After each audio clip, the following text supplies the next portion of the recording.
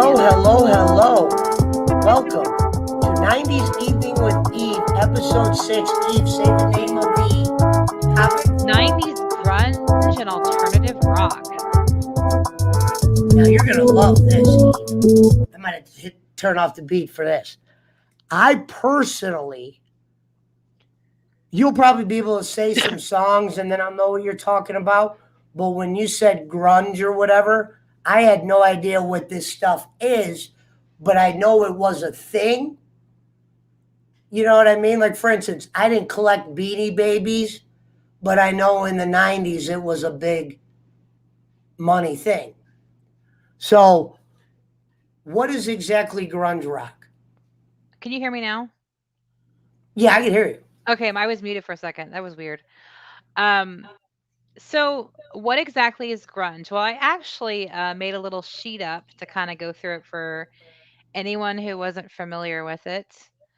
So when you think about grunge, I'm actually just going to read this word for word. The word Of grunge, course. which means grime or dirt, came to describe a music genre, fashion style, and lifestyle exclusively attached to the Pacific Northwest and especially Seattle, with the effects of this movement still relevant, all these years later. Um, Basically, how grunge entered mainstream is all started with a band called the Melvins. They were formed in 1983 in Washington State. The band were part of a generation of musicians influenced by the likes of Kiss, Black Sabbath, Led Zeppelin, AC/DC, taking inspiration from the bands they loved. The Melvins were one of the first rock groups to mix elements of metal and punk in their sound. So essentially, that's what grunge was a mix of metal and punk. Sad part And is, when I think of grunge, I always thought that they were talking about the clothes they were wearing. well, it You know, was you had grunge music, you had a grunge lifestyle, grunge clothing. I mean, it was a whole thing. Like this. Oh, okay, so the story behind this. Let me move this thing out of my way. So this is my dad wore flannels all the time, and I would steal them out of his closet constantly to wear them because I was more in the grunge than anything else then. It's one oh, of the you few wore I have. flannels at school? Yeah, this is one of the I few knew I girls have like that. left because you think this was the 90s and it's now 2021. This is the last flannel of my dad's I have left because I was been in a tote forever.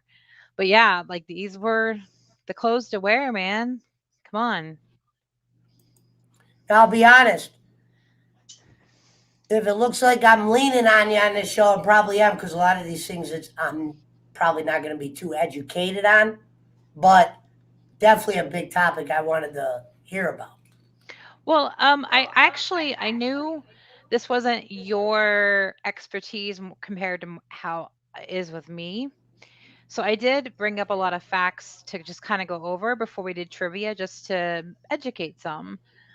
So we kind of went over what grunge was, and then of course we have alternative we're going to go over because they Who would kind of be the go most hand in famous hand. grunge band? What? Who would be a famous grunge band I would know the name of? Nirvana. Okay. Okay. See, those are the things I never knew. See, like if you would ask me in 1999, what kind of band is Nirvana? I would have just said rock. I wouldn't have put it. I never understood, punk or I just listened to whatever songs I liked. So you, my brother, kind of fall in that category where he was like, okay, he listened to it, but he wasn't really into it because he was more into like the '90s rap and everything. So, Yeah. um, but yeah, How you so we doing, also Bobby? have alternative we're adding. Um, so it alternative music started kind of in the underground of the 1970s, got widely popular in the 1990s along with grunge. What about Green Um, Day? What would Green Day be considered? So I could start classing some of them. it's going to depend who you talk to when you talked about Green Day. I think Green Day falls more under they started off as grunge and kind of went more alternative in my opinion. So they kind of because they've been Now I've around for heard the word years. alternative. Yeah, alternative rock. It just refers to the generation distinction of mainstream and commercial rock or pop music.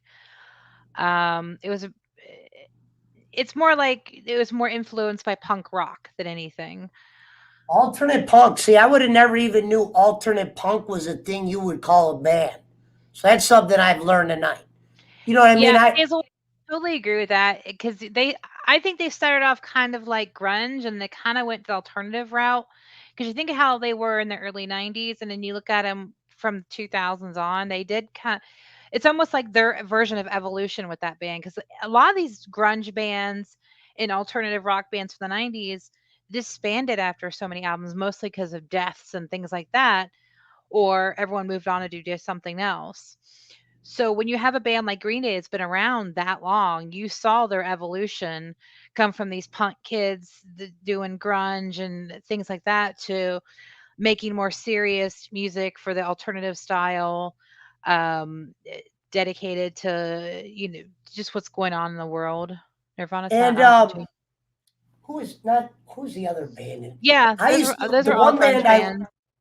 I was mainly a rap guy, but the one I guess was considered metal was System of Down. They made a really good CD. It's still good to this day. It was Toxicity. They were on top of the world. Yeah, And that's I more was a guy considered that rock. didn't listen to that kind of music, but that CD kicked ass. They I didn't would have a consider them lot of more that. rock, but yeah. Rock, oh, okay, I think they're a little bit harder because they do that screaming in the mic where it's like you'll just hear somebody screaming. It'll go Yeah, like, rock, metal. I wasn't a System of the Down fan, but I like older music anyway. I don't want to say I was a fan of that CD. That CD, if you ever want to check out a CD, check that one out. Well, Toxicity, you'll like it. the kind of good thing about grunge and alternate grunge and alt rock that we're going to get into is that whether you're like Pesci and you don't have like massive influence from it, there's always at least one song from that generation that people know and or love. So, when you think about Nirvana or Pearl Jam or even Alice in Chains, things like that. Oh, my phone is loud.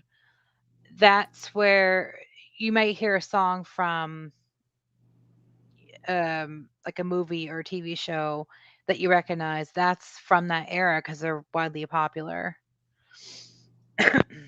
All right, let me say hi to a couple people. Shout Go out ahead. to Jay Cutson, Evil Uno, that's Poochie. Shout out to Herman the Great who's in the building, ladies and gentlemen.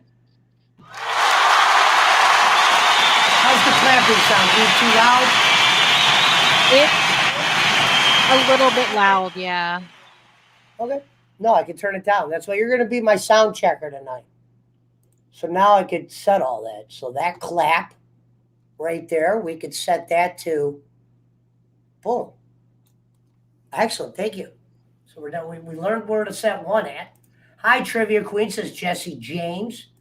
Hi, Jesse. Hi, Until from Herman. Megadeth, it's that close, says Christopher Gonzalez. Did you hear the laughter, Eve? Yes. Okay, thank you. Hi, Herman. And says Jesse James. Sorry, it sounded weird me saying it. Hi, Eve, says Herman the Grizz8. And hi, Jesse James. Herman, good to see you in here. Good to see the 12 that are in the build. Shout out to Jay Cutson. We're doing 90s grunge. Is that the proper term, Eve? Yeah, 90s grunge and alternative And we'll be music. doing trivia. We always let people fill in for the few couple minutes. Normally, I'd have a top or I'd have a comment on it, but I can't think which bands are really grunge. I didn't really listen to rock early.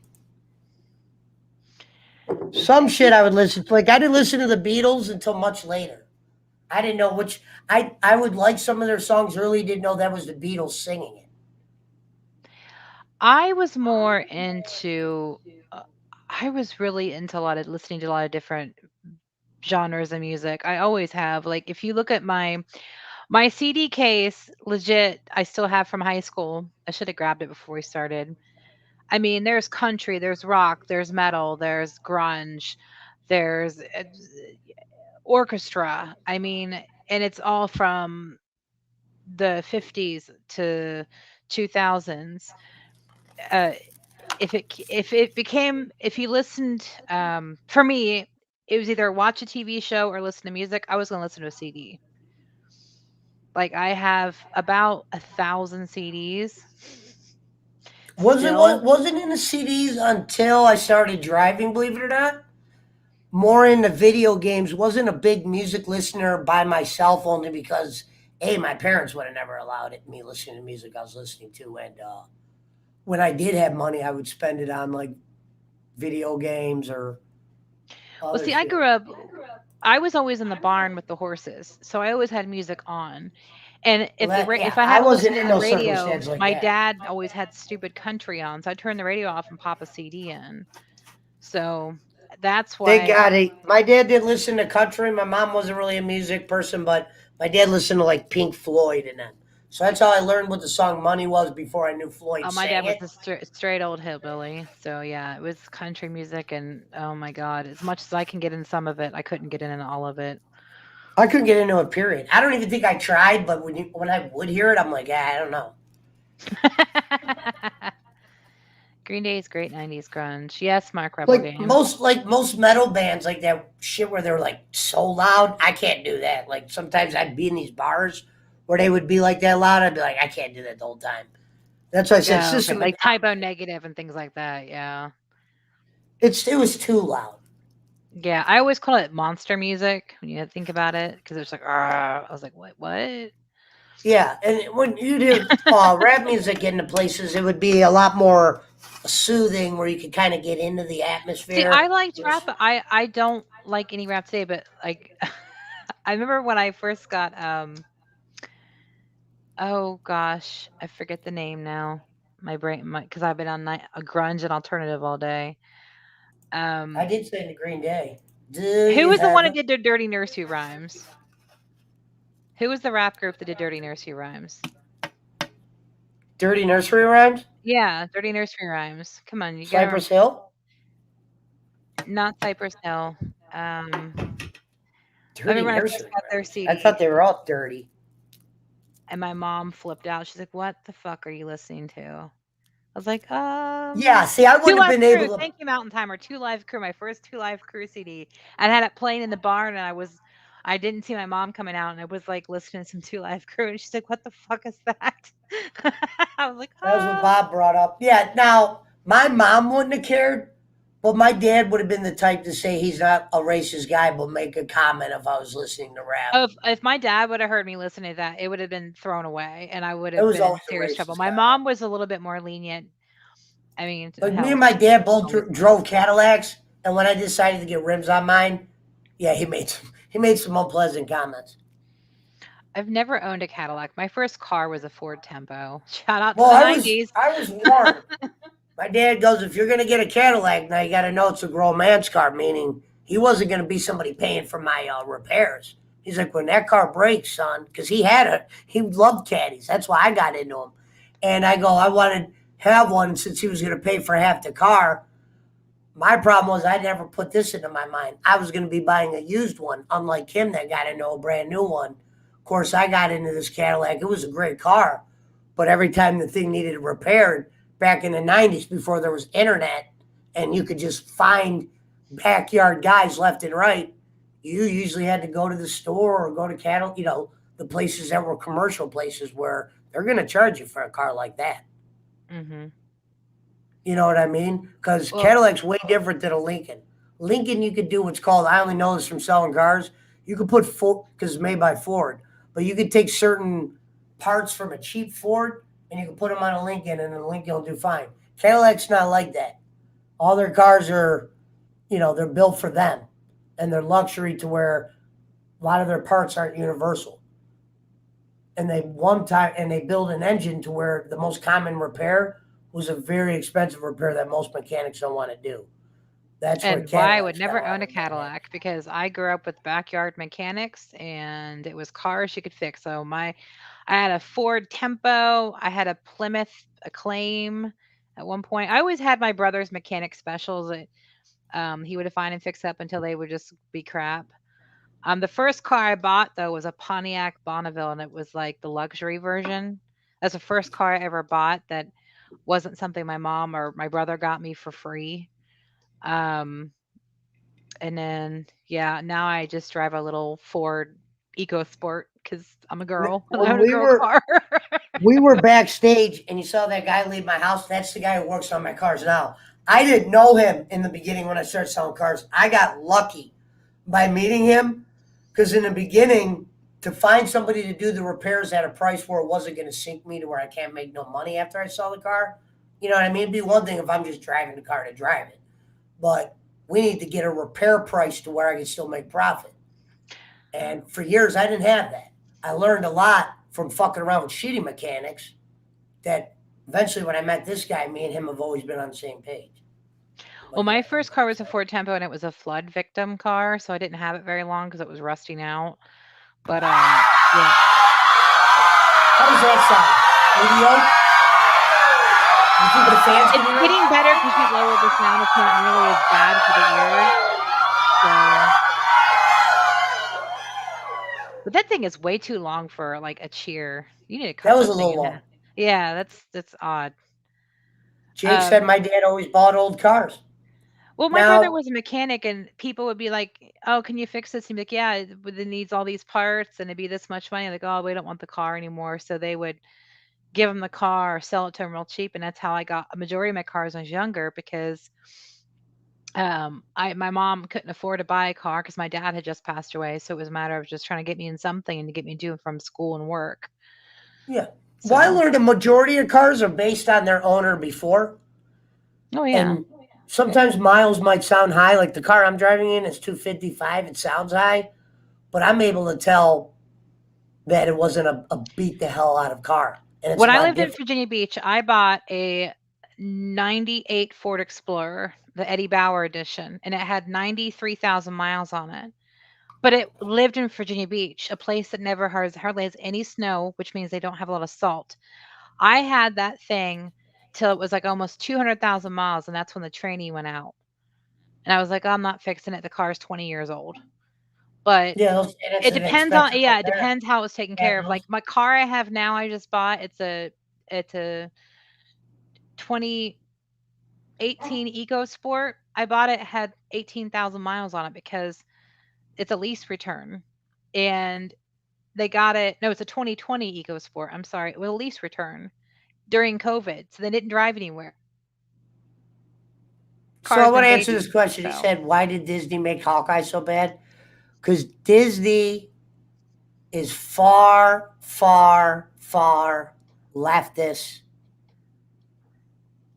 that will put the most darndest things in these X-Men shows that should just be in one of their after-school specials. mhm. It's why Black Widow was terrible, Hawkeye was terrible. That's why 90% of the shit they release will be terrible. Did I I, leave the show and step into Mr. Marvel? Because I'm pretty sure I don't do that show. huh? Did I step out and walk into Mr. Marvel? Because I'm pretty sure I don't do this show. Yeah, well, I had to at least answer. I wanted to answer that one. They I know. will I was making never a make joke. You're anything fine. good. All But right. So yeah. we got So on what's like 90s cars and we kind of got off topic, but hey, it's cool. I like talking about off topic things for fun. So that's awesome. But Jake how many says? we I how many got people we car got in the stories. building? Well, Davey had tell one, Jake, one day. Yo Yo Pesci's Jay walks in the building. He had a Fiat Punto POS messed up. Blah blah blah blah. MRG. LOL. No, they killed it for me. What happened? He's talking about Hawkeye, this show. That's why Carrie Oh, asked him if he didn't oh, like the he's talking show. about Hawkeye. I thought he was talking about this show.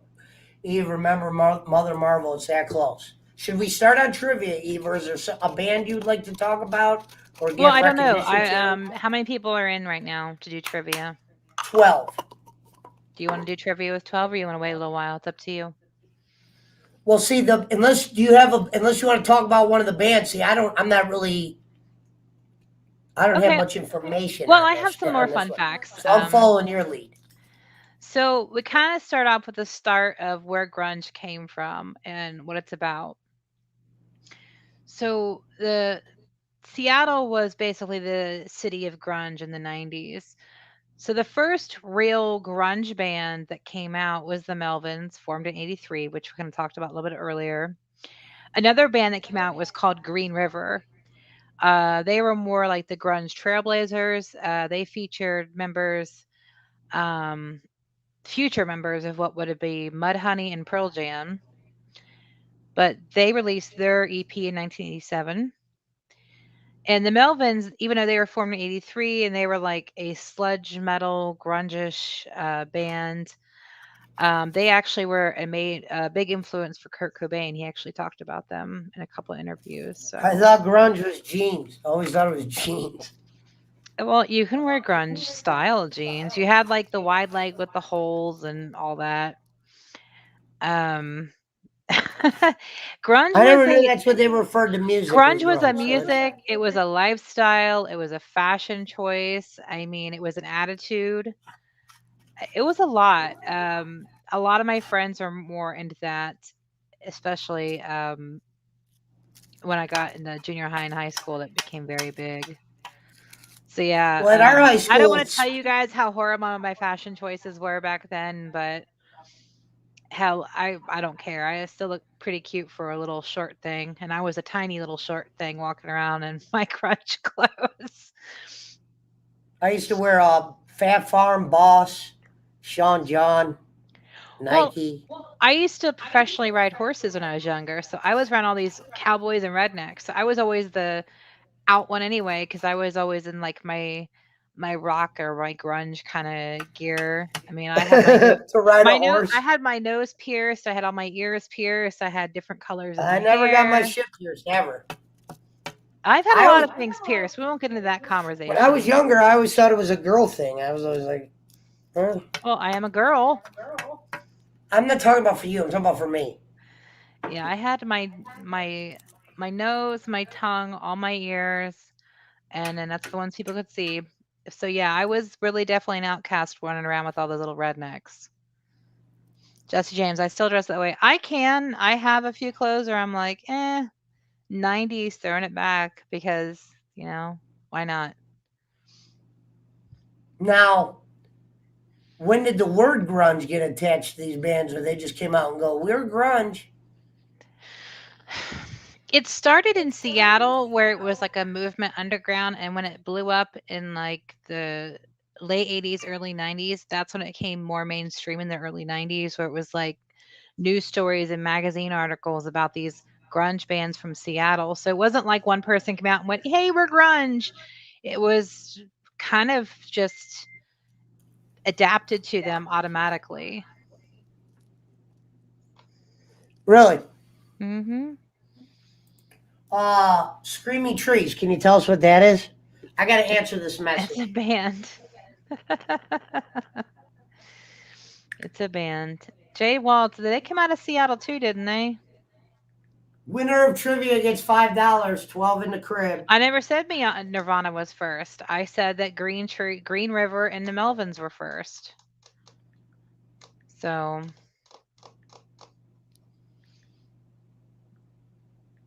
Winner Nirvana was gets. just big because Kurt Cobain was so popular. He really was. But if you think about the actual musical style and talent behind it, I mean, this is going to be a controversial thing for me to say. People may get pissed. Nirvana wasn't that great. They had a great album and they made a big, massive impact, and they still did.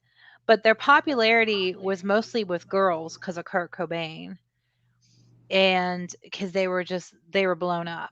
They went super mainstream. But if they didn't Right. have Kurt Cobain as their lead singer and it was some other, bub, fugly looking dude, I don't think they would have been nearly as popular if you look at the realities of it. I mean, there's other grunge bands that came out of that scene that have way more talent and range with their music style and what they could do. So, A lot yeah. of songs, Sorry, Nirvana I was people. unable to put the name to the band, but you'd be like, who's this guy? And I'd probably say, I don't know who he is. But if you played his song, I might have knew. Like, for instance, this Oasis song that what's his name, brought up. Now I know who they are. But I knew this song before I knew who the fuck Oasis was.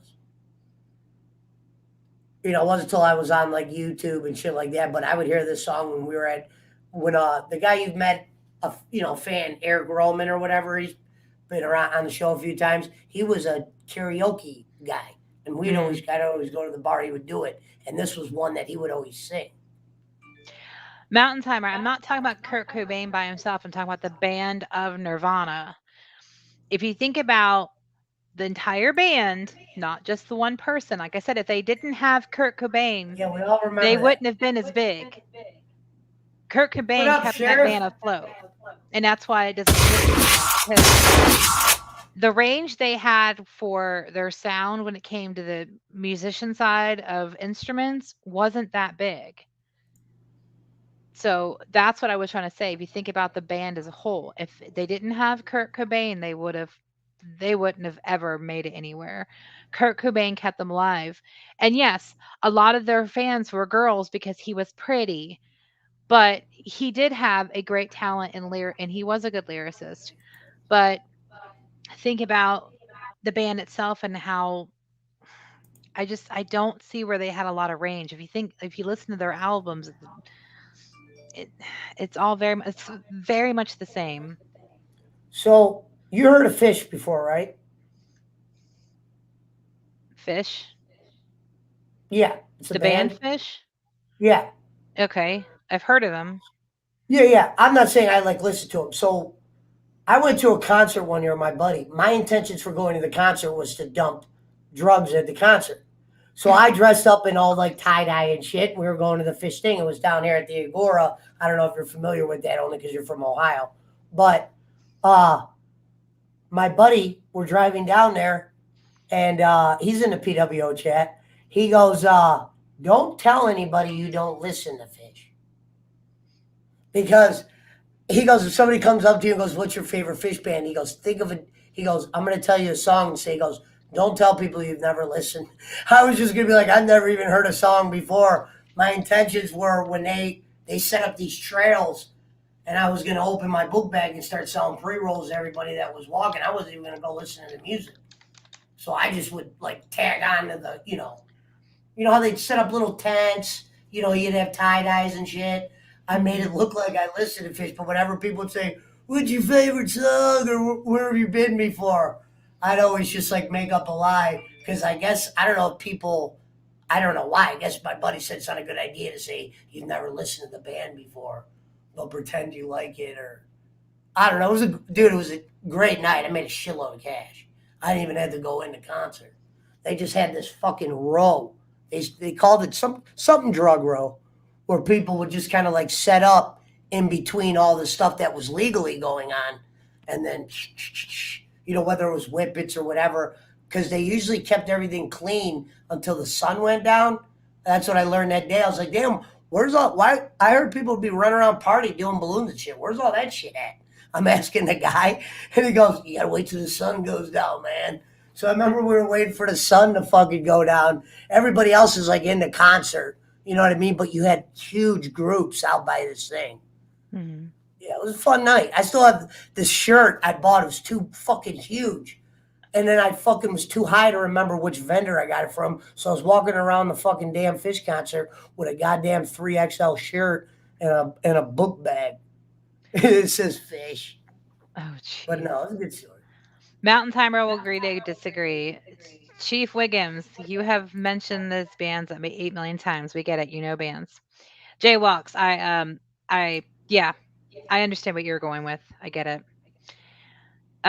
So I guess Mountain Timer and anyone else who wants to disagree with me, I am more picky and snotty about it because I've seen people. I've gone to so many live concerts. I mean, I'm one of the people that was at Alvaro Sevilla back in '08 when Dimebag was killed. I didn't even know what happened because I had a friend who was like dragging me out of the building. I'm like, I thought they were mad at me. I thought I did. I was like, what did I do? And they're like, get out of the building. Um, so anyway, not '90s. I I'm more picky about it. So I can listen to all Nirvana's albums, and I know Nevermind isn't their only album. I'm not a moron. I still What don't up, think they Biggie? had the range that some of the other grunge bands did that should have had more, mainstream success than Nirvana. Now, Nirvana did deserve it because of Kurt Cobain, and when he was gone, I know they disbanded right before he died, but if he would have lived, I'm sure they got back together. If it wasn't for Kurt Cobain, that band would have gone nowhere. Yeah, Dave Grohl went to Foo Fighters. Woo, Dave Grohl 20 in the looking. building if you wanted to start trivia. That's up to you. Okay, we'll go to that because I'll get on my soapbox and We got people. Yeah, we remember, don't want we're not that. just on YouTube. We're on Twitch and Facebook, like my friend Biggie is. That's All his right. nickname. And so we're going to start trivia. I'm going to try and arrange this on my screen. And I will try my best to keep track. I'll write names down. And oh, yeah, I wanted to do this as well. Hang on a second.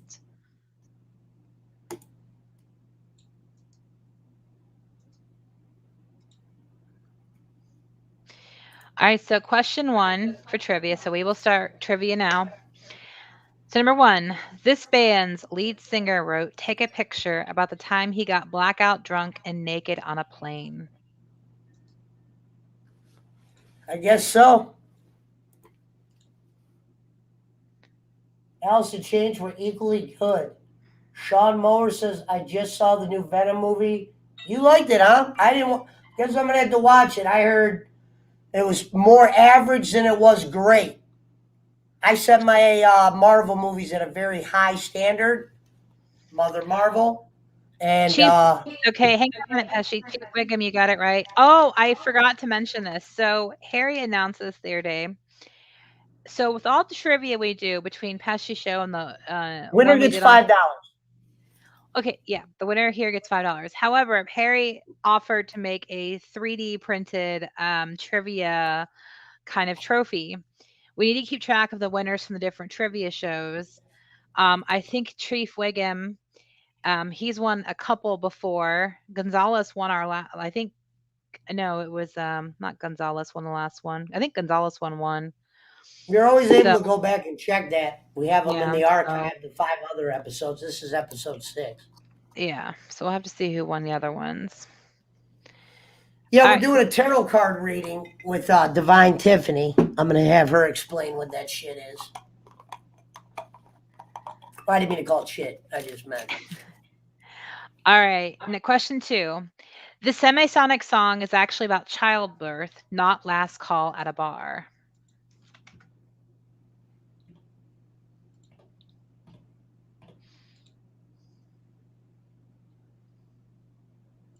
And I'm also posting these in the chat, guys, just so I don't have to continuously repeat them.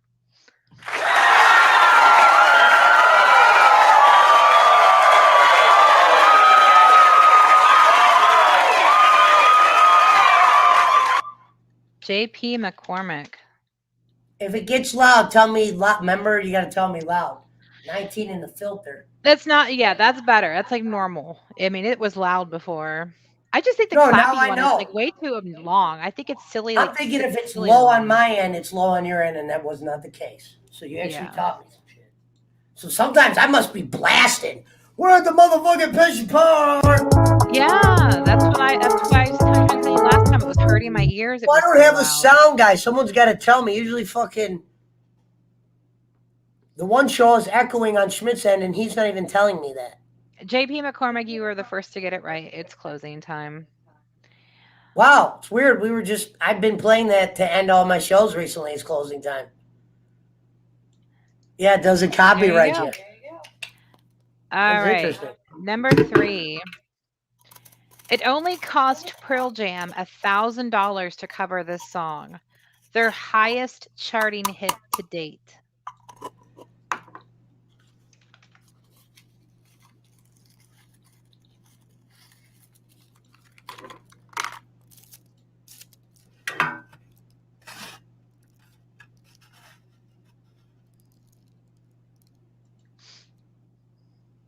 What do you mean 1,000 to cover this song?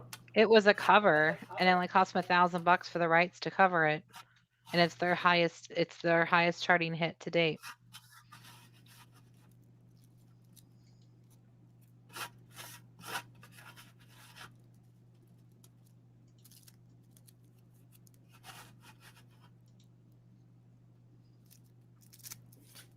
What? No Jeopardy?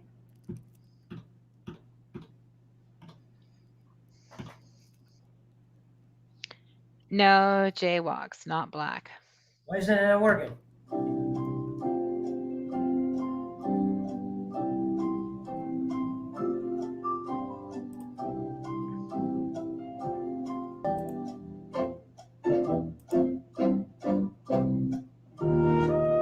Who let the mudhounds out? Oh, jeez. No right answer yet. No. How fast JP can Google? You can Google. There's no. Not everybody's gonna know some of the answers. You might as well use Google. I'm surprised Chief Wiggum did not get this. He's supposedly so into grunge and alternative Maybe from the nobody's 90s. playing today. Yeah. Well, the first two got like answers immediately. Seems like a hard question, though. It's not hard. It's a Pearl Jam cover.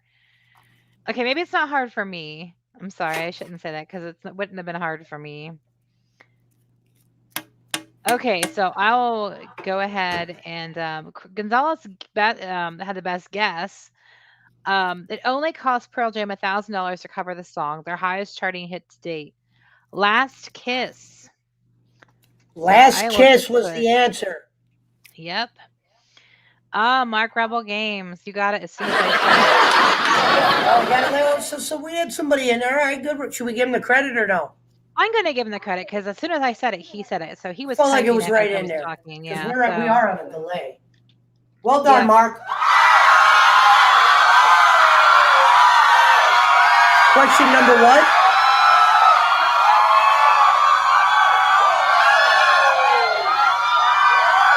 Oh my God, this one's annoying. It takes forever. All right, number 4. All right, hang on, guys. I'm trying to copy it, and my Word is not cooperating. I do try to type these out ahead of time, so I have everything set up. All right. The next song. This next question, number 4. This band wrote the song "Jumper" about a gay man who jumped off a bridge after being bullied. Well, I definitely wouldn't know that one. Mark Rebel. You can Google it all you want. It's who gets it first. There's no rules. 2 chomps, there is no rules. Trivia. Might The only change up rule a is little it's bit. whoever gets it first. That's it. But I know how I gotta go around that.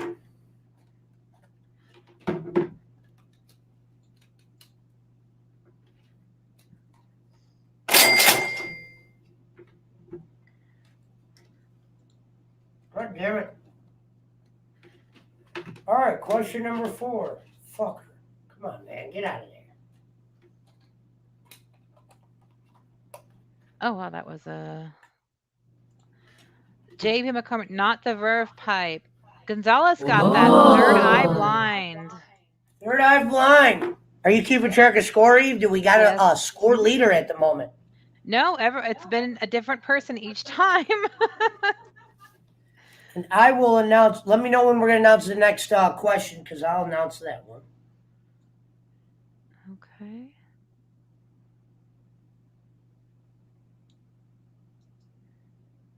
We're on the next one? We are on the next question 5.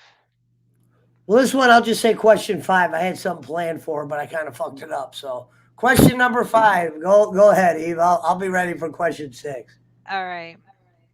This song by Lisa Loeb was the first single to ever go number 1 on the Billboard Hot 100 by an unsigned artist.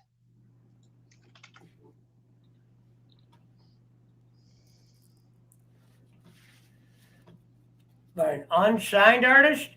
Mm-hmm. By an unsigned artist.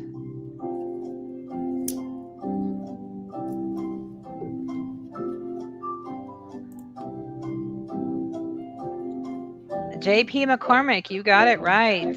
J.P. McCormick, welcome to the band list, brother. Good to see you in the build. Hold on, let me give him a little DX love.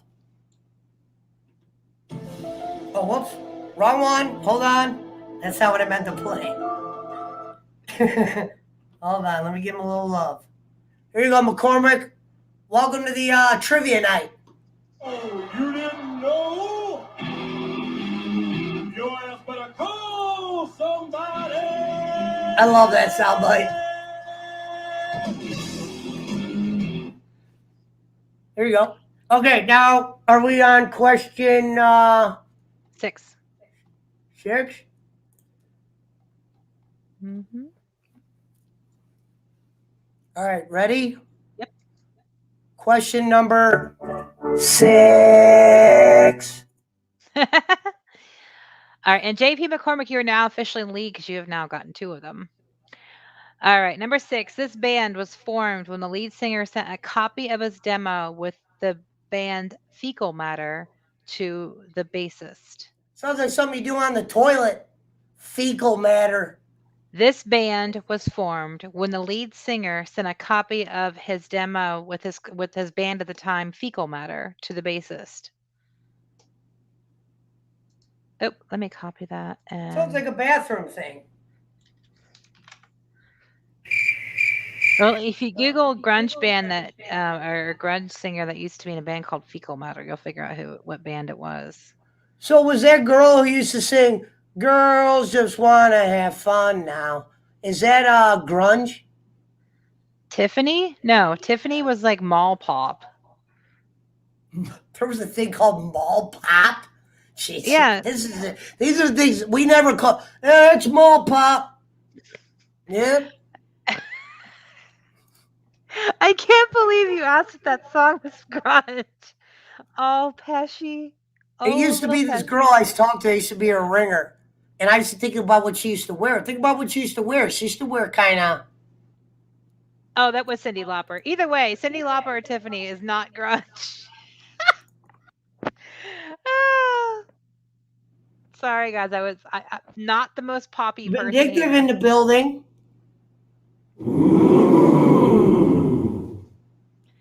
Damn, I'm talking about grunge and I get one wrong. I get yelled at. It's Cyndi Lauper. Sorry, guys. I didn't realize you were into girly pop so much. Now I know the audience. That song I was a ringer. That's why I never bought the CD. That was In Mark singing. Rebel Games, you are correct. It was Nirvana. So now we have a two-way tie. JP McCormick and Mark Rebel Games each have 1. Okay. So yeah, Kurt Cobain went to high school with the bassist of Nirvana, but they never talked. But he wanted this guy to be his bassist for his band, so he sent him a demo of the band he was in at the time called Fecal Matter to him, and that's how they formed Nirvana. Mount Timer says he's into good music. Thanks. We appreciate it. Kurt Cobain. She's WWE related, so we know. Huh? Okay, yeah, because Tiffany. All right, vindictive. I like that excuse. I'll take Hold it. on 1 second, Eve. I just heard a speaker going off. Okay.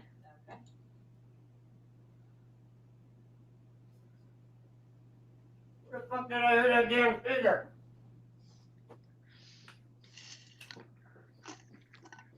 Why dat? I didn't take you as a Boy George fan.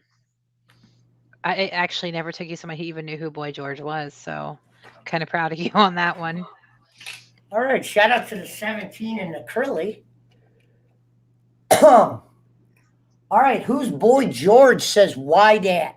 So we are ready for the next question, so let me announce that. Question number 7. All right, number 7. This song by the Cranberries is about the lead singer's first kiss. Time after time was the tune, though. Time after time. I don't even know the words. I just know it goes. I love the Goonies. I like her Goonies song though. That was good. Goonies are good enough. I think that's what it is. Goonies was great. Mm-hmm. See, Cranberries, I don't know who that was. First Kiss, I think that was already the name of something. Yeah, that wasn't the name of the song though. I don't know who this person is, but they got it right. Shout out to I don't know who it is either. Who is that? They don't have a wrench. I don't know. Well, just write 420 IVs got one.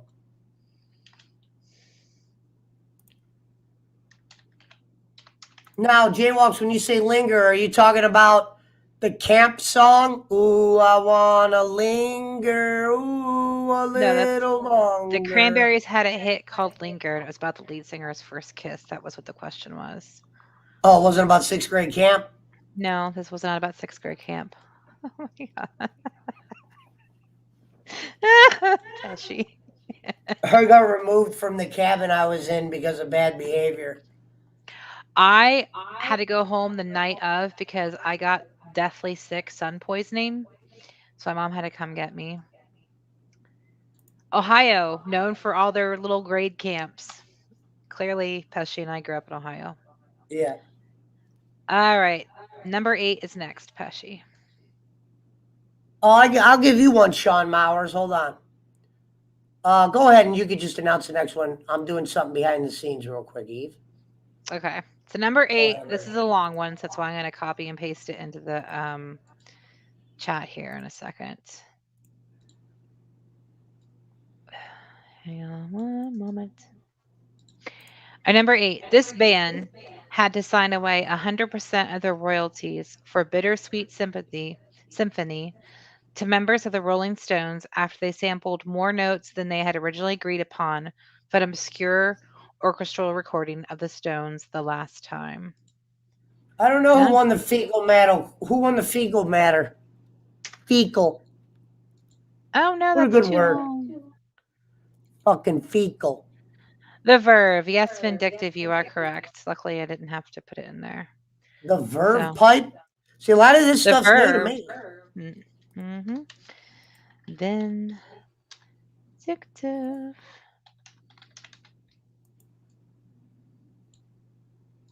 Green Day. Cruel Intentions. Yeah, I love it. Mm-hmm. I have it. It's a copywriter.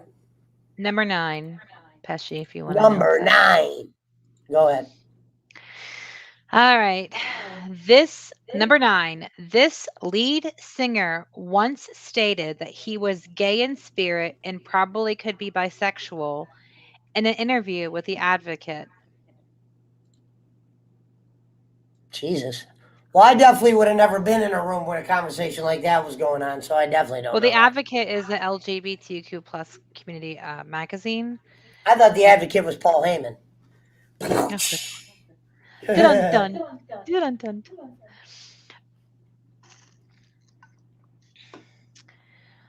This lead singer once stated that he was gay in spirit and probably could be bisexual. Interview with The Advocate. Okay, I didn't know this till today, and I had to make it a question because it's like I doubt anyone will know this. Apparently, this lead singer was super. No, it was not Flea. Mark Rebel Games, or not Flea. What was his name? It's DJ Eric. Aw, Sheriff. What happened? Okay, vindictive. We're on grunge and alternative. Little Richard does not fall in that. You guys are Little never gonna Richard. guess this. You're gonna have to Google this one because I was shocked when I was like, really? And I had to like do some digging, and that really was true. Apparently, he was super pro LGBT. What number's next? 9? We're on 9. Anthony Kiedis, thank you. I don't know why I said Flea. Because I got my thing set back up now. Sorry, guys. I took Anthony an Kiedis edible is Mark earlier. If Rebel you guys have Games. not figured that out, I'm on an edible right now, so I'm not getting anything right as I read. Damn! Get in where you fit in. Well, I knew I was going to hang out with Pesci, so I had to, join Sad him. part is I'm not even high. Oh, I'm the one that's fucked up tonight. Goody. Yet.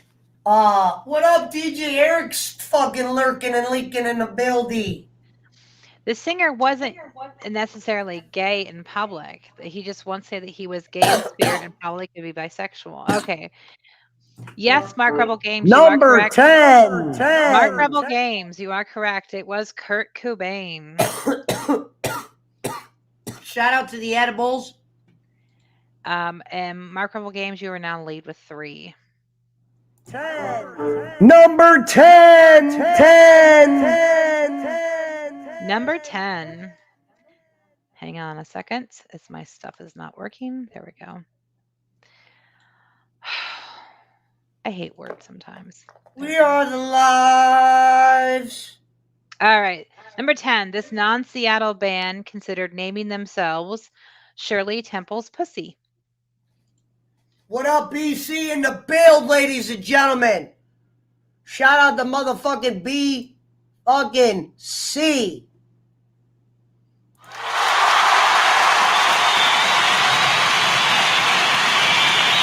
Don't be afraid to talk over the clapping, Lee.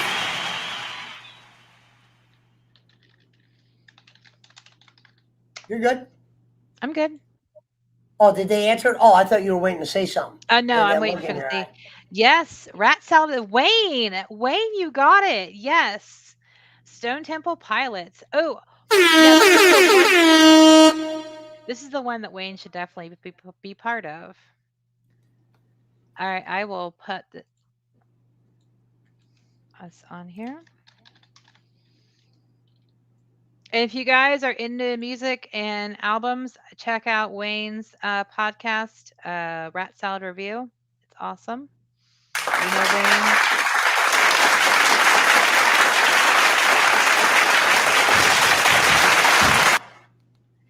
Wayne is a friend of Harry's that Harry must have let everyone know we were over here. Cool. All right, number 11. Next one? Yep. Okay.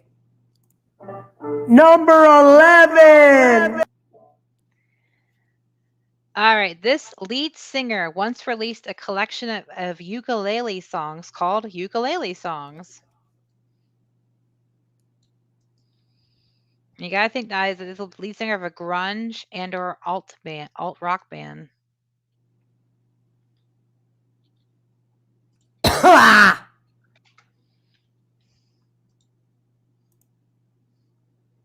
Number 11 says Eddie Who's Vedder? Eddie Vedder? Yes, Chief Wiggum, Eddie Vedder from Pearl Jam released a album of ukulele songs. I actually knew that too, and I always thought that was hilarious. But you know, so I like the Tiny Tim answer.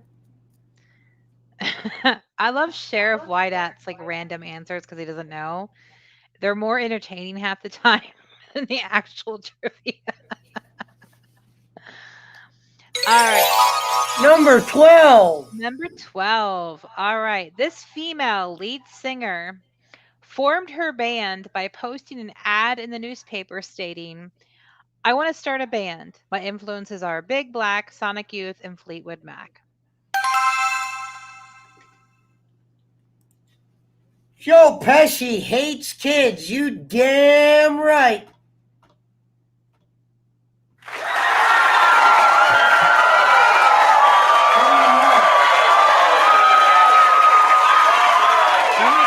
No doubt.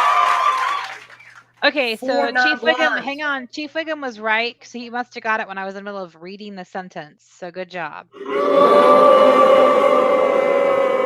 Yeah, Courtney Love, aka Kurt Cobain's murderer. I mean, oops, sorry. Winner gets $5. Number 13. Outstanding. This former Nirvana drummer formed his own band the same year Kurt Cobain died in 1994.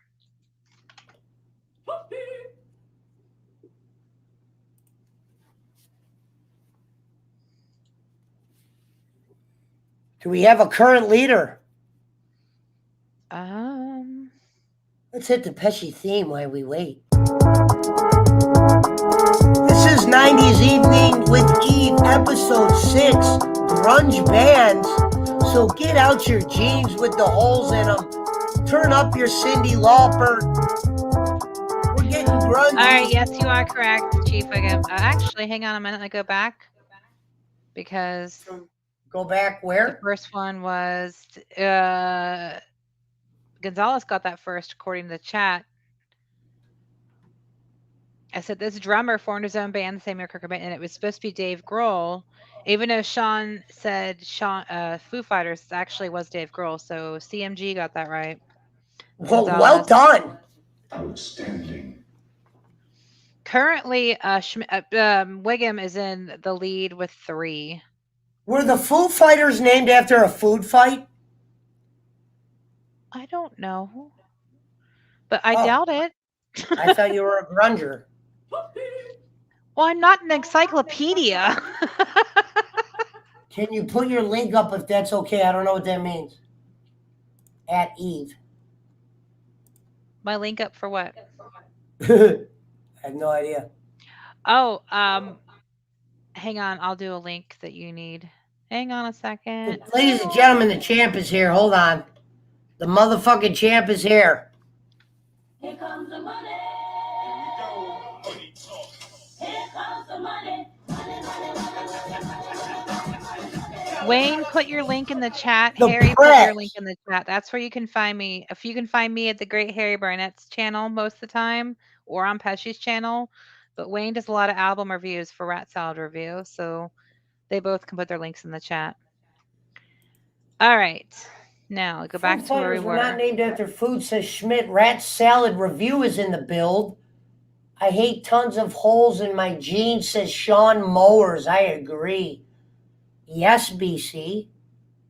Fuck off, Brad. To connect to your channel, Eve. Hee hee. LOL. Love it. They were dubbed the Foo Fighters because they were blah, blah, blah. Who named after the current comic strip called Smokey Stover? Smokey was a fireman or Foo Fighter who traveled to incidents in his. I had no idea what the fuck that means. DJ Eric with the Wikipedia definitions. All right. All right. even know Number what the fuck 14, that was. guys. All right, moving right along. Go ahead. Number 14. This band formed in 1988 in Chicago, Illinois, and disbanded in December of 2000, then reformed in 2006, still together today. This band, and I will repeat, actually, no, I won't. I'll just put it in the chat. Well, I don't hate AIDS. I got Magic Johnson hanging on my fucking wall. That's not AIDS. That's a picture of Magic Johnson. Just because he has AIDS doesn't mean. That's called a joke, Eve. Oh, wow.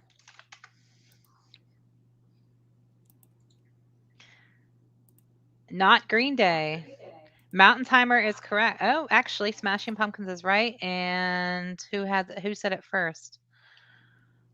See, Chief Wiggum. Oh my God, I cannot get used Did the to name calling him Smashing that. Pumpkins have anything to do with Smashing Pumpkins?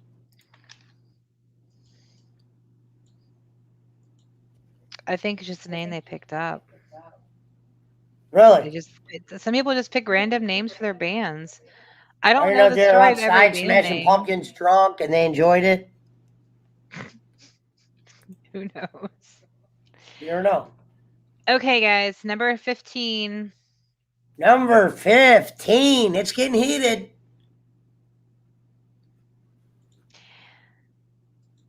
All right, number 15. Dave Navarro played guitar and Flea played bass for this classic Alanis Morissette song.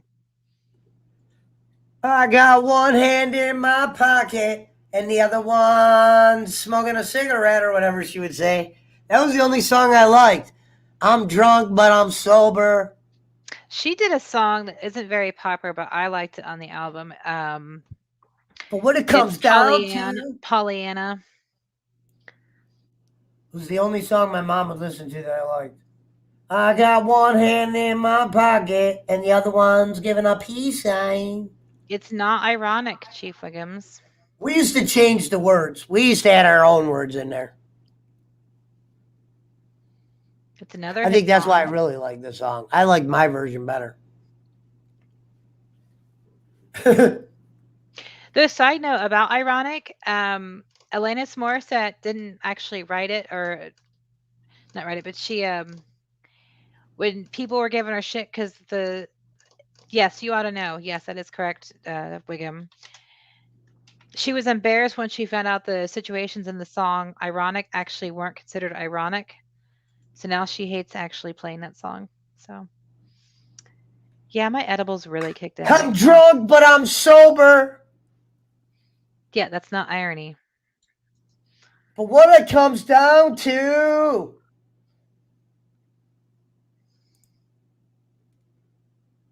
Yeah, vindictive. It's like she didn't know the meaning of ironic, and everyone's like, "Yeah, that's not irony." And so now she doesn't like playing the song anymore.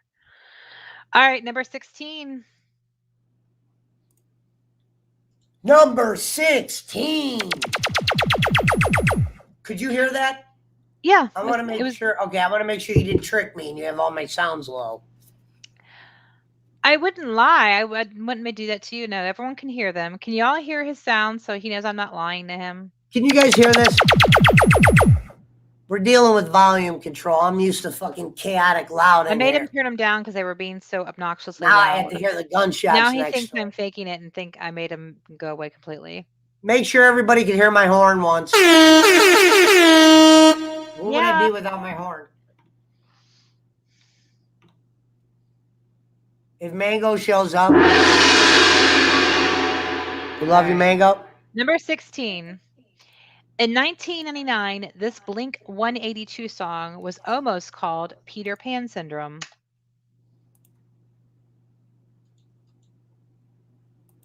Known as who syndrome? Peter Pan Syndrome.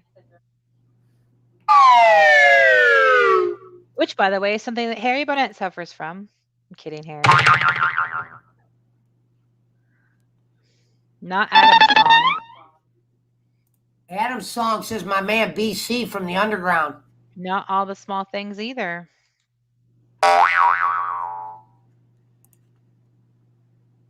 Not All the Small Things. Oh, Nope. that's Nope. smart people. Much smarter than me.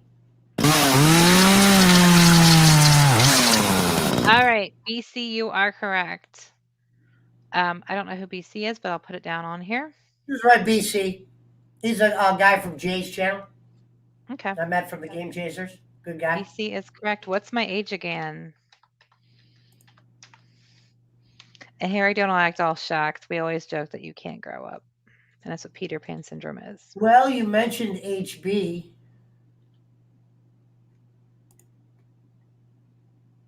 Harry is the biggest piece of shit in England, says Chief Wiggums. So we've heard. So we've heard. All right, I number got one hand 17. in my pocket, and the other one's giving up peace sign. All right, are we on the next one, Eve? Number 17. Number 17? Okay, hold on. Mhm. I'll announce this one.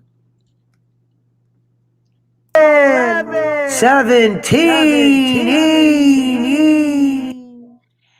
All right, number 17. This Guns N' Roses song is the longest song that has ever reached the top 10 in the Billboard Hot 100, timed at 8 minutes and 57 seconds. Oh, just notice you have headphones on now. Okay. Yeah. I thought the little microphone was just like a little cool ear thing. I was like, Nope. oh, that's neat. I just have smaller. I don't have those big, bulky. Oh shit, gigantic my man ones. Wilson snuck in with November Rain, but you got to be first. You're unable to see Wilson. You got to start coming over to YouTube. This is where all the people are in. But you All were right, not first. Wayne from Wat Salad Review. You are correct. November Rain. Rat Salad Review. We got a lot of new contestants. Winner gets $5. You just got to make sure you have a Cash App or a PayPal. All right, we are on number 18, Pesci.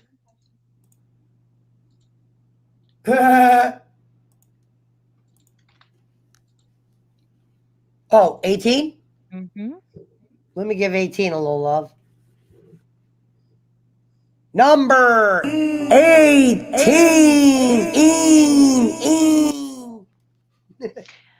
All right. The name for this band came from a passage in the book The Fountainhead.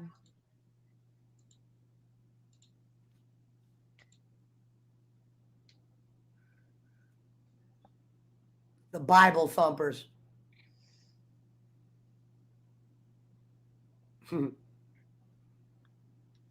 The Fountainhead really isn't anything about Bible thumpers, but Was Queen named after a woman? well, I don't know. Just Pesci Good has question. the weirdest questions. It's No, a good one. no, Wiggum. They're called Queen. No BC. But they could be talking about a mattress. Hell, we used to fucking have all this fun on this mattress. We just call ourselves Queen. Pearl Jam says BC. Nope. Butthole Surfers. Okay, rat salad review. Now you're just being. I know you know better. No. Do we know who Red Salad is? I do not. No, but has just described Freddie Mercury. Yes, Gonzalez, you are correct. It is Collective Soul. Collective Soul.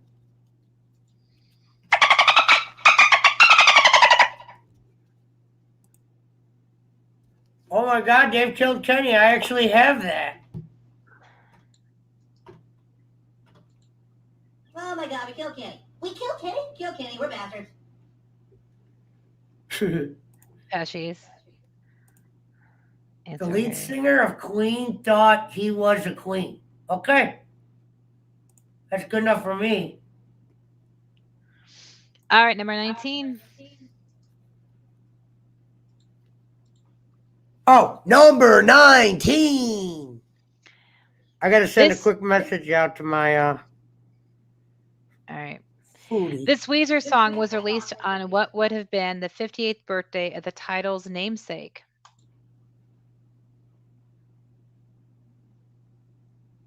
What? Say that again? This Weezer song was released on what would have been the 58th birthday of the title's namesake. 58th birth. You know, that question sounds like something I just would never know. And Wiggum's right, Buddy Holly. Wiggum sneaks in first again. You got to give Wiggum one thing. He knows his trivia. Yeah, I know. I think he's going to end up with a 3D trophy. Well, if he gives Harry the address to send it. Windows 95 for you says the Vindictor. Shout out to the 18 in the building. Much love. Eve, thank you for coming on as well. Oh, you're welcome. This one was a fun one for me. Pasha, you Yeah, can see how wrench. nice I am? I mean, even if it's a topic I don't know, I'm willing to do it. Pasha, you can wrench rat salad review. Oh, I They, can? You know him? Oh Okay. yeah, I've been on his podcast and everything. He's a nice guy. He's one of Harry's friends. Oh, Yeah. how you guys doing? Nice to meet. I didn't. It's you know how this is. Yeah, he's a One legit minute you're person. talking to a salad, next minute you're talking to a guy from No. New Zealand. He's legit. Can wrenchers? Hey, first see if you guys can mod him. You can't mod him, only you can. Oh, mod. Okay. All right. So what number are we on, Eve? We are on number 20. Number 20. Okay. Number 20. All right, Green Day chose the title to this album based on their poor tour diets.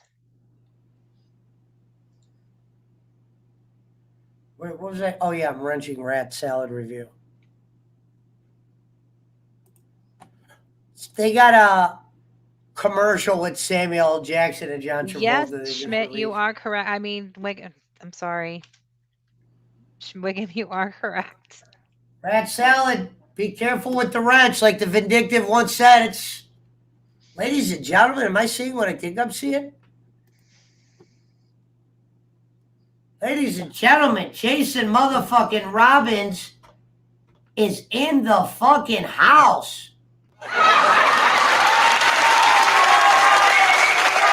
Give you a little volume on that.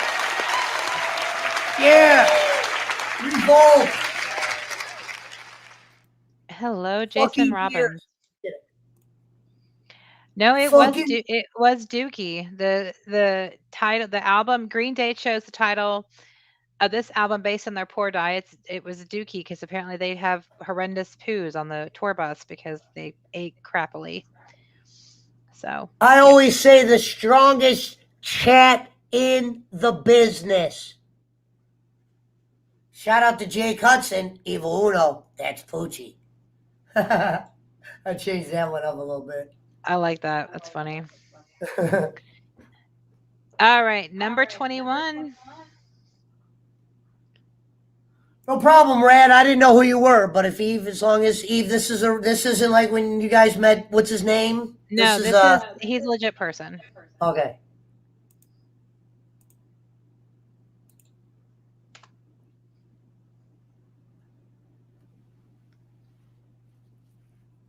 Oh, so one of the things I did when I was saying I was reformatting the Ask the Master show, I asked some of my friends to participate, meaning ask me some questions that'd be hard for me to answer on air, even if you already know the answer, so I could answer them for the public.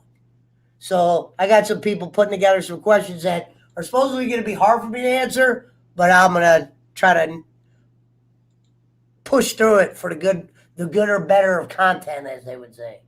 All right, number 21. This band was unable to tour and promote their third studio album due to the death of their lead singer, but the song What I Got from the album reached #1 spot on the Billboard Modern Rock charts. I will go to your channel, Rat Salad. What are we talking about tonight? We're actually doing 80s grunge. We're in the middle of trivia 90s. right now. Winner gets Finkel, not Finkel Matter. They get Finkel 5. There is the number 21. And Wayne, you are correct. The first one to get it right was Sublime.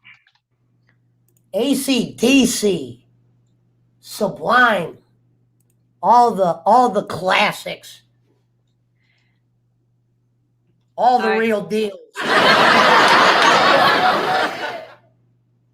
All right, number 22. Oh, hold on. I got to give a shout out. Somebody just gave me a follow or something. Red Salad has gave me the follow. Thank you, Red Salad, for the follow. Shout out to Red Salad. Go ahead, Eve. You just call him Wayne. Red Salad has a little bit of a ring to it, but I'll lean into it. All right. I prefer fake names. Clearly, Pesci. I might be the reason for all the fake names in the beginning. I don't know. What did it Harry dubbed it a long time ago? The Pesci name change. Everyone has a Pesci name change. I used to do it. But mine would always have a badge. But I did Terry Funk's Cup when not Dutch, but the other guy was there. Yeah, the fucking old guy, and nobody would read my questions. All right, number 22, guys. This frontman quoted Neil Young in his suicide note, "It's better to burn out than to fade away." I gotta get away. Ooh. Oh, did I? Okay, apparently I came up with the Pesci name. I thought you did, Harry. One of us did. It was in the middle of a conversation from a long time ago. I gotta get a shout out to the 21 in the build.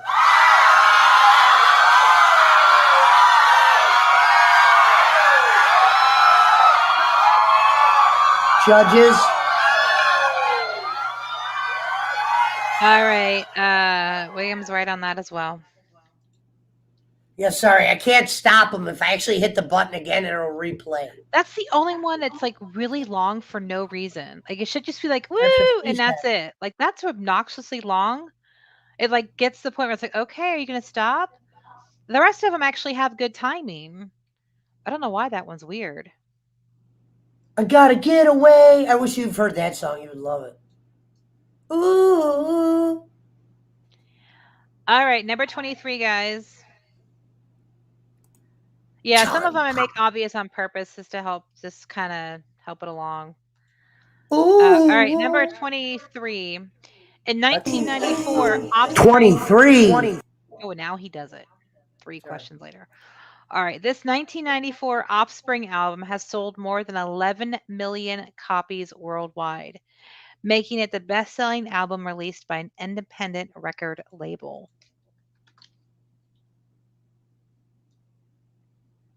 Man, what's funny was I was trying to listen to I'm reading it, but it's funny how sometimes my brain only fragments some shit. Wiggum's correct again. I think Wiggum's going to win this one once again. Wiggum, Breda, hey.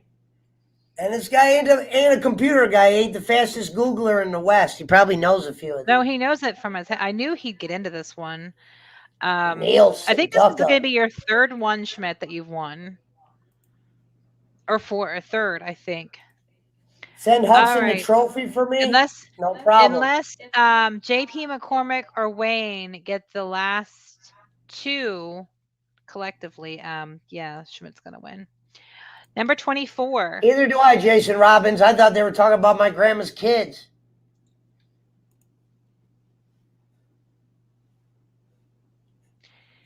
Took Eve a minute. Offspring is usually what they call your kid when you have Oh yeah, kids. okay, yeah. I was like, what? Doy! I was reading other stuff. Okay, I have a whole Okay. list of trivia in front of me. All right, number 24. Do you want to do the noise or not? Yes, I do. Okay. Damn you, third monitor. 23. 23. 24. All right, this band's album cover is a painting called Sisters of Mercy by our artist Peter Housen, who is also Scottish, by the way.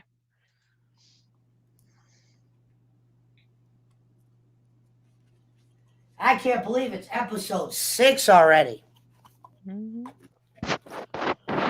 Art Garfunkel says the Sheriff Whitehead Donald Lord in the build. Oh, Sheriff Whiteat.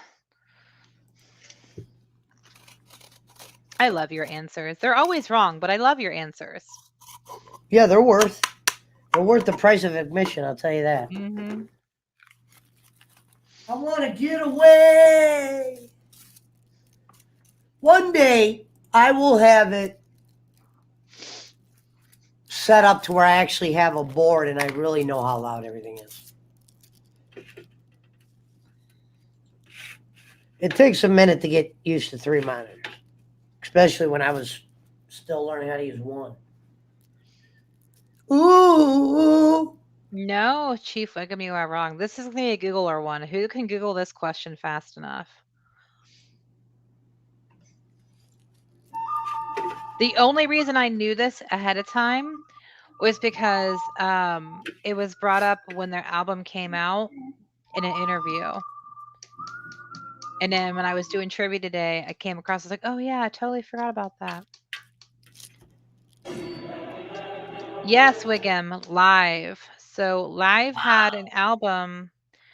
Their album Throwing Copper actually is just a painting called Sisters of Mercy by artist Peter Housen, who's Scottish. It's basically a man holding a Bible, and these three sisters look like they're trying to coerce him to do something. So yeah. Long live Wiggum. All right, I'll do the last one just for fun, but Schmidt won. Congratulations to Schmidt. We do have an applause for Schmidt. Let's give him a quick. Good love. We love you, Wiggum.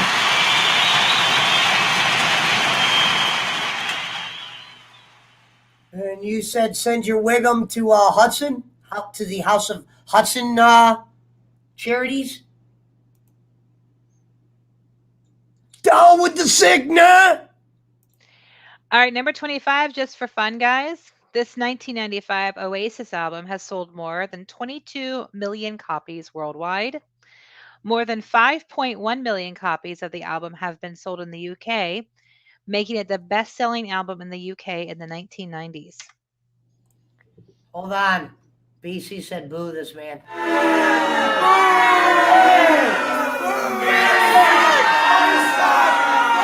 be back one day. Well, he's not making the trophy yet, Wiggum. It's going to be after a few more of these to see who gets it.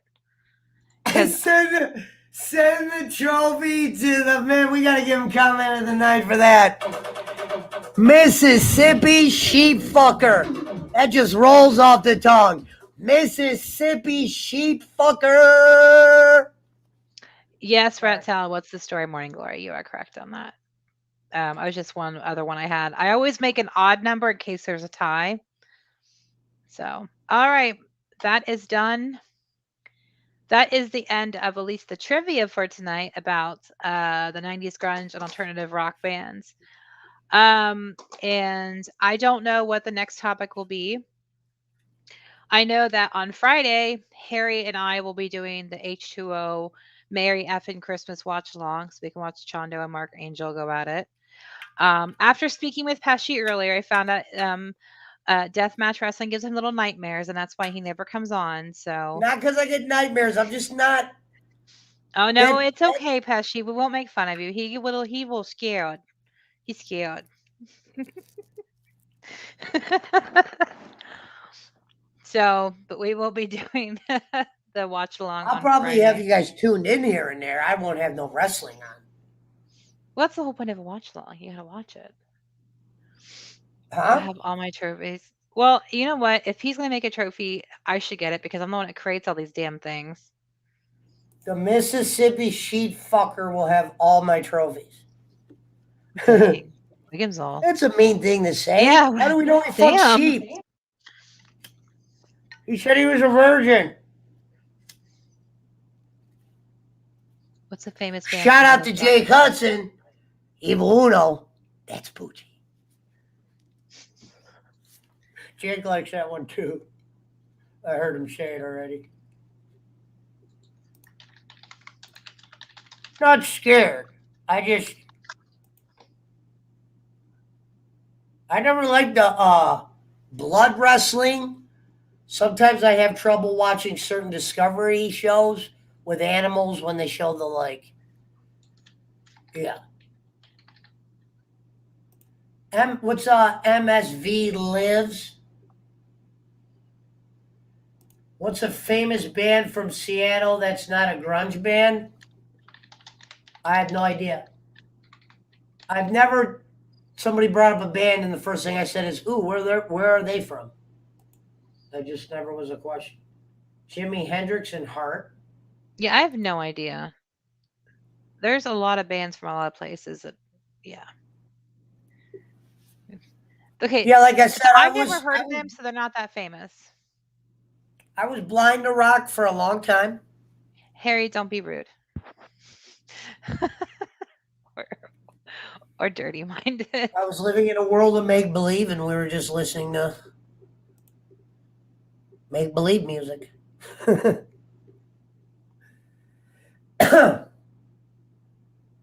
Speaking of Boston, I did see him in there tonight. Well, yeah. Well, it's the holidays, and you know where he works. Maybe he has overtime he has to do or something. Now, what is today? Tuesday? Mm-hmm. Thursday, I have the whatchamacallit show. I wouldn't mind staying on tonight, but I'm trying to think what I would transition to. You got me in one of my like half sleep days. That's okay. You got me one of my edible days. I don't want to say half sleep, more like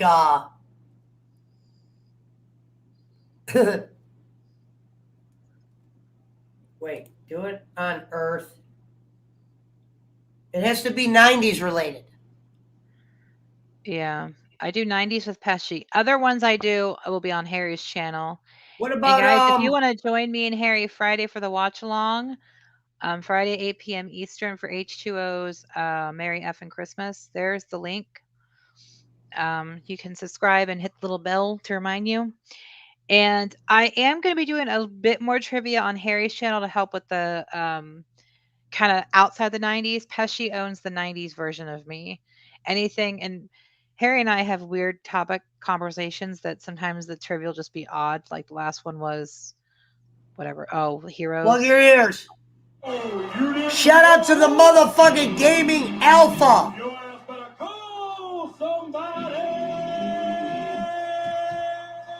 BC, I actually We already already did did 90s. Nickelodeon, BC. Yeah, I I was already did thinking, Nickelodeon. you know what I was gonna say, Eve? What I even said one today, and I go, oh, they might like that one. I said, what did I say? It was something kind of like randomly, and I'm like, huh, that's 90s. It'll come to me, let me think. I was thinking of something. I'm like, wow, shout out to the 25, by the way, in the bill. I know one of them will be 90s Disney movies, just to kind of add up that. And then I don't know, guys. I do ask for suggestions, but then I have to sit here work for a couple hours on the trivia. And if it's not a topic I can get into, I just don't want to do it because I do put work into finding these questions and digging around about this. So I do try to keep them interesting, but you got to give me a little bit of slack on some of the topics you guys pick, and I'm like, ugh, I don't want to read for hours about that one thing. Jason Robbins did win. Okay, you won the Nickelodeon one. Um, I'm trying to Gonzalez, think didn't what I you win missed. one? I thought you won one too. I'm trying to think, dude. I had a real good one. I'm like 90s. I'm like, oh, that is actually 90s. Alan Reed won ours. The Heroes one on me and Harry's channel. Oh God, Heroes. I don't know. I love that. Oh God, Heroes. I just remember how fucking mad I was at, like you said, that thing you said about the writer was The writer's gone or strike. something. The writer's That's what strike it screwed looked it up. like. Yeah. It looked like I was like, someone was gonna tell the story about me, and I was just like, Eve, take over for me. I gotta go. Yeah, that's You know what I basically mean? what It was still happened. Yeah, and that's why it was so good season 1 and 2, and it just like got all fuckery after that because the well because you writer's felt like strike. you were gonna get an award. I always say Channel 3, shit on Fox 8, they always end up fucking disappointing me because they have to be so PG-ish. That's why they got rid of Lucifer.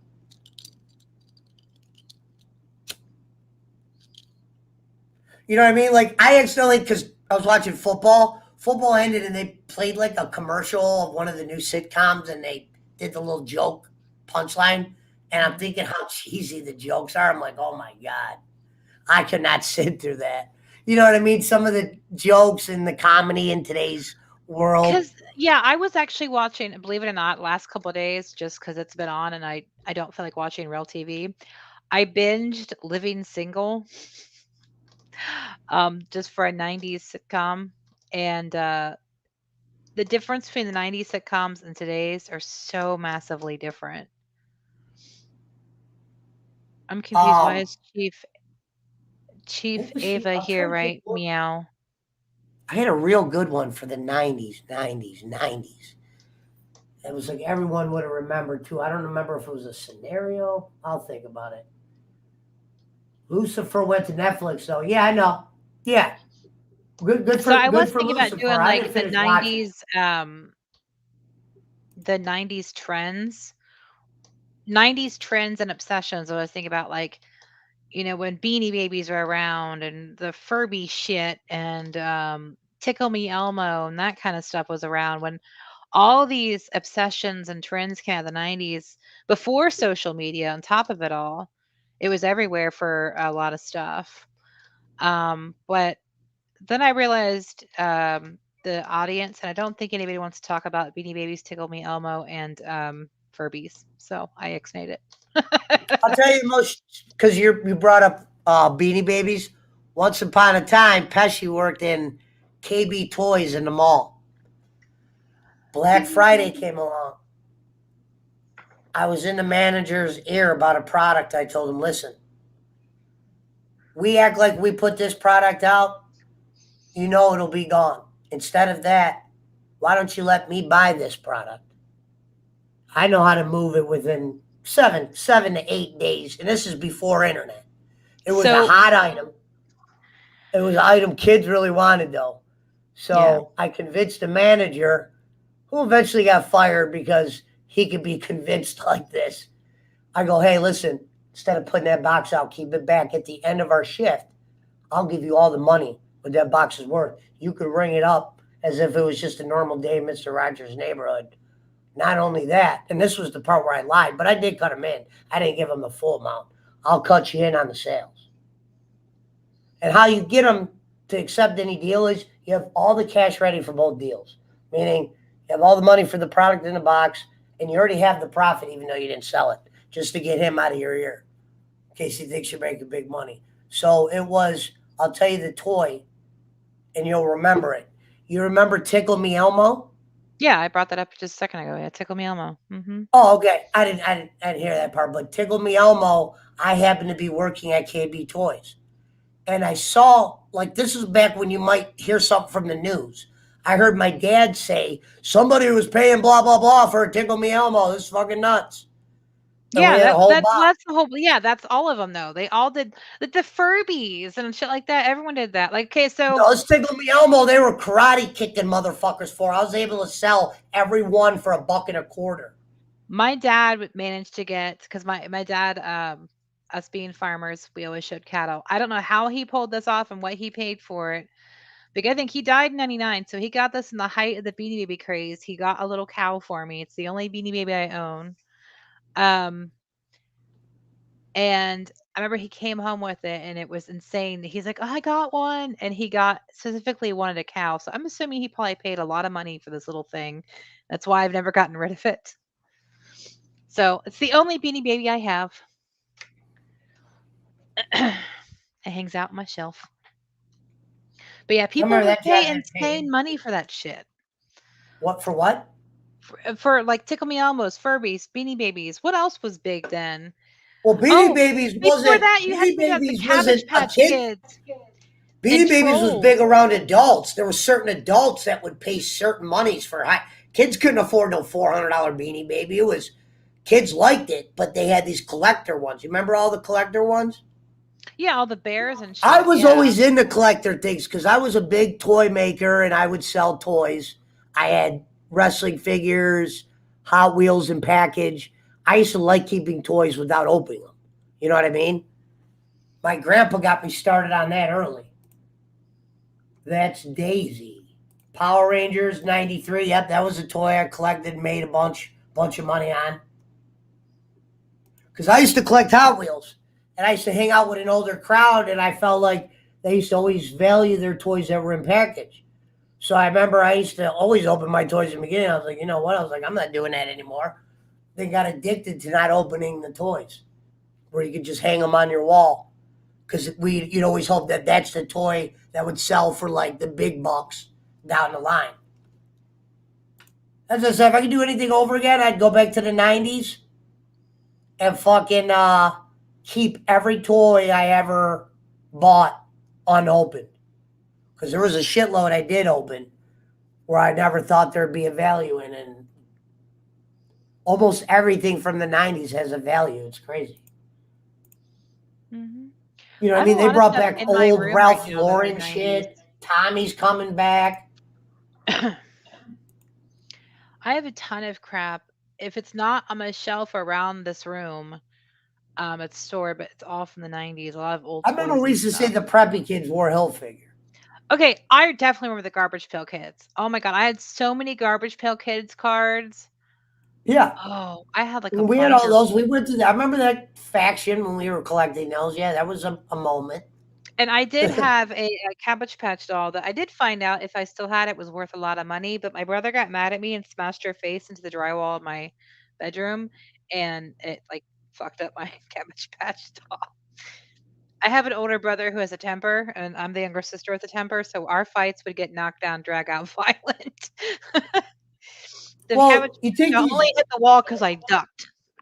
all these exchange stores, exchange where you can exchange something, buy like a video game or something. But one of the things they do accept is all old toys from the '90s, or We have one or here that, have them around the store. what's their faces who do that toy podcast, the wrestlers, Brian Yeah, Myers. the We have fig, one here in Columbus he's hit a few times. toy fig or whatever, toy Yeah, fig him podcast. and, Hornswoggle have hit that toy store a few times when they've been down You got to see here. Zack Ryder, so people know who you're talking about. Okay, well, Brian Zack Myers is Ryder the and other Kurt Hawkins. That was their yeah, Kurt WWE. Hawkins no, it's Kurt Hawkins and Hornswoggle. They come down to Columbus all the time and hit that big toy store down here, that collectible one. I don't know if Zack Ryder has been down there, but I I know was those into that 2. too. It became too time consuming, and toy stores would only the fun was taken out of it when the toy stores would only release certain ones, and then the toy stores, before you know it, you only have a chance to get certain models unless you go on the internet. Yeah, well, I have a couple of things on here that are worth good money. I have a bunch of old Wendy's and McDonald's toys still in the wrapper. I've sold a bunch of them on eBay though. I probably got about $7,000 worth of fucking WWE figures I could sell if I sold my collection. It's a huge collection, and it's of the elite figures. Some of them I made, and I always go on eBay just to see what they're still selling for. There's even the worst case, you still get on opened and unopened figures. WWE Elite go for top dollar. It's crazy. I have unopened Matchbox cars and from like the 70s and 80s when they were still made of metal. Yeah, I had Hot Like Wheels. a tote My of dad them. opened them. Yeah, I have a tote of them. And I have like a couple four-wheeler ones that are rare. If you And it's showed me all them the one real day, I metal. could tell you which ones are worth what. Oh, I know what they're worth. Oh, you My do? brother Okay. has them now because I had them and then I gave them to my nephew and my brother now has them, but he still has them in a tote. But they're both ours combined. We just won't sell them. Yeah. No, there's a couple things like I wanted to sell my collection a few times, and I was thinking Oh, about he how has long it a took me to four-wheeler get. one. We have a four-wheeler one in the thing still that's worth about $2,000. I mean, they're worth I money. I I threw a party, and my stepdad opened up all my. I had like shit. He opened it all up and literally threw it in the yard. So apparently I should have done a show on 90s toys because now this conversation has gone on. I'm like, oh, no one wants to talk about toys. Well, I guess I was wrong. Well, I was a toy guy. I can't lie. I still am a toy person. I don't know. I never grew up out of that. Maybe it's my Peter Pan syndrome kicking in. Well, I was around a few people that like would collect, and I always liked that collecting aspect. I was like, oh, that's neat. Like my Mhm. grandfather and my uncle, they were much older, but they would buy a set of toys and keep certain ones and eventually know where they would sell it. And I always thought that was cool. So I'd always try to do that. The only problem is I didn't drive a car, so I couldn't get to some of the places. And then the stores used to just open the box and you could take them all if you wanted. They stopped doing all that. They got hip to collectors. What's funny is if China knew they were doing that, they'd be like, put that shit on the shelves.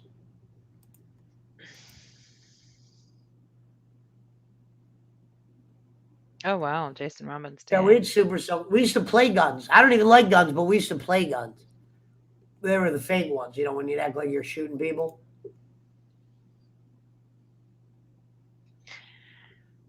Now I also have magic cards that are worth a lot of money. My magic collection is worth thousands.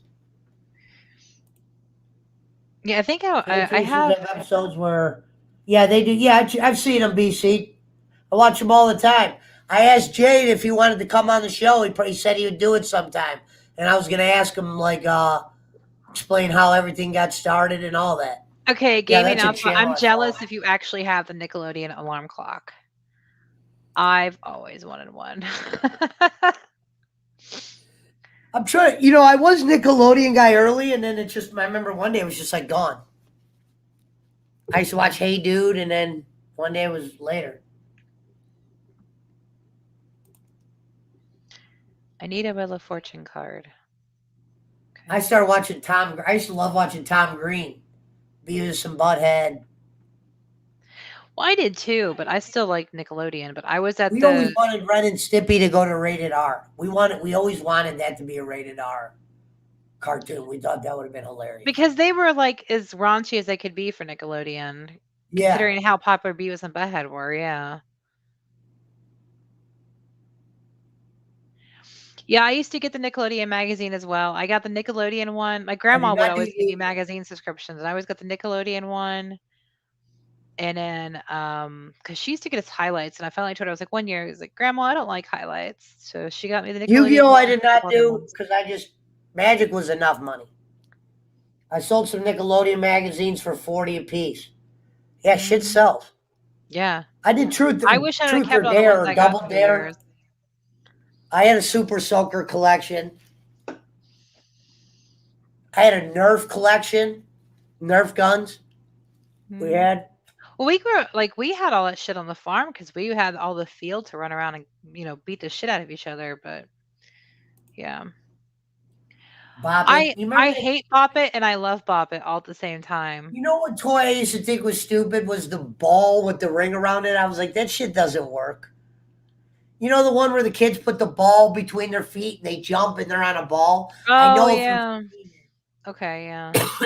I like I the never little ball you understood. sat on with the little arm with the little hand thing you hopped around. That Yeah, was my Furby favorite we thing. brought up earlier. trying to think what else. Also, another A collection thing skip I it. had in Yes, the I 90s had a was pink skip VHS it. Those tapes. things were terrible. I used to collect all VHS tapes. I still have VHS. I have the VCR, and it still works.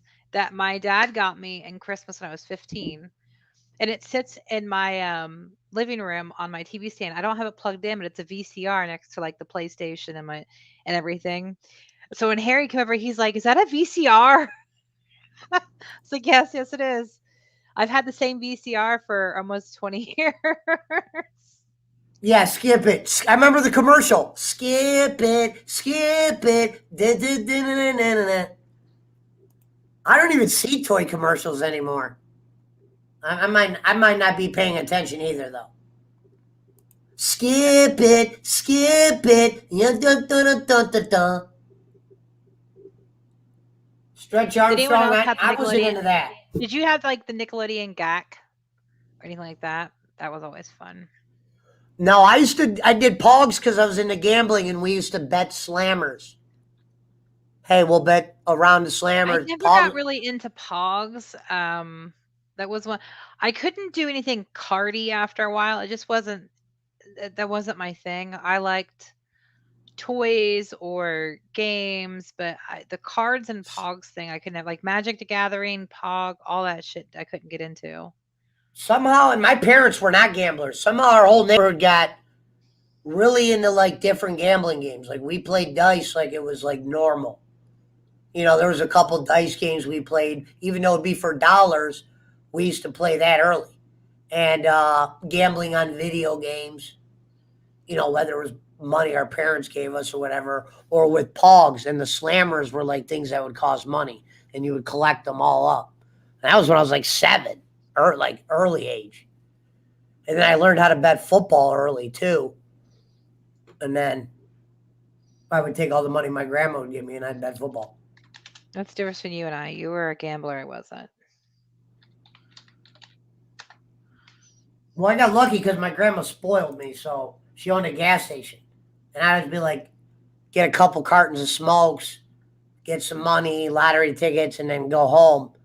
And she would always say, make sure you take the cigarettes from here so I don't think the employees are stealing them. Because she didn't want to physically see me taking them. Because she knew eventually I would. She goes, I knew one day you were going to be in the cigarettes. She's like, your mother, your father, your blah, blah, blah. But she's like, I'm going to tell you this, and this shit will kill you. But I eventually stopped smoking cigarettes. But I was an early, probably like 10, 11 cigarettes. I remember I would get them because every kid was under 18. And usually, what's funny was people that would think I was annoying in elementary school. I remember some kids would hate me, but when I would start giving them cigarettes, they were singing a whole different tune. I remember I'd be like, "Remember when you hated me?" So even a They'd be like, criminal "Well, yeah, since you, day one you got kind it. of grew." Well, kids would be like, "You kind of grew on me," because of the cigarettes. But I knew that they needed this. A lot of the bad kids were cigarette smokers, and Side note, Pesci, question. Okay, you did the Pog and all that. Did you have a Tamagotchi?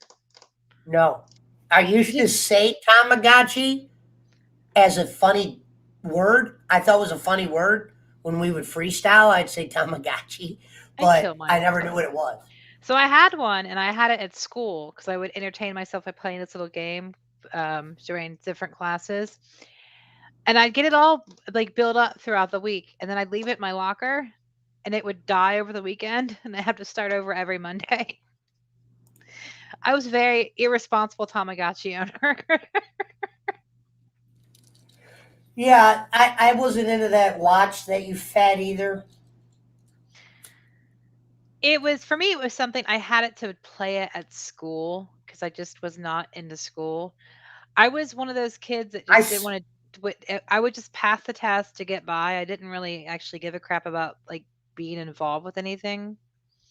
I couldn't tell you what did this. I'm assuming it was just probably the people I was growing up around before I could remember.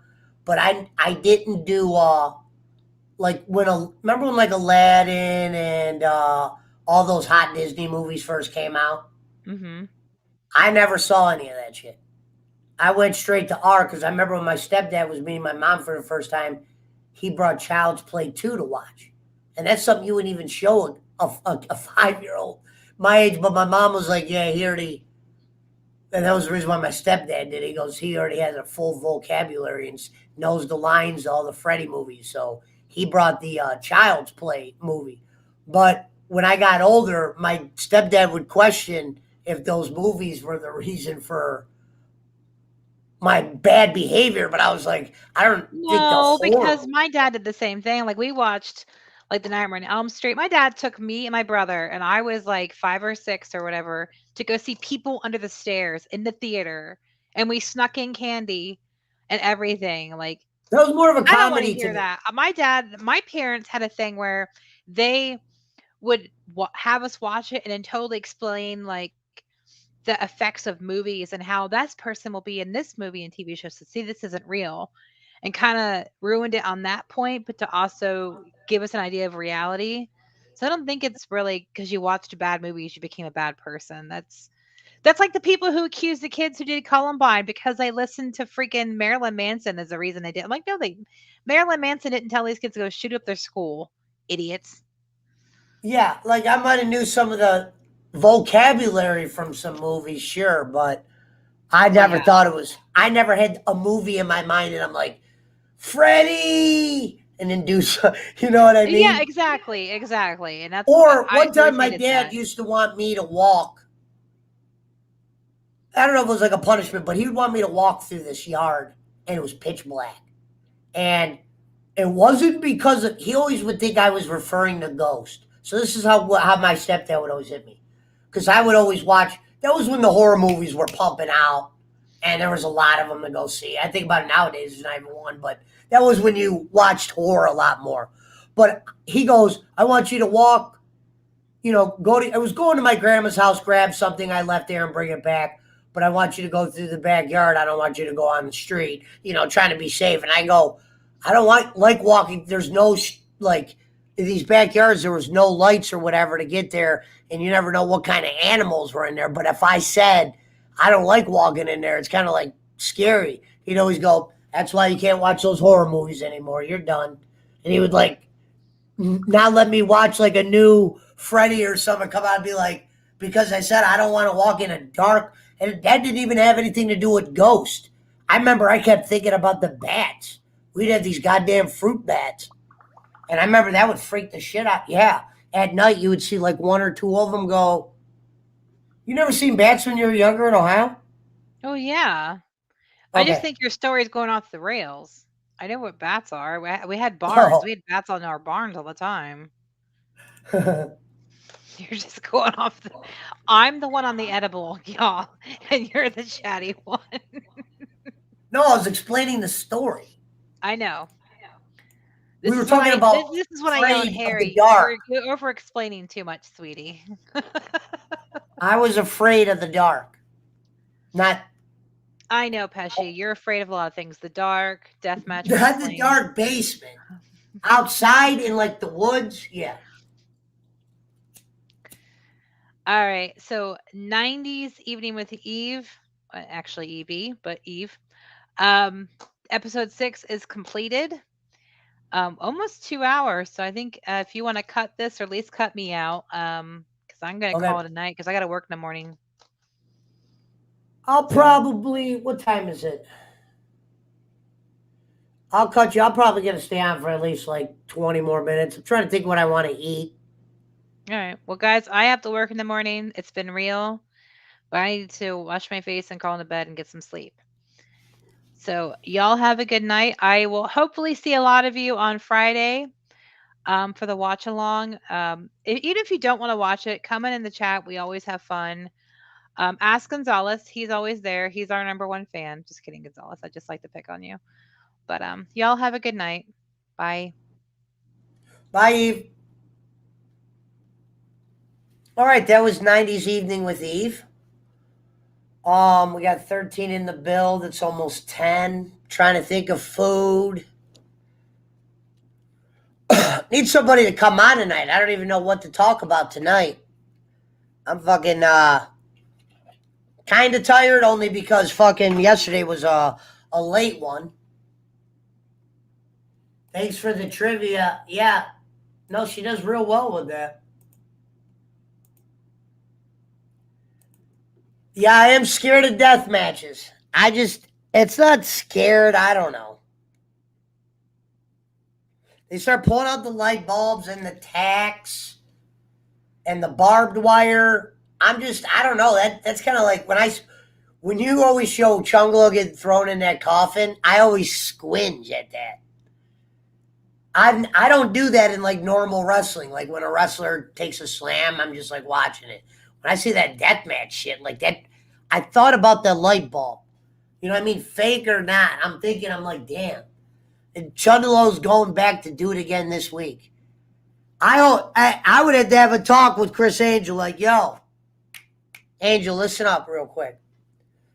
When we go to do the light bulb thing, which we have to do or it wouldn't be deathmatch etiquette, let's try to make sure we don't get it in my eye. Let's maybe I go like this or something. That's fucked up.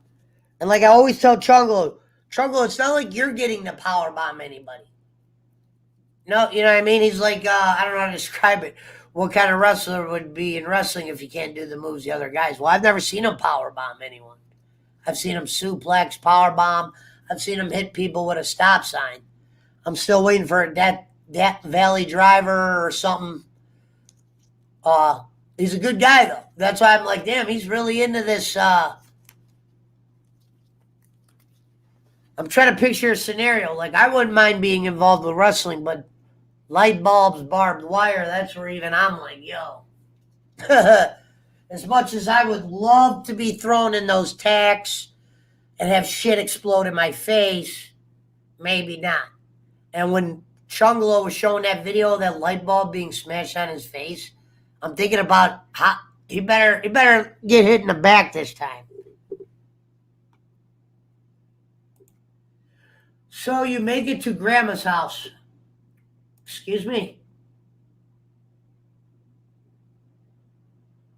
Don't knock it till you try it. Deathmatch wrestling? I thought it was stupid when fucking Chris Jericho did it. I'm not really a Nick Gage guy. I look at him like, damn, that dude's Nemo size. I'd put Nemo up against Nick Gage. As I said, they thought that was going to be some kind of ratings ploy.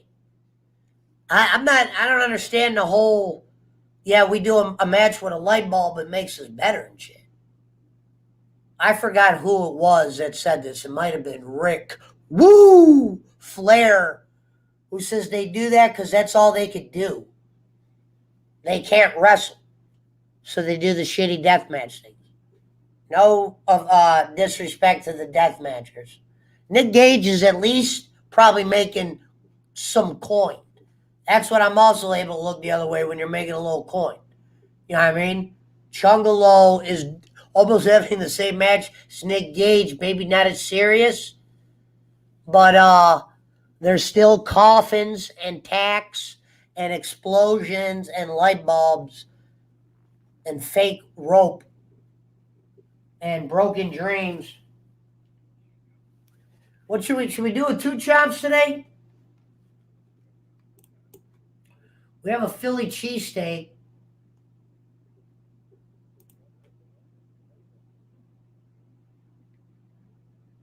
Well, Chris Jericho did a death match with Nick Gage. And I remember when they announced him, and this wasn't because of the Cornette video was spot on. Where he's like, and then comes out on national television, Nick Gage, who obviously the AEW faithful know. But like you said, if you're really trying to bring in a new guy, Nick Gage isn't that guy. The pizza cutter, he doesn't even look tough. I'm not saying he's not. He'd probably kill me, if I didn't have somebody get him first. But for $10 a month, you get access to all kinds of wrestling. Well, I'm cool on the death match. Like I said, Chungo, I know he knows how to do wrestling moves, but I don't know some of his opponents. It doesn't look like he could do a power bomb too or a suplex. You know what I mean? You might have to show me some. What up, Mayhem? Was the Mark Angel that you have an autograph of? Was that or excuse me, Chris Angel. Is it the one Chundalo goes against in the death matches? What Chris Angel were you talking about? This guy's got a Chris Angel autograph. Get some Mott sticks, brother. Well, we're not getting from whatchamacallit. I might get something else. I would be body slammed on some M&Ms. I'm not against getting wrestling moves done to me, like on like tables and shit, but I'm not doing that tax, flame.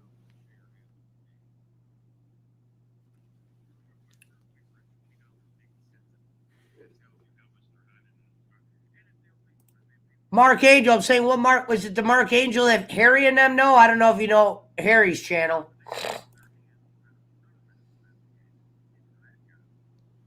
Yeah. But that guy recently who put the stables in the ref, it's like, fuck that. Guy went crazy and almost killed a man. No security to break that shit up. Yeah. But people love the indie wrestling. I could have went to whatchamacallit this month. The I believe WWE is coming here this month, or I could be mistaken. Something's came here involving wrestling, but I passed. Last time I was like, here's the problem when I go to wrestling. I go in there hour one, I'm good. Hour two, I need to start smoking pot. All right, I'm starting to get a little agitated. The one guy smelled like a fucking. It smelled like his child shit his pants, and they had no options. Meanwhile, it was him. I was like, Jesus Christ. All I wanted to ask him was, dude, do you smell that? No, serious, sir, do you smell that? You got floor seats. You're not sitting with the fucking nosebleeds or sitting with some fucking weirdos. You're sitting around some like families and shit. And this guy was just reeking. Like he just never bathed before in his life. It was so overwhelming that I just wanted to. I thought, like, is everybody thinking what I'm thinking? I was like, Jesus Christ. Dude was trying to talk about where wrestling was going wrong and shit. Stinking. I was like, God damn. Even the fucking bag smelled.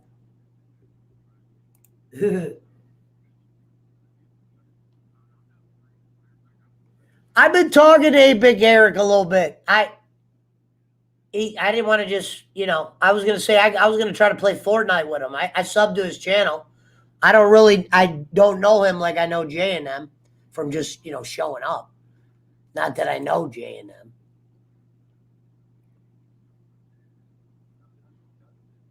Yeah, I mean, I guess there's some truth to this. They're not strong enough and creative, and they can't do a lot of the shit they used to be able to do. That could be Jake's kinfolks. You should have told him he smells like WWE. No, I was shocked. And people were like, you could have vaped.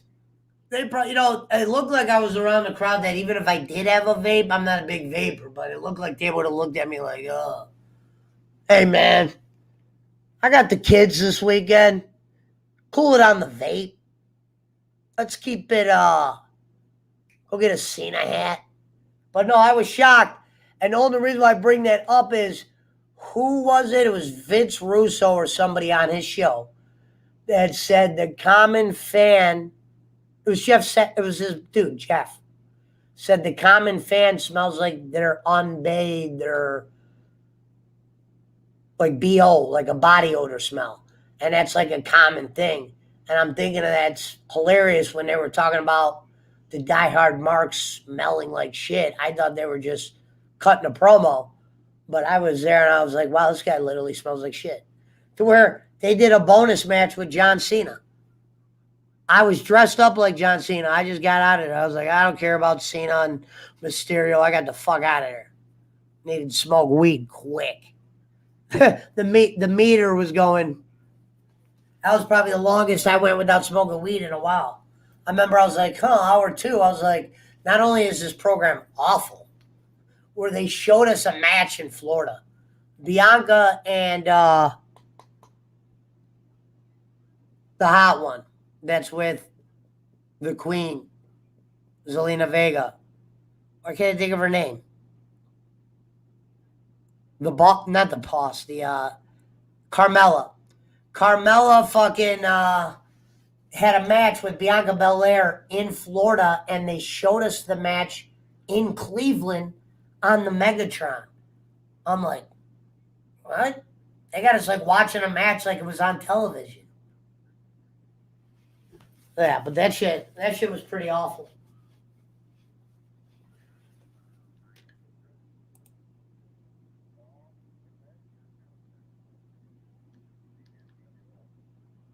No problem.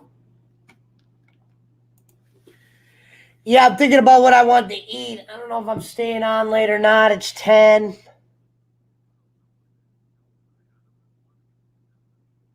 Part of me wants to go to PA to cash my bet slips in because I'm so eager. Shout out to Rome, PWOers. Hold on, let me look at my foods options. We got anybody that wants to come on tonight?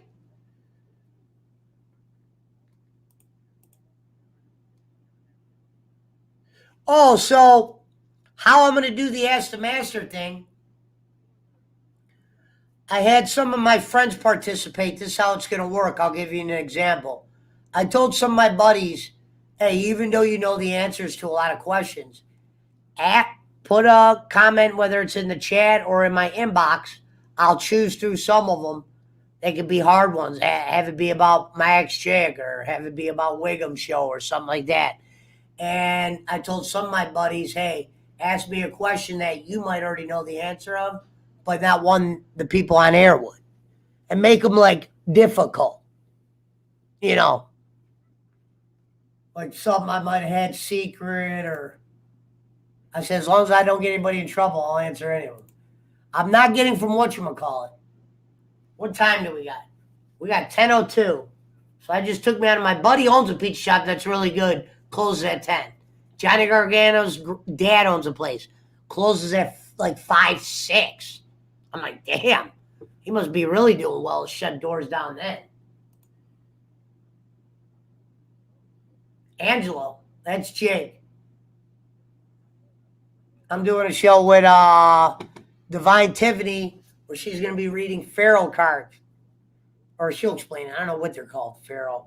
I'm doing the deep diving with Jacob Waters. Jacob wanted me to explain how marijuana became my guardian angel. So I'll explain that story.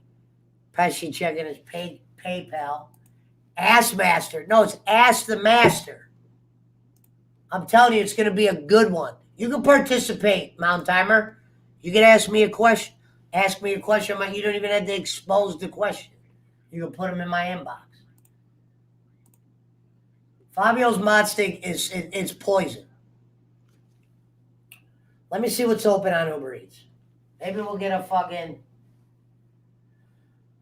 2 chops going. I'll get a guest going. See, the problem with the restaurants that are on Uber Eats right now are the ones that you need to drive to. You can't trust them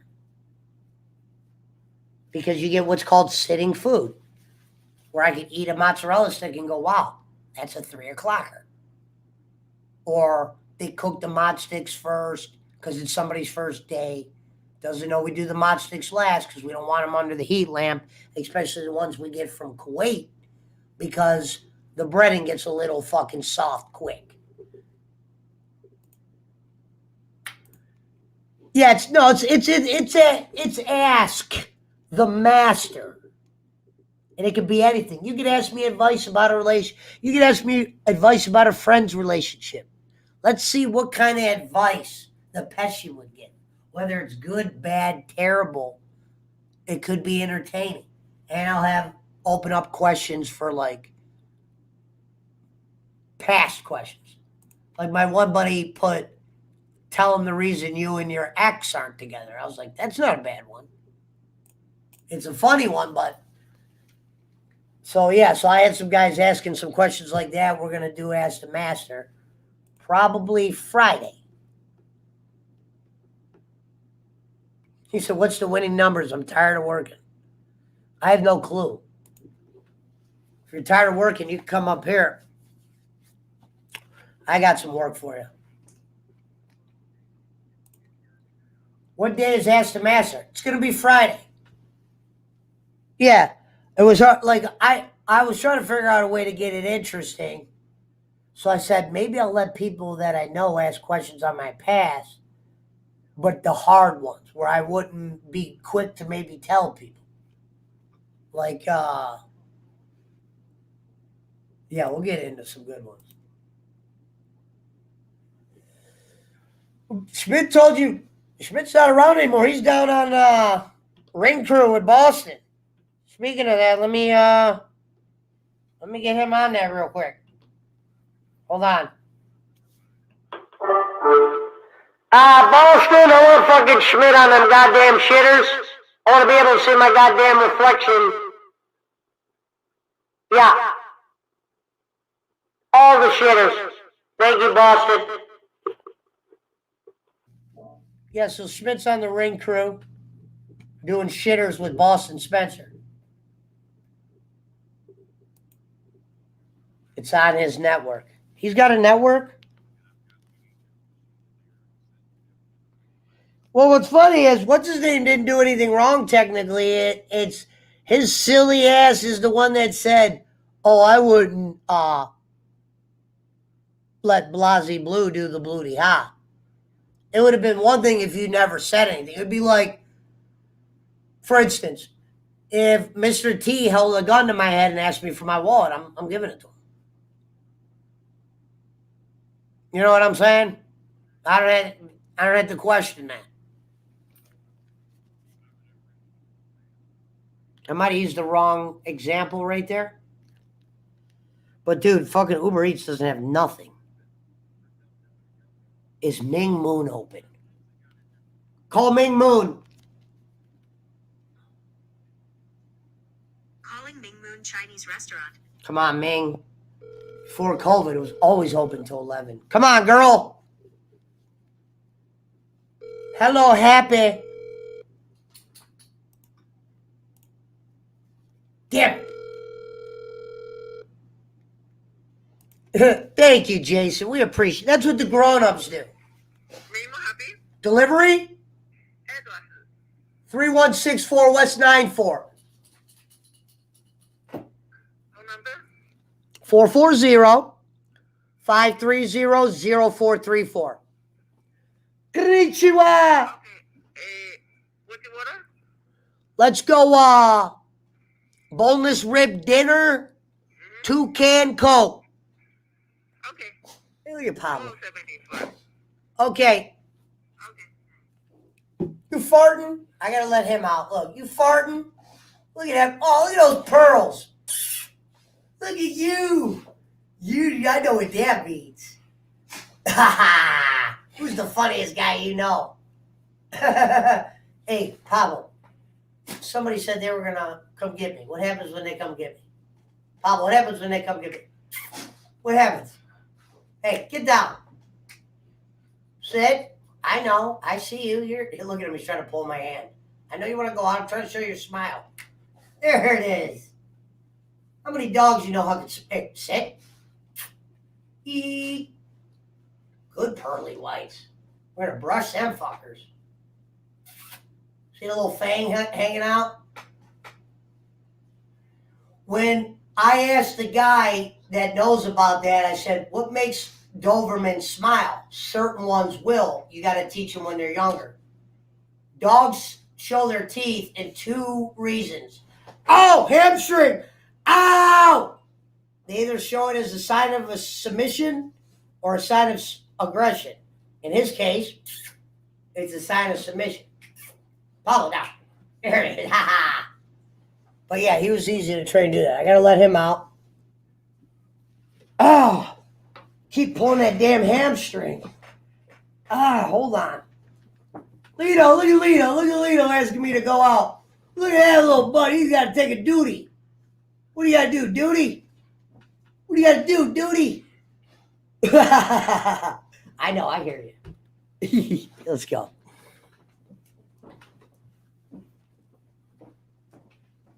You're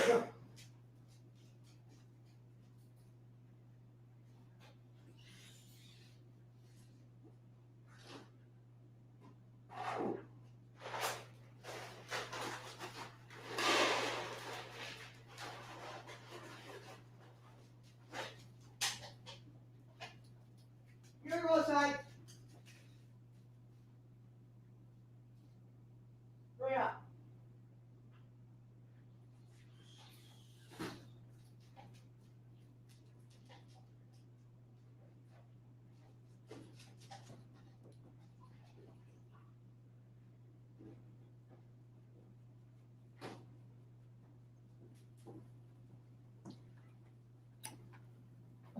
Okay. We got Chinese coming. So we will be doing a live 2 chomps boneless rib edition. We have done it before. Might as well get a touch up. Let's get a little theme music going on. Oh shit, let's get the thing going. Oh. If anybody wants to come on, can't wait to get my new screen. Let's get a little love going. Shout out to Eve.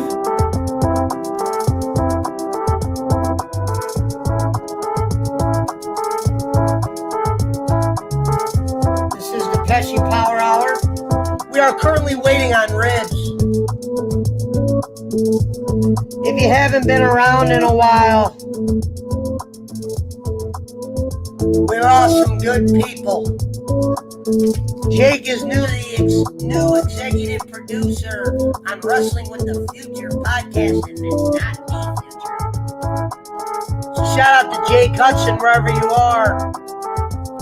Hey, you got your back scratchy like that? I have to give you that medicine. Shout out to the bananas. Well, PK, what are you doing here? I thought this is where all the bad people go. That's what he said on Boland's, all the outlaws. All the Jeremiahs. Shark Y. What the hell does that mean? PK Howard's way up. Let's give Sheriff a little love for that. Hey.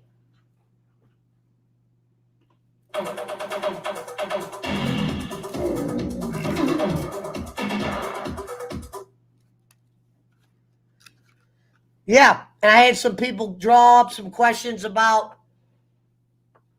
I said, hey, check out certain episodes. Anybody can do it. I said, find a clip in an episode I was in here of something you might have heard me say or whatever, and just say, hey, what did I mean by this or A, B, or C? Because somebody brought up some interesting ones.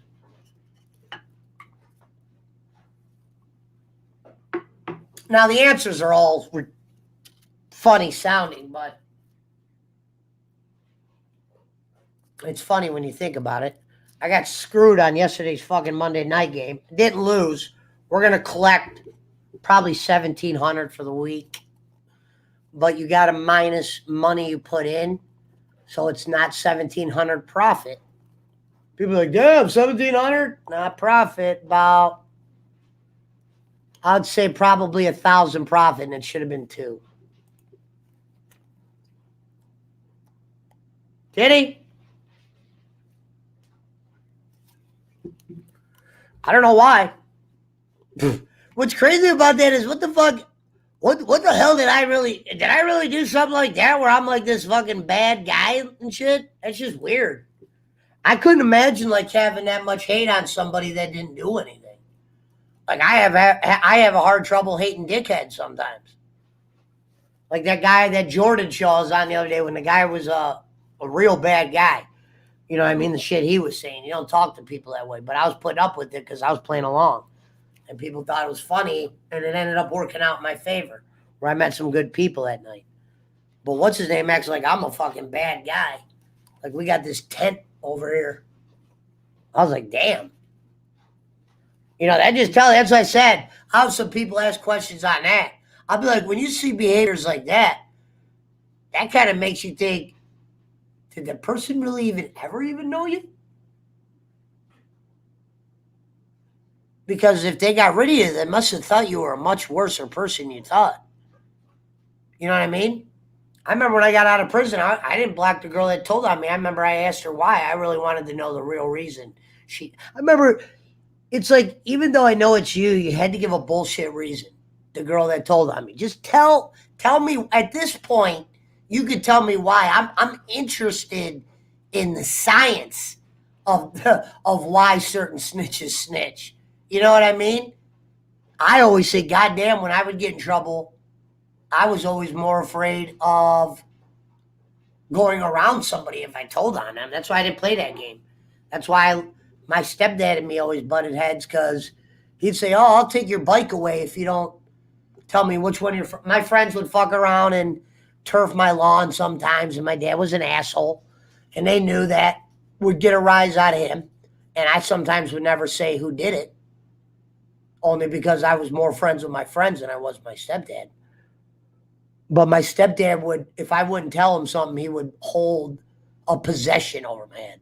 Like I said, when I took that video game, I lost football. Let me tell you the activities I was in. Screw if I was any good at them. It's the exercise that matters.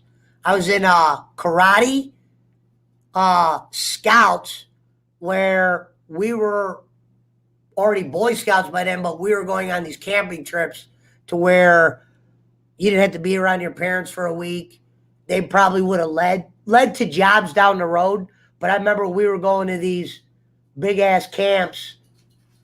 You know, you'd have to do the normal camping and all that shit and get-togethers. But Scouts was great.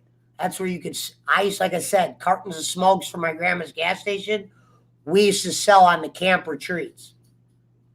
Most of the dads were assholes about that, so we had to hide it.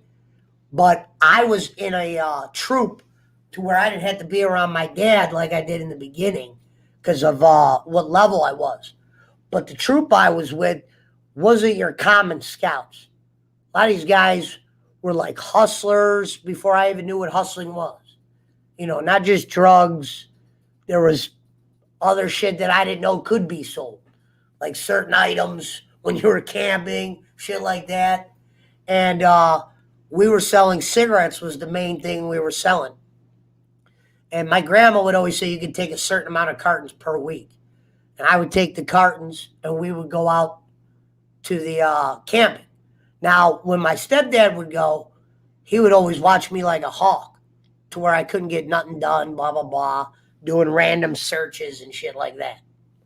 So when I got caught stealing that video game, he showed up, I said, at my football practice, grabbed me off the field. I remember stripped my pads, all that shit. I don't know what he did with it. Had me get in the car, took me home. I lost karate, football, scouts. What was the other thing I was involved in?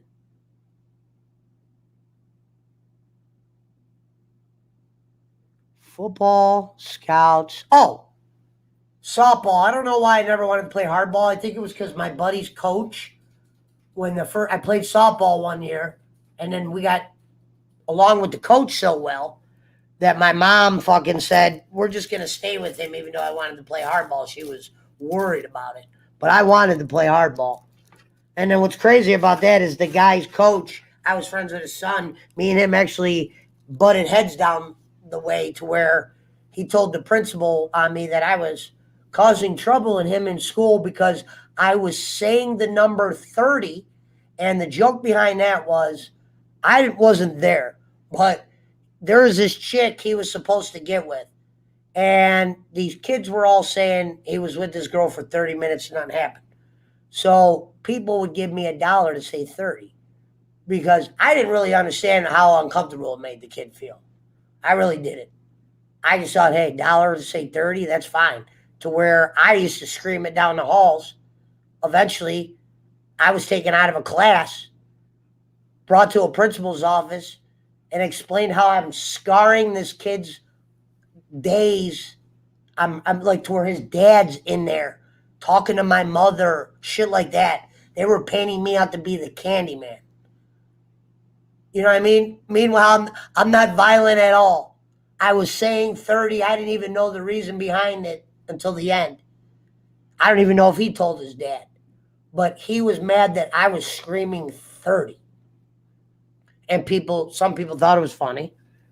I didn't know what I was saying in the beginning. But that's the kind of dumbass trouble I get in. And then my parents don't know what to do because they're like, oh, we just got this report that you're just like torturing somebody. Like my vision of torture and how these kids would make it, like some kids, if you pick on them, they literally would go to their parents. They couldn't handle it. You know what I mean? These kids could have, what's funny is all they had to say was, I used to always tell people, all they had to say was, hey, Mike, I'm going to call your dad. And I used to shut right up because he always used to fuck around with solitary confinement punishments for me. Meaning you would think you could be like, yeah, cut the yard and shit. No, he was like, he doesn't learn from that. Well, I wasn't learning from the solitary confinement. That just made me ready to do prison when I eventually went to prison. To where being locked up was more of a fucking bore than it was when some of these people freak out when they get arrested. Half the time it's because they're listening to the cops. You know what I mean? Let the lawyer tell you what's going to maybe happen. You think the fucking cop knows every time? I told you that second time I got locked or in trouble, the cop says, your girl's going to go to jail for a long time. That was his opening line. I was like, damn, Nate. I was like, you know what? You probably throw that at people, and some people were probably like just shaking in their boots. I remember I was like, my case didn't even have anything to do with being able to pin it on my girl. So they were just trying to just pin me for an idiot off jump. But I was thinking to myself, that's probably how they get at these fuckers. Some of them are probably so fucked up and high, and they just think about coming down. And we're like, shit, we'll give you whatever.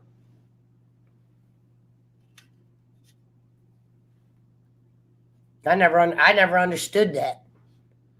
You might hear a cop go, oh, another drug dealer off the streets. Meanwhile, everybody's smoking. Now weed's legal. You know what I mean?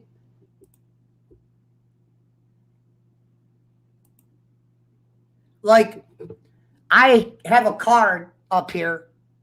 Obviously, when you have medical marijuana, it's labeled. So it's not like I could just get caught with black market weed and go, yo, officer. But I literally have a card that allows me to technically carry an amount that used to be a felony, and that was my original weed case I ever got, was selling a half pound of weed to a guy that was working with the police. But as soon as even though the weed, it was so minuscule amount, they get you for that felony of selling, and then they hit you with the felony of possession. And before you know it, you got 3 felonies, and then, obviously they tell you you're going to get a couple drop, but that's how they sink you in the system. And a lot of people, they want to reoccur. Whether they say they want you rehabilitated, as long as you're in that system, they're getting some kind of money of some kind of value. They put value on people getting in trouble. Meaning as soon as they get you once, who cares if you really were rehabilitated? You do something again, even if you were kind of, more, you weren't the baddest guy, they're going to pin you to be bad. I remember the judge said, sir, you've already been in trouble. This last time I lived in that county. He goes, you already been in trouble once. We don't go backwards. We only go forward. So that's why I got a year both times. And I felt like my lawyer, who's my buddy, didn't go full go because we were buddies. And I thought he should have got me out of that last shit. I thought that last year was pointless. What up, Zach? Squiggles. What up, Squigs? You didn't know? Your ass better call somebody.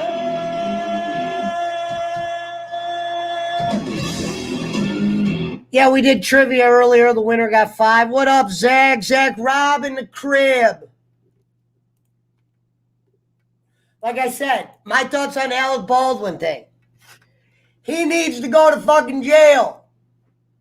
I went to jail for way less. Like I said, I was in the way they do that. The newspaper isn't as big as it used to be, but in our county, if you get in trouble, you eventually end up in the court docket. And the way they print your case out on a newspaper, you usually sound like you're a fucking bad guy. And to the average person, like my parents who weren't around weed people and all that shit, you're reading these charges I get, what they carry, what they hold. You're probably thinking I'm the worst guy on the planet. But that's what sucks about suburbia. They always used to stretch shit.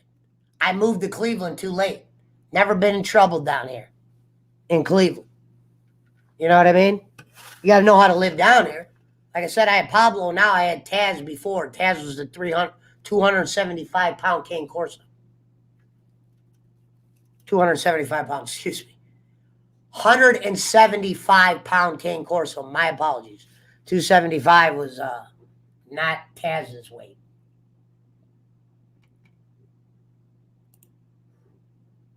You said we are all just numbers. Yeah, and when you would go to prison, you would hear people say, there's another blah, blah, blah thousand.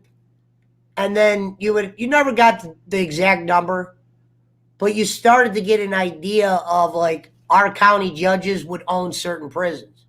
And you would just, through being locked up, or you would see banners and you would say, oh, this guy owns this prison and he's like a part. You started to learn that a lot of the judicial system, at least on the drug side, they're making sure they get those workers down there. They're getting those inmates down there. Now, I know there was a recent thing where they emptied a lot of the prisons up here and got a lot of people, when COVID hit, got a lot of people that shouldn't have been in there. Because there's a lot of people that are just sitting ducks in there.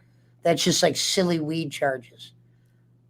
Because of the idea of them selling it to somebody else, they're able to print up the greatest picture that you're a drug dealer, bad for society, get him out of here. I remember when the judge goes, you got anything to say for yourself? And I was like, Your Honor, I remember I said something around the lines where I thought I deserved another chance without saying that. And he goes, Michael, you're a drug dealer. The judge, said it to me like I was like the end of the world. He goes, we got to make sure you don't do this again. So they're going to put me in prison where that wasn't going to teach me anything. That was going to make it so when I got out, what do I do now? I got a criminal record. I can't call Mom Dukes. And plus, I wouldn't want to. I might have to go back to the crime world. It's not like some place is going to hire me unless they knew me. Even the places that hire felons. Those aren't really the places I even want to work at. Those factory places. When we would hear guys always go, when I'd say I couldn't get a job, they'd be like, McDonald's is always hiring. Well, here's a fucking promise.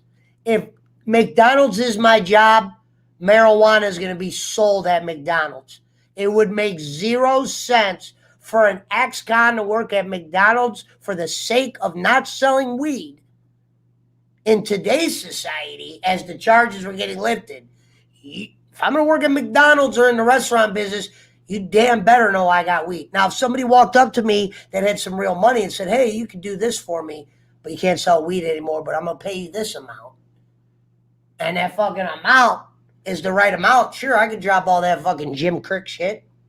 I'm not a fucking psychopath. But if you offer me pennies, well, then I'm going to have to go back to the nightlife, because it's not like working at McDonald's is going to give me any penance. McDonald's is always hiring. That was one of the dumbest things I've ever heard when people would say it. And then you hear 9 people at the AA meeting start clapping.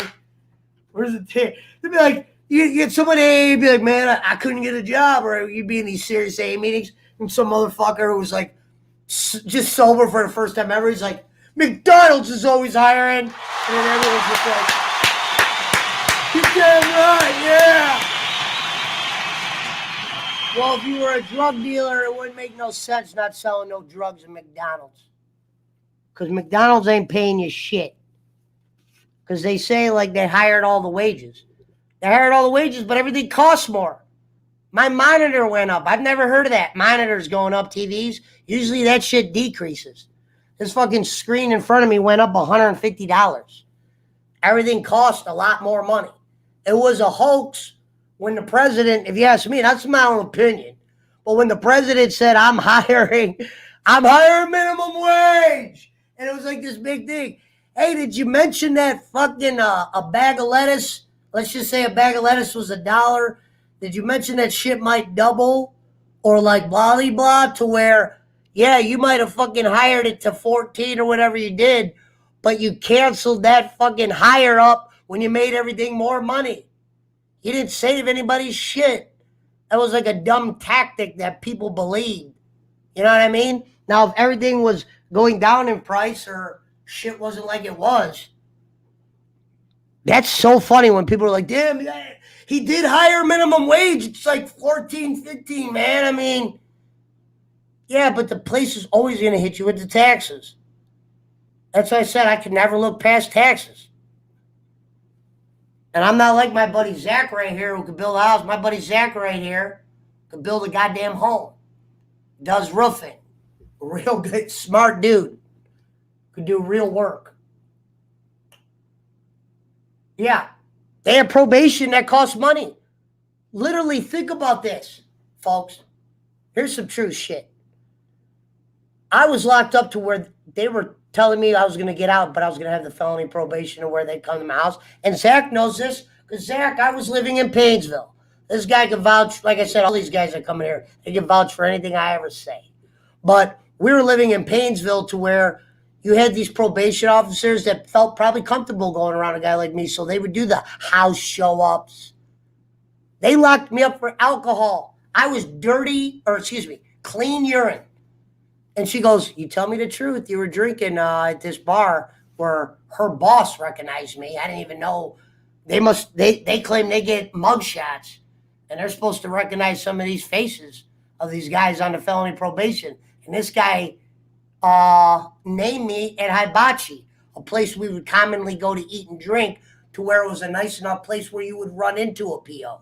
It wasn't some run a hole in the wall. It was a nice Japanese restaurant where they did these things. And I was drinking Flaming Volcanoes that night. I probably just got out of jail to where I was going nuts. Keep an eye on the chat if there's weird shit coming in. But anyway. But yeah, the minimum wage thing, that's a hoax. I've never even voted. I can see. He goes, we're raising the minimum wage to $14 an hour. But now my screens went up. Put gas aside. I'm thinking of all the other things that are costing more right now that I wouldn't have paid. Remember, like it was like 2 years ago, it was like $300 flat screens were just, let's go. House screens are back up to $1,300.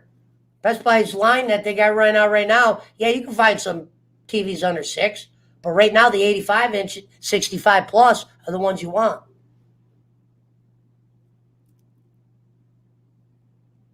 Yeah, Sago gets, I said Sago gets a pass because you got to realize, people, you could end a relationship on so many different ways.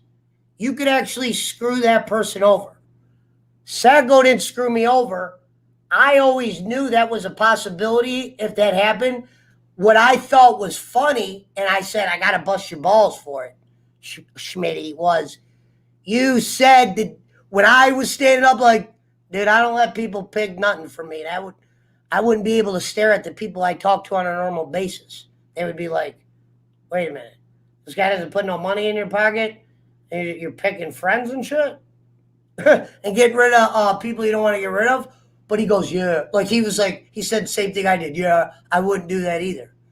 Then the shit happened. I was able to just tell within seconds, because I had my ear to the street. And then to not make things weird, I said, yo, listen, let the Legos fall. You go back home to Papa Bear. At least we'll know what's being said and have a word if we had to get a word in there because something bad's being said. Now, he probably didn't think of it that way. Now, he never said anything, but sometimes you just know. You know what I mean? When I was locked up, you think I had the option? Even if the guy across from me did something I couldn't even stand, and I hated the motherfucker. You know what I mean? When you go through all that type of shit, internet trolls, unless they're putting racist shit like that should not be on there, obviously. I can deal with that. You might have to say some really weird shit to catch me off pace. That's why when I used to say, sometimes when you block people, how do you learn anything? Like Ken got mad when we first met because I didn't know the situation. I go, sometimes you got to talk crazy to figure out what drives them. And I remember when I first started coming around and that stalker was reaching out to me before I knew the thing. That guy don't have no breaking news. That guy really is a loony. You know what I mean? That's a loony. Like I said, I've seen it up and down, and I don't want to say know the guy, but from just his messages alone, you could just tell this is like a guy that's really upset about the girl he just lost. He can't get over it to where he'll say anything. You know what I mean? And I was like, damn. As much as I would like to say a bunch of fucked up shit, it's not in me to say shit that get people in trouble. I might say the way I thought about people. Like I'll answer questions about shit that happened to me. But like I used to always say, there was nothing going on over there. That's why I said it's crazy how everything ended. Now, if I did something wrong, I will always be the first guy to go, you know what, I did, blah, blah, blah. But then the next day I thought about it. I was like, you know what? I don't think the person knew who I was. For real. I was like, were we watching the same? That's crazy. I've never blocked either. I don't have anybody blocked on Facebook or I've never blocked before in my life. Sorry, Mountain Diver. He said time to soldier up. Well, two things I noticed. I'm going to tell you how we know our word is what the word they went by. Earlier in the chat, if you guys were watching when Eve was here, there were two individuals that would be considered Wiggum's top end guys. Now, they might have been under here in a different name except for Bob. But if they're coming in here talking, then that means whatever was being said over in Wonderland, wasn't being taken serious. Because if those guys are the closest to him and they still talk to me, then that just tells you everything you need to know. That's why I said, I would have been more mad if guys like that, we could live with JJ, but guys like Vegas Vic or Hazelwood, I'd have been upset because I used to talk to them on different types of level, computer shit like that. Bob donated to my channel 5 gifted subs, which is like $70, $80.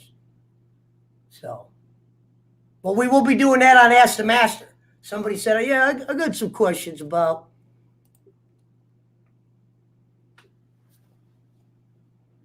Yeah. Now, like I said, how I would have did it was I would have used me as an asset. When you take your information from people that don't have it all and you try to fucking connect the dots yourself, you would get what would happen to him. That's why I'd be like, damn, I'm trying to like even create a story of where I did something fucked up and I can't find it. So.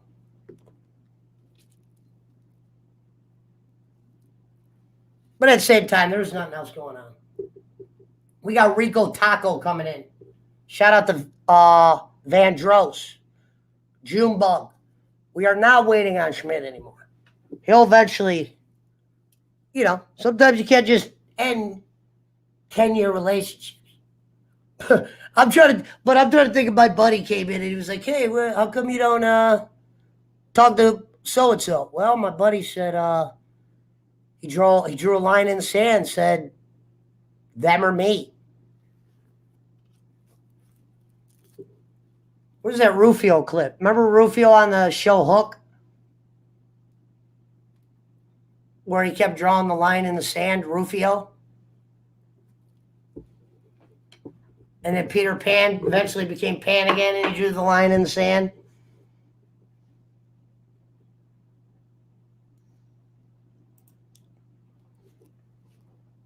Now, you guys did see the stream I did the other night because it was in the middle of the night. I think gaming might have saw it, but I was doing what was called squad streaming. Now, how that could have influenced Wiggum was we could have did side-by-side streaming to where, hey, you're still getting your name out there with new people. You're not really going head-to-head if you're promoting somebody else. And if the idea of the show is money, as long as that person's still giving you money, then how is it a rival? That's why I said fake rival. Some people like Lindsay Manns thought something serious happened. I was like, no. Just some Jake-ass shit. That's what we call shitty shit now. We call it Jake-ass shit. Shout out to Jake Hudson.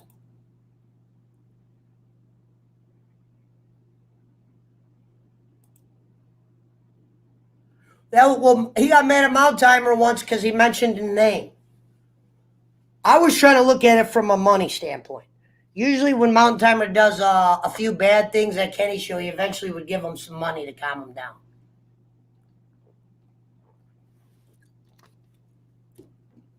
And the people that he's usually talking to, well, at least the smarter ones, know that there's usually no harm. Like the one day he turned it on me, goes, I got rid of Mountain Timer for you. Dude, did you hear me say get rid of him? I wasn't paying attention to his comments because I see those comments all the time. I only got rid of him because he's talking shit to Pesci, and now Pesci's aligned himself with my stalkers.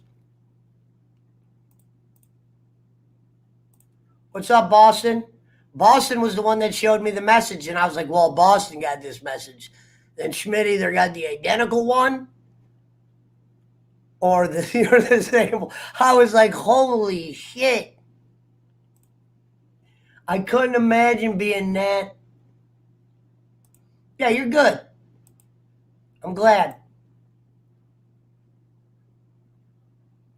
Like when he got rid of Sheriff, he just cut. I remember when I first found out he got rid of Sheriff the first time around, I go, Kenny, you got rid. I thought he was kidding. I go, you got rid of a guy that gave you dog food and at least added to the show?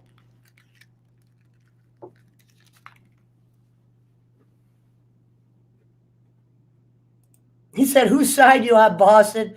No, everybody in here is usually on my side. But like I said, I'm looking over at his thing. Somebody was in there named Adolf Hitler Kill All. Wow. See, not much has changed over there. But, for instance, well, it's obvious. Sometimes smart guys, man. I don't really know, but he's probably made some good moves. Guys like that get, because of good karma, being a good guy, he probably got, something where fell into a situation where he's able to do well. Like I said, I like Bob. Bob's a good dude. For him, like, for instance, this isn't trying to take a dig at Schmidt, but Bob Hazelwood has the balls to come in here under Bob Hazelwood. Only reason why Vegas Vic is under Vegas Vic is because the stalker and somebody was trying to hack him. Vegas Vic is another one of, what's his name's boys. But these are guys that, obviously, when they hear him say, well, Pesci's the bad guy, well, they're not buying it. But they're not going to jump on my Dion, and I'm not expecting it. Like I told Schmitty.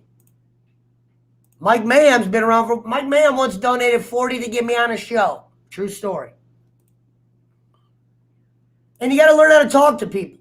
That's why it doesn't really bother me. I was like, you know what? The last couple times I went on there, he shitted on the sound effects. It really kind of stopped being, like, fun. But that's what Ask the Master is going to be for. Someone's going to ask me some questions that happened, what I was thinking when this happened. And imagine if you had like a relationship kind of like I had with him, and you didn't even want to hear the guy's side. You just blocked on every platform. Like I'm gonna the reason why he does that is he doesn't want the odds of anybody else to see anything that might. You saw what Danielson did. I never do some shit like that.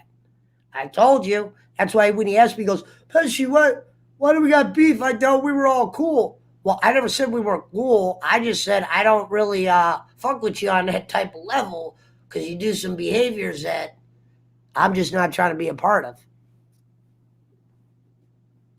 That's why I said it don't matter what his best friend was doing.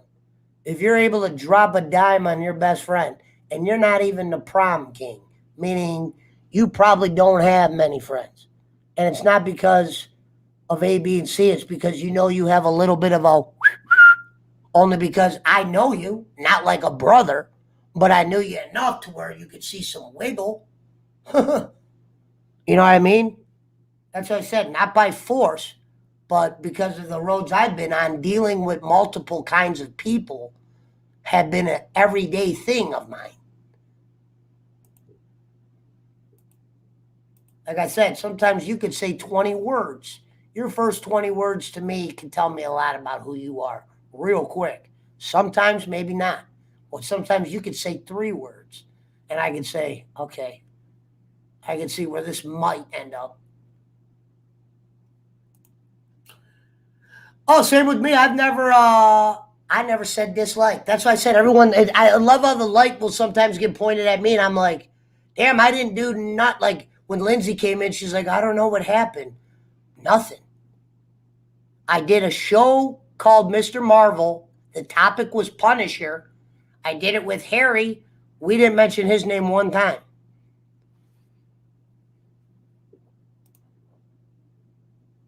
Yeah, I did the cash register, and he goes, don't do that. I was like, damn, the guy can't even have fun. What up, Nemo? I was just talking about you.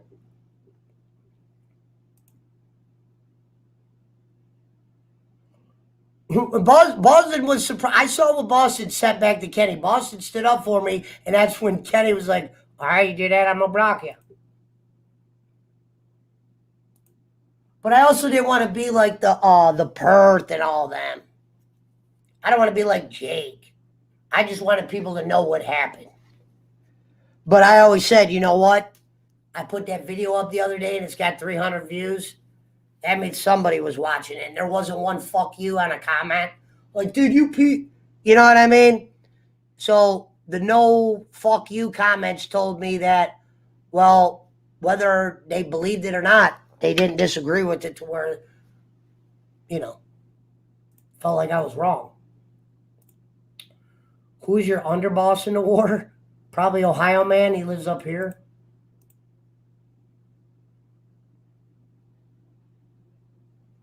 And Schmidt did well. Like I said, if Schmidt was a bad guy, he would have ran Fozzie Bear a long time ago. I think it's a matter of a 10-year relationship. I used to have this guy I used to know. His name was George. He was an older guy. He was fucked up. I still don't see a scenario where I would have did what Schmidt did, but I would have maybe told somebody that didn't want me to be around someone. I'd be like, yo, give me a day so I can smooth this relationship over. But I didn't take it personal because I kind of figured. But like I said, don't talk like you're the big bad wolf and not be the wolf. You know what I mean? Be like Jake, straight in your face. Fuck you, you piece of shit. You know what I mean? You got to give Jake a lot of credit when he cut that initial promo video on Kenny. Because I was thinking about it. I wouldn't have had, I don't want to say the balls, but I wouldn't have at that time did what he did. And it was, over not much, but he said that shit and it was hilarious. It's on, you'd have to click on YouTube, you go hit on Streamlabs, or you'd have to have a Twitch account. 100 bits is $1.40. I don't know. I've never really accessed it. I got to learn how to check it because I have a bunch of donations and I don't know where that money's going. I got to figure that out. Well, the good thing is you could bring him around. Like I said, he could have been a rat. He could have been a lot worse. He could have ran. He could have did that. He could have He could have backstabbed. There was no backstabbing. There was just a level of immaturity shown. Where it's like, where it's like, oh, I'm not scared of the dark. And then you go in the dark and you're like, what the fuck is going on in here?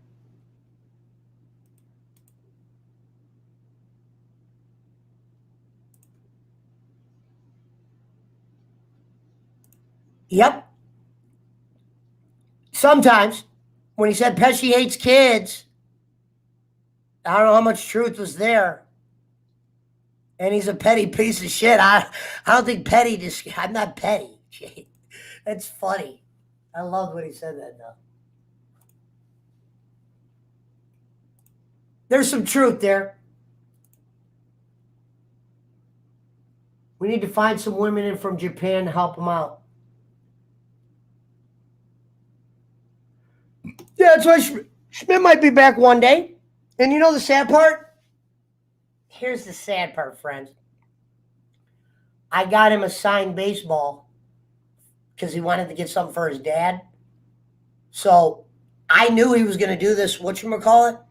I go, even though you're not allowed to talk to me, I'm still going to send this baseball because I'm a man of my word. I'm not going to let no female shit make me act like a female back. I don't play that way. You know what I mean? As long as the job gets done, you'll get your Yankee. But yeah, I got his dad a signed ball. He said the only rat is Arwood. Yeah, true. Arwood did block me. Arwood blocked me, and I was the one that was paying him to do those memes. The only reason why a lot of those memes got done, or why he got that second boost of energy. Because remember when Jake charged him, and I said, Jake, he shouldn't charge you. And then Jake's like, then Jake got mad at him, started calling him a piece of shit for charging him when at first Jake was paying him and he was cool with it. I go, he shouldn't be charging you.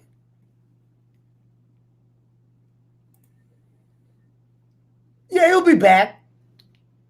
No need to cry. Like I said, there's worse people. We can put him back on the payroll eventually. Said JJ who? You know who I'm talking about. JJ blocked me also. You are not alone. Well, the joke's on you, JJ. You're a grown-ass man that had your mom paying your rent and all this, and you let somebody choose your friends that you're not even like blood brothers with. It's not like these guys are fucking running the streets together. And he's like, yo, man, here's a couple $100. Go get you and your girl a little sizzler. No, this is a guy that the extension of your friendship is smart-ass comments.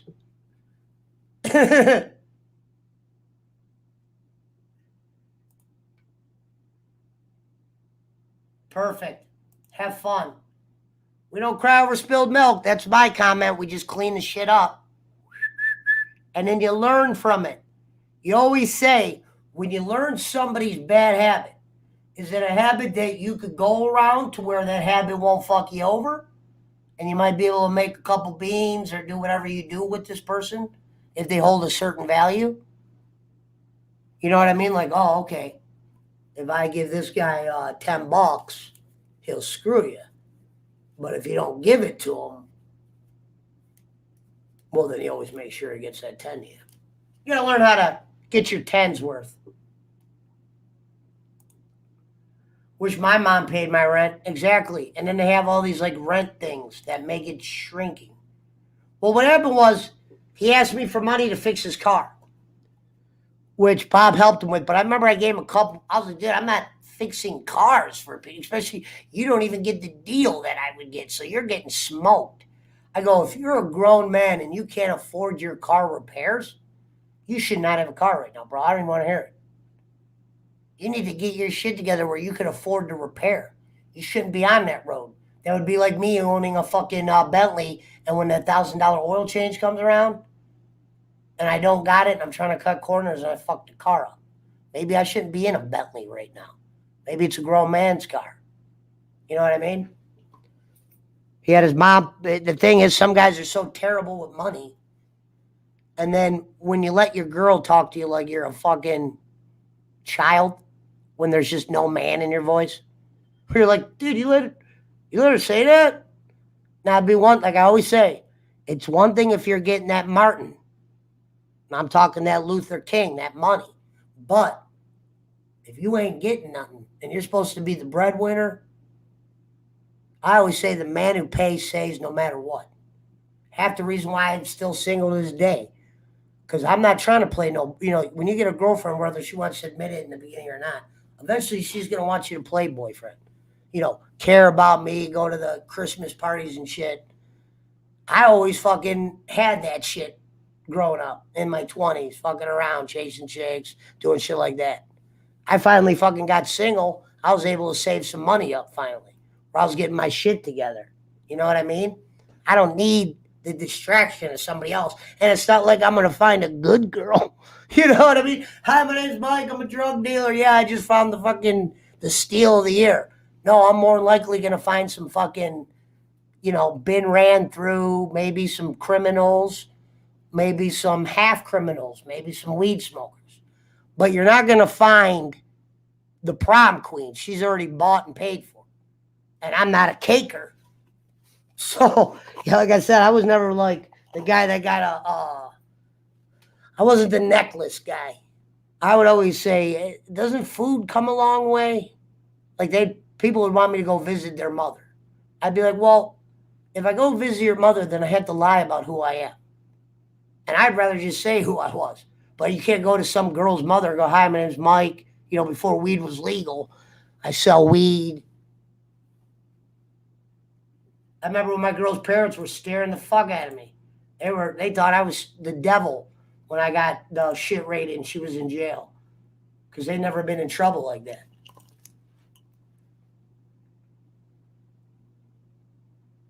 Yeah, that's only because she's a drug addict piece of shit and her fucking boyfriend just died.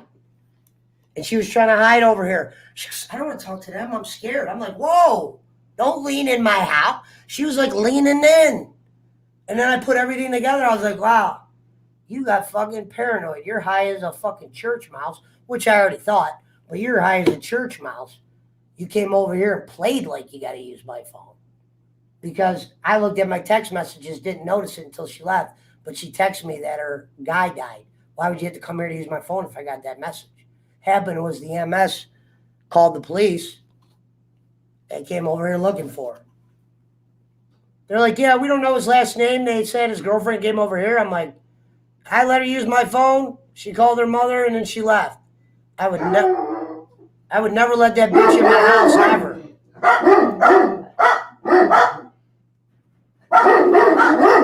Hold on, someone's knocking at my door. Who's there?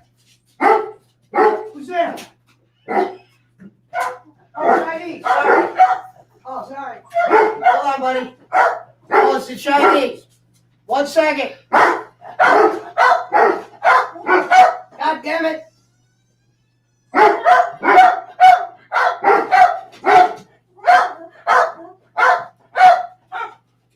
Sorry, buddy. I forgot Chinese. Sorry.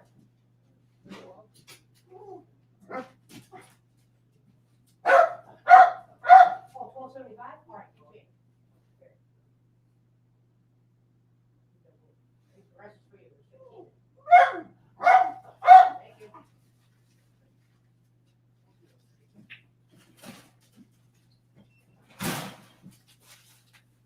All right, ladies and gentlemen, we will be doing a 2 chomps. I wish I could have somebody come on so I could prepare this food. I'm gonna play a little elevator music. I gotta make a plate up for my dogs. Maybe I could take the Pesci cam. Hold on. Pesci cam hook up right now?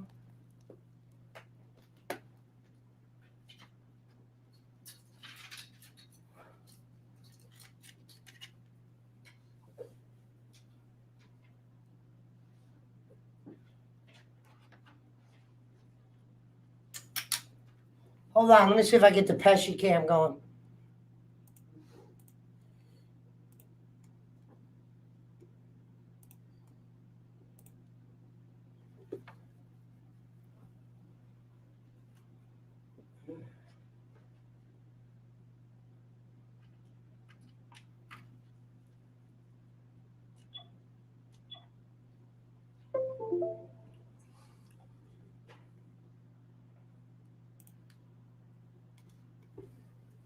All right. Okay, I'm gonna feed the. Hey, Pablo. Hold on, we got the Pesci cam. All right, let me get the dogs prepared. We're gonna play a little elevator. Sorry if I lose some people, oh well, but I gotta eat. A little elevator as we prepare it, and the two chops coming soon.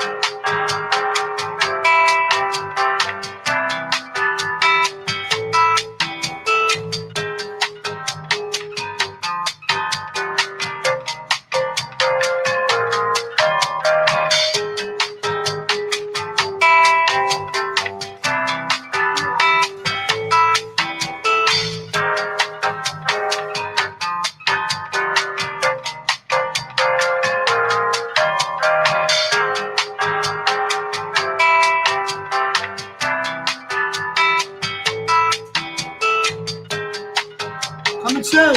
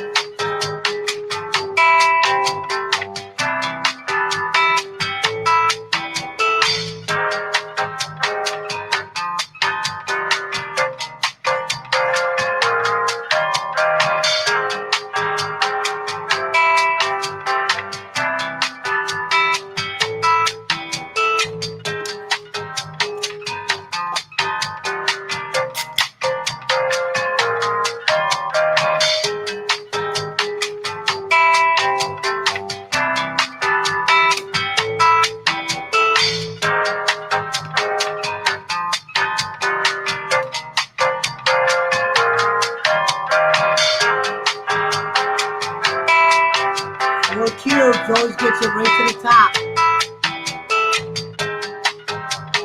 I can tell by can temperature that the cubes are going to probably dry a little bit quicker than normal. Let me close that front door. Back to the other cans.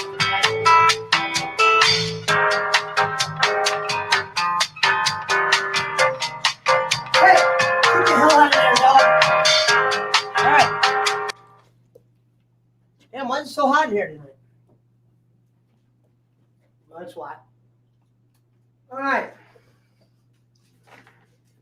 Ladies and gentlemen, if this is your first time, this is Two Chomps. There is no rules. Yes, it's a ripoff from David Portnoy's One Bite. Oh, shit, wrong camera. Hold on. I was like, why does that camera look like dog shit?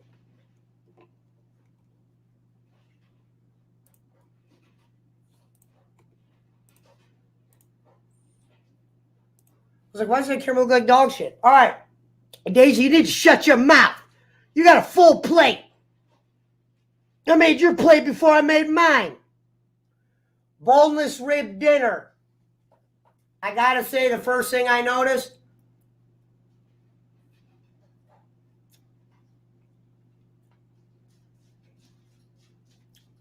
the rice isn't hot. It was lukewarm. When I grabbed the bag, I could tell. That's not a normal for this place. Normally the ribs are hot enough to where you do the little cough in your mouth. You're like, oh, because it's hot. But these are lukewarm. Only reason why I trust Chinese is because sometimes when it's lukewarm, you could still eat it. Compared to McDonald's, you got lukewarm fries, they're done. 2 chomps, there's no rules. Ratings out of 5. Jesus Christ. Is that even a goddamn rib? What the hell? Went down. The rice is definitely a 2 tonight. That's unacceptable. I don't know if old boy did a couple orders first. This was the last batch. The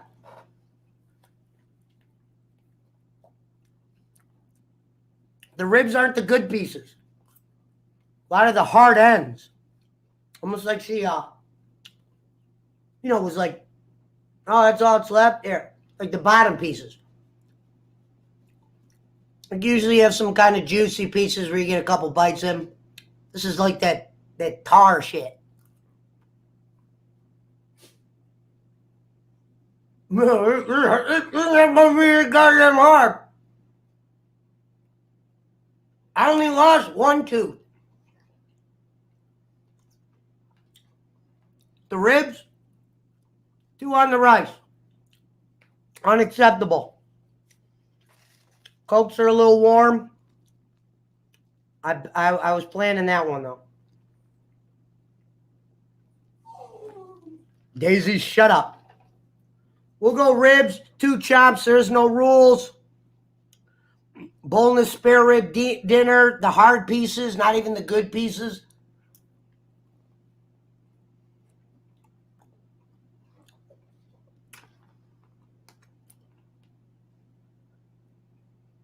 Normally I'm moaning like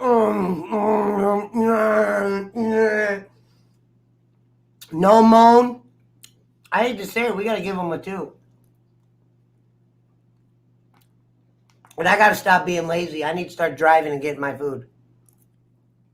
I can't keep putting my faith of my meal in a delivery man.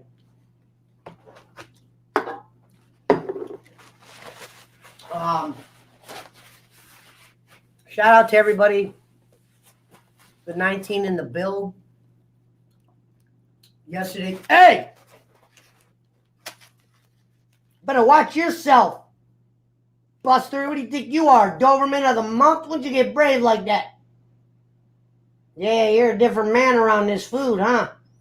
That brings that real Doberman out. Yeah, we know how the Doberman does. Lido. You chomping? I hear you chomping. He starts chomping with his, listen, he'll chomp. You chomping? Pop. Pop.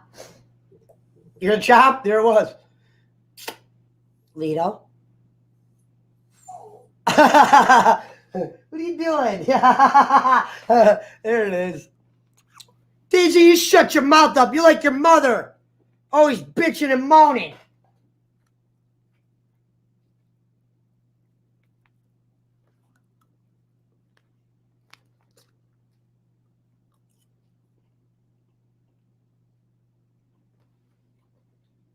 Dude. Oh, yeah, and I ate rice. Mango.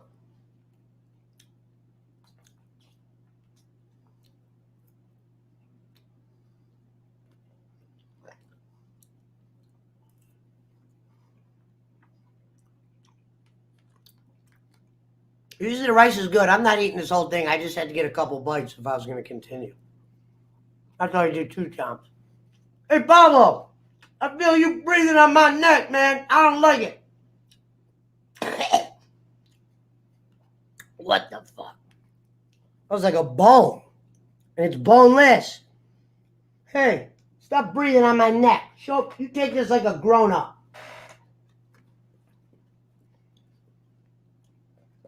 Goddamn troublemaker. Your best guy. The other dog's down there.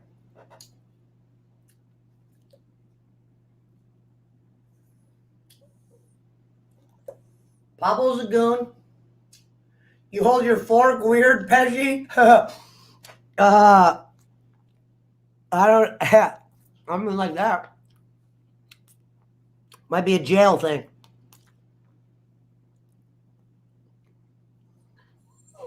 Gigi? Yeah. Pablo, what are you looking at?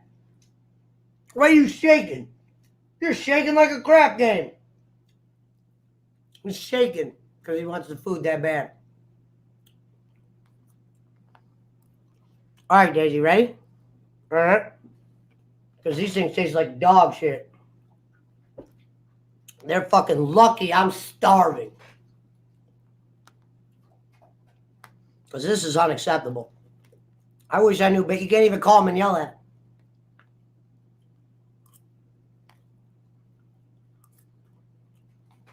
That driver, he saw Pablo and he fucking almost dropped to the ground.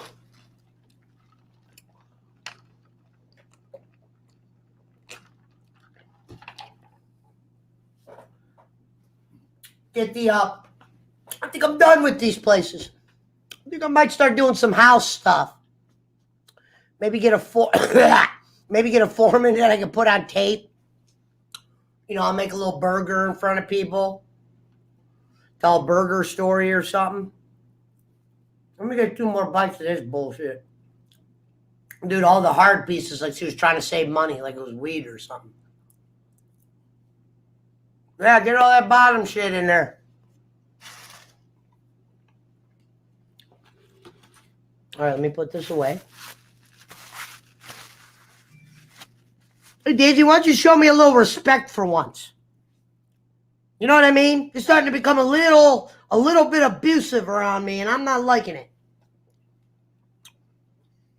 All right, Pop? Stop that damn shaking and getting all scared.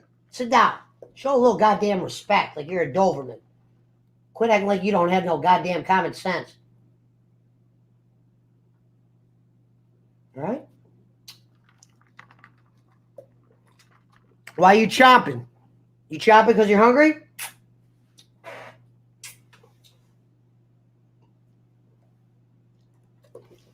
There you go, Dave. Grab that. All right, Pablo, enough's enough. Can you have a little polish? Yeah. Show that smile. Hey. Sit down and say cheese. You're smarter than that, goddammit. Quit acting like you're stupid. Sit down. No, you don't smile at the hand. It smells like barbecue sauce. Get up. I didn't tell you to lay down. Come here. Sorry about that. Hey, look who it is!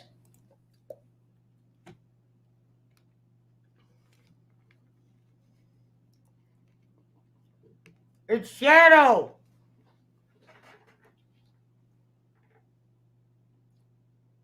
Pablo, see it.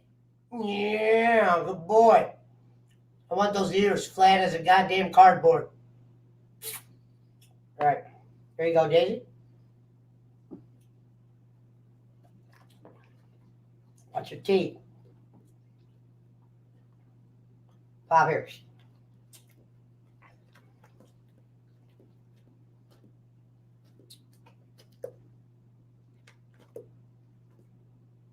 Last one, I gotta put this away. Ready? I'll give you guys the rest later. It tastes like dog shit. All right.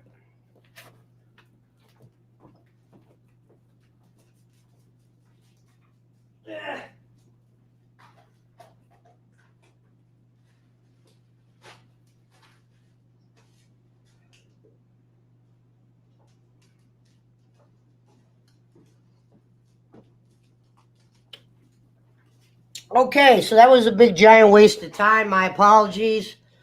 That place tasted like shit tonight. I have the type of attitude where I probably won't eat them for a long time, if ever. After that shit.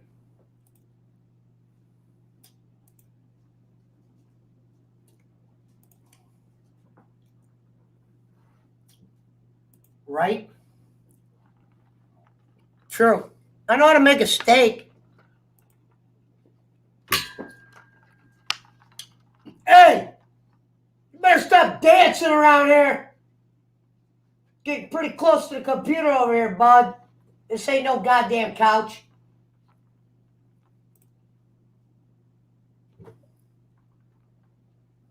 Time for him to go back to bed. Look at that. As soon as the food's put away, he's back in his bed. I actually do eat some broccoli. At the Texas Roadhouse, I'll get the steamed broccoli. And sometimes at Chinese places, they actually do a broccoli at the buffet. Now, it's been before COVID since I went to a buffet. I already know Chris shit. Well, we're going to do I'm trying to get 3 volunteers. I'm going to have 3 other people cook. They're going to explain what they're cooking. It's about scheduling. Mountain Timer, do you want to do that one night? I need 3 people cooking and they could like show what they're cooking and kind of comment on it. I think that would kill some time. Dancing with computers. Gotta have cheese sauce. Hell yeah, I love that. Actually, I do. I'll do raw broccoli in the football dip things. Broccoli is usually one of the pieces of fruit I usually reach for first. That and the actually broccoli is like the first one I always reach for.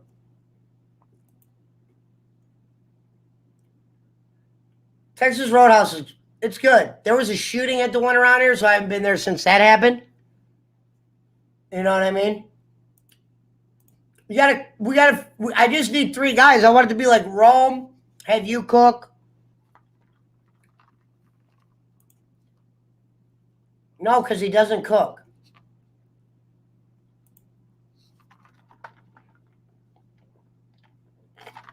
It'd be fun to watch Jake eat the food that we cooked, but that's not possible. But I need to get 3 volunteers. You know how to reach out to me. I'd like to do it next week.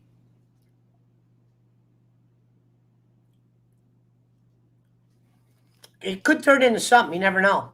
More people start volunteering. I don't like V8. Yeah, Imperial Buffet is where I went before COVID. They used to do steamed brock. Call Jacob? Honestly, I think I tried. I'm still waiting to hear.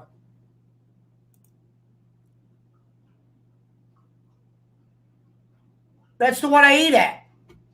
So now they had a shooting at the one down here.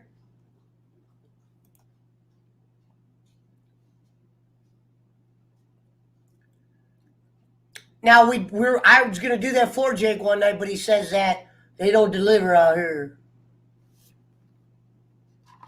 The mailman's so scared that he's like, dude, I gotta give this package to the neighbor.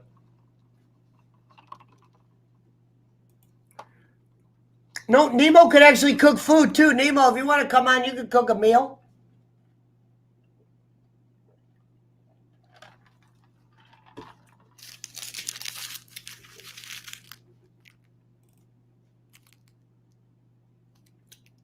I'm actually trying to cut sugar out.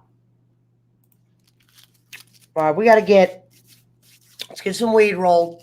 I've been out for 3 hours. It's 11:20. Bowling still on? Schmidt over there. Am I seeing what I think I'm seeing? Oh, it might be over. I was like, what? How was Wiggum? Hey, Wiggum, how was Wiggums? We know, Nemo. You can't cook everything with Arm & Hammer.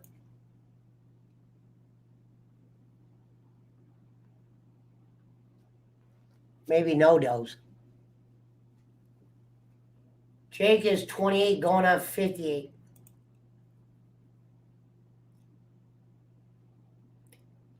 Right.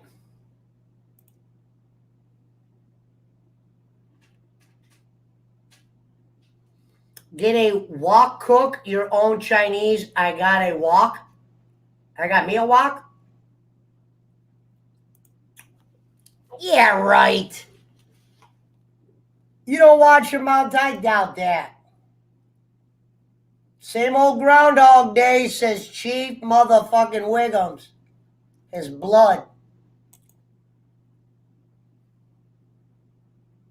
The dogs are definitely going to have to take rib shits real soon.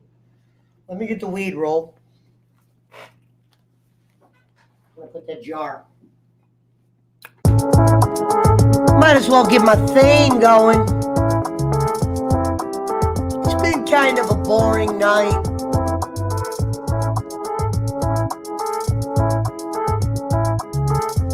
But the week will pick up.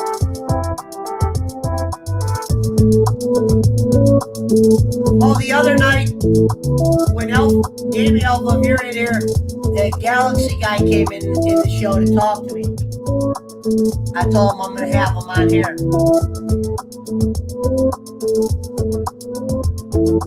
No, I don't walk him. I just let him out.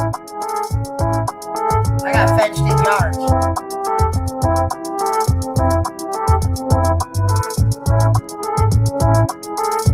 It's weird that you say this, because the Chinese always makes me shit. I mean shit to a whole nother level. Where I don't even know why I just ate that. I one time spent a whole bowling show on the shitter because of Chinese.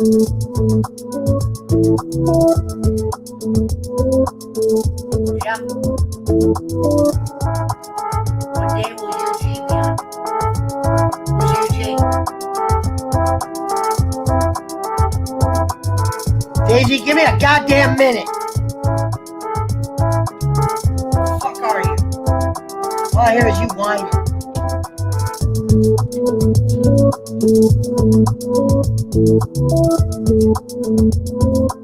No, I'm not. Why do you think I'm going to the casino? I don't go to the casino anymore. I went to Pennsylvania to put my bets in. So I wait till football. I don't go to the local casino anymore. It's boring.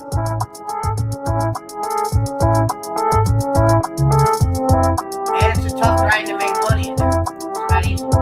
I'd rather play poker, but I like smoke weed when I play poker. Barely gonna be 10:30 here. I hear that. I got a deep fryer. Looking over this. Oh, I got one. I got an air fryer. Excuse me. Any more food, Pop? Fuck's the grinder, man. Today's a fucked up day. Oh, here it is. Like, I keep losing everything that I just saw. Let's change up. Let's go,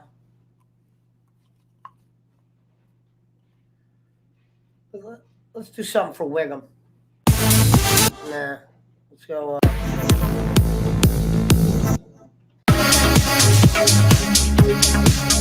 the Wiggum Hour.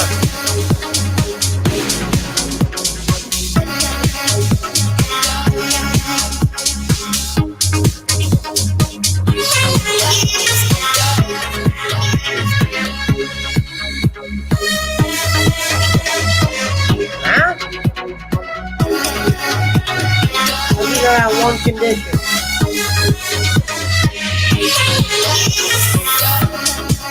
Come out early. Oh yeah, Nemo was at the casino that I was putting my bets in. He lives by it. Pennsylvania.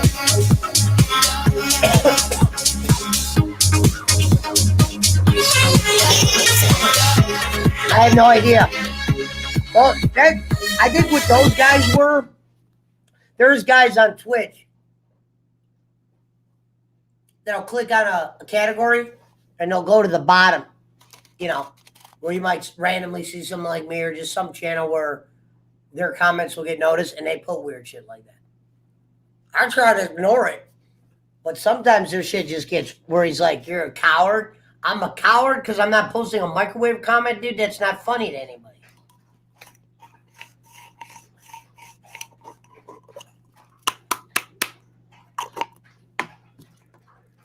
You know what I mean? Shout out to Jake Hudson. Evo Uno, that's Poochie. I'll be honest though, ever since we got Pooch out, and me and Jake smoothed it down to where he's got his little full-time thing going, it's been pretty decent over here.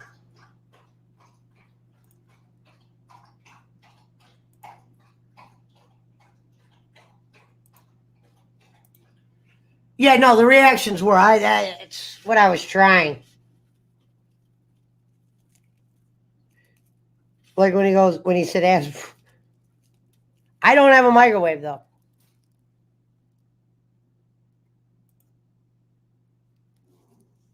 I've had one, dummy. You should try a microwave, LOL. I've had one.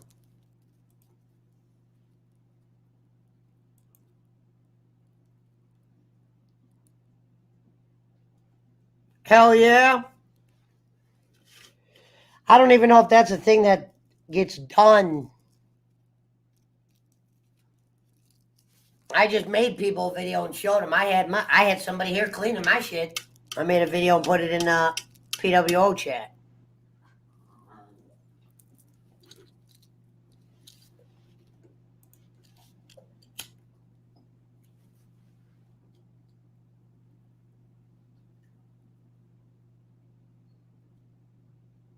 I have no idea. I haven't really put that much thought into it.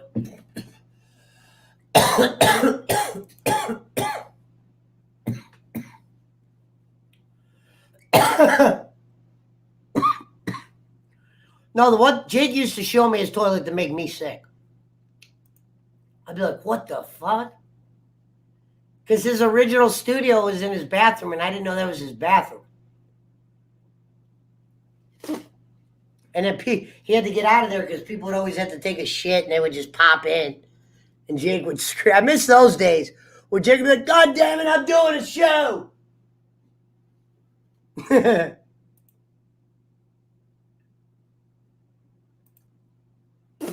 Yeah, you have to. I got to make a clip with the microwave comments. All right, Daisy, I'm going to let you out. We want Jake. How much cash you ready to get over there, Wig? You guys hit that you hit that mark? One time, the night we made that 1,500 or whatever, I go, doesn't it stop? Like, isn't that it for the night? Like, why would we ask again for more? That should be a winning night. Like, hey everybody, save your money because tomorrow we're right back at it like this 1,500 never was made. Silly rabbit.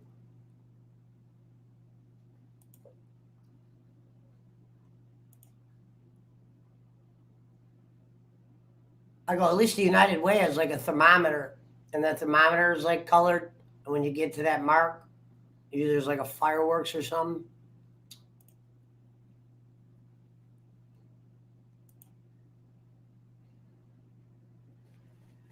Pringles rub.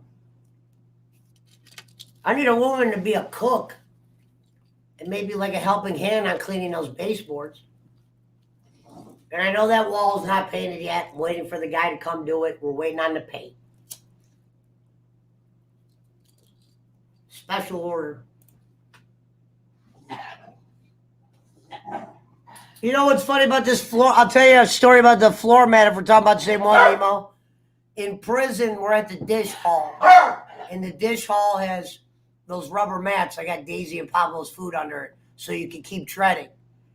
And this dude I was in doing dishes with was getting into it with this dude, and he was going to fight him. But he took one of those rubber mats and he threw the rubber mat on the ground. We were washing it through the dishwasher. just so he could get his treading.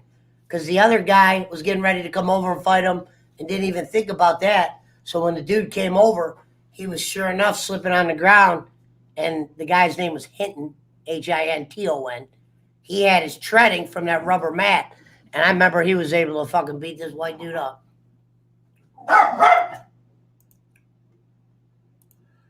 I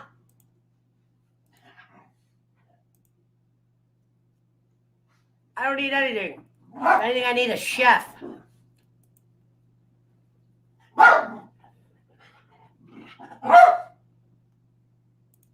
I need a scrubber. I worked in a kitchen there online. No rubber mats. Definitely get tread on them. Yeah, because you'll be slipping. It's these fucking mats with holes in them. They got them at all restaurants. But in prison, they got them on the dish hall. And this dude knew he was going to fight this guy. And he was on the floor, and you could see his feet were sliding. And I remember how smart you could tell this guy fought before. Do this mat on the ground so he could get his feet treading. And when the other dude came running over, sure enough, the first thing he did was slip.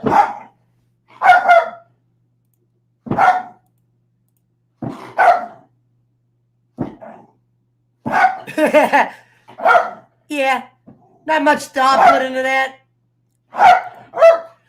Believe it or not, she still says hello and wishes me nothing but the best. She's not an enemy. She's just like Pinocchio. You'll catch her telling the truth, you'll catch her lying. Hey, what in God's name is going on right now at 11:30 around here? Now, Daisy, you're starting to remind me of your mother. And that's pissing me off. And Pablo, she is neutered. So quit acting like she's in heat and put those damn teeth away. Sorry about that. All I hear is fucking banging, and Pablo's hooves are enough to shake this goddamn room where the computer's going. Like, remember in Jurassic Park where they were looking for the T-Rex and the water would shake?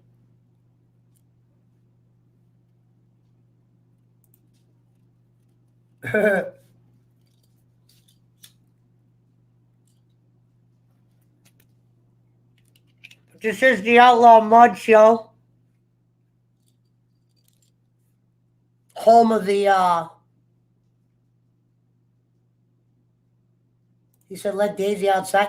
Where got my no? You also got to remember, there's ribs in the kitchen. A part of her mind is on the rib. I'm taking care of dogs that are your size.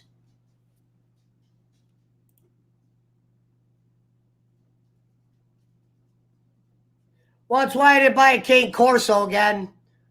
At the time when I was looking for a dog, I didn't want to spend $3 to $5 grand, and usually the ones that are under that are ones that you always want to take a risk buying. You don't know if I guess, if a brother dog and a brother dog fuck, you don't want them dogs.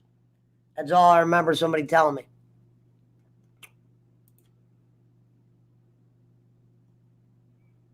Remember, Kenny goes, I don't like people that breed dogs. Well, then, for the people that do breed dogs right, how are we ever going to get dogs then? There's not like this world that exists where these dogs are fucking and shit by themselves. No, these are breeders, bud. I don't like when they breed dogs. So we're just trying to kill them then? I don't like when the guy on my street's doing it, and he's doing it wrong. Where Pablo's smelling her dog in heat, and he's trying to fuck Daisy, and she's not in heat. I see where Daisy's at. She's got her eye on those ribs. She's like her mother. She's always got her eye on the meat.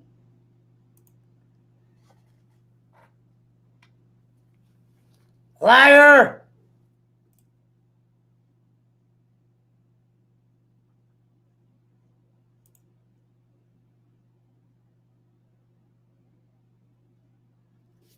Yeah, I got attracted in big dogs. Living in a neighborhood like I live in, I like people to look at my dog and do that double check like, whoa. You know what I mean? And Pablo was so fucking big. Damn, I miss that dog. Without a doubt, if he would have come right here, like how Pablo's right here, Kaz is right there. He was large dog. Very large.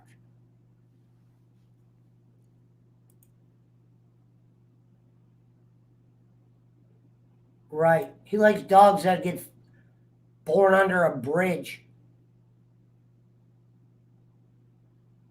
Packers won.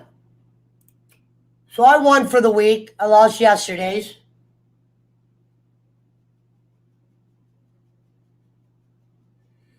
No, these are cheapies. I'll tell you the reasoning behind these glasses compared to Doc Ox. You wear the Doc Ox, you can't see anything. They're dark. They're meant to get sun. These have a film to where I can see everything perfect. To where it's not like wearing sunglasses inside.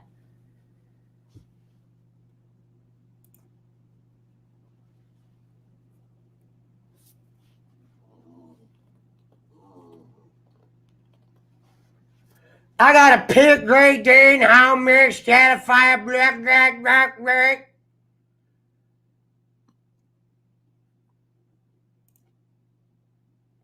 I was going to get a blue Great Dane for 15.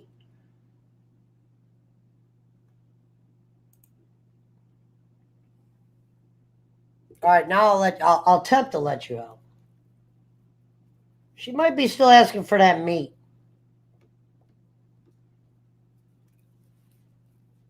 Sometimes I always say you got to know what your dogs are saying sometimes. The dogs say specific shit. There's a difference between Pablo's hungry and he's got to go out to eat.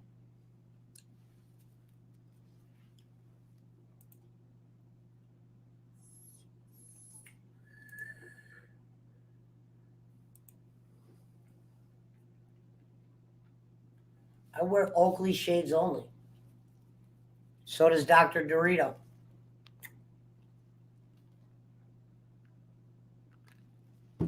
All right, let me let them out real quick. I'm actually fucking bored. Dude, I ate. I don't even feel like I ate. I feel like I'm fucking pissed. Okay, we are making it official. I am going to stand by this judgment tonight. We are not getting delivery around here no fucking more. The people that deliver the food are uneducated savages. Some broke, some drug addicts, some just end of the rope turds. The problem with the Chinese restaurants around here, they got nothing wrong with serving you the 5 o'clockers if they got to serve you the 5 o'clockers.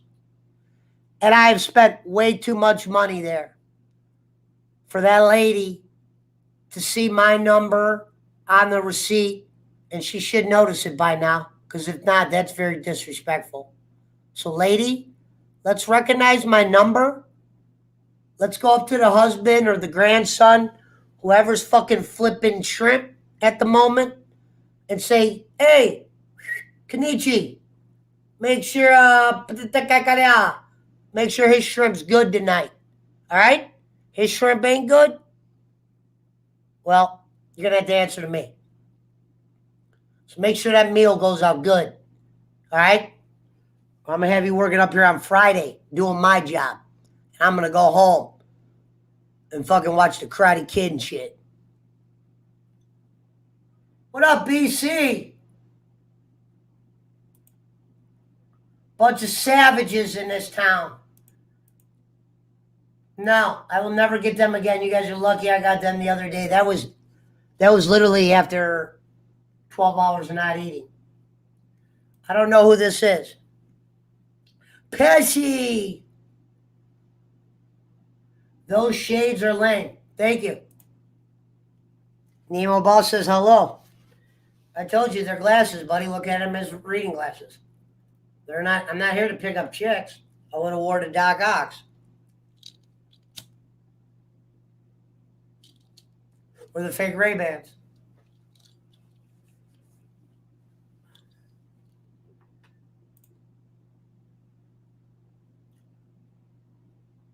But here's the thing. That place, and I have it on tape, they've given me some good-ass ribs before. I was shocked, and now I'm putting it together. Since they close around 10:30, 11, they were probably like, ew. Probably cut the oven off at a certain point. Gathered up some tins.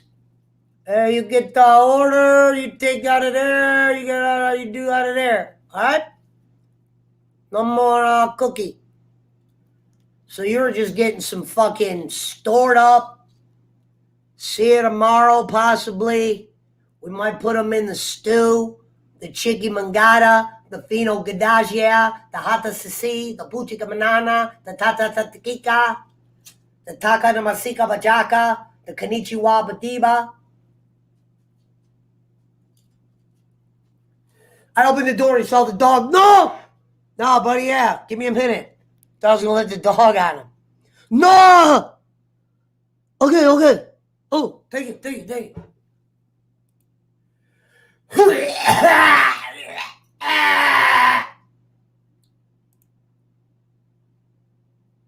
I told you should have people inbox me scenarios of relationship info. I give the info and people judge what I say. Like, for instance, let's say your brother was dating his boss's wife on the side. You tell me the scenario, what happened, what they look at, and I would tell you how I would, run it or have them do it or what they should do or how I'd approach the girl or this or that. There's a lot entangled. But I think it'd be funny to hear somebody like me who doesn't know much give info on something like that and have it be serious shit.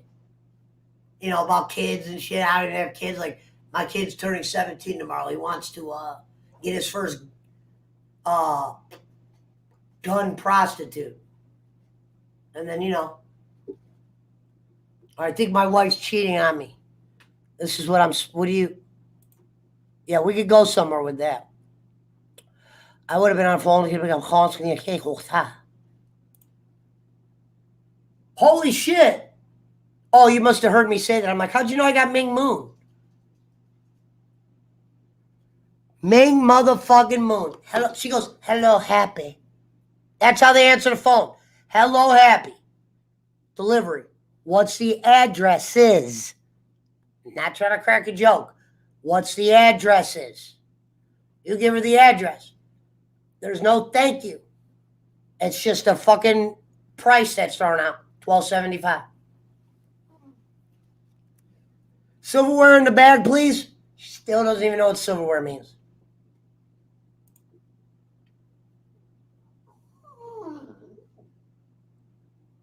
Well, that's what you could do, Wiggum. You could cook something and explain what you're cooking. You don't have to teach me how to cook. I don't plan on being a cook. I might just grab a fucking thing of steaks, indoor foreman, couple things of mac cheese, some celery. All right, Days. I gotta let her out.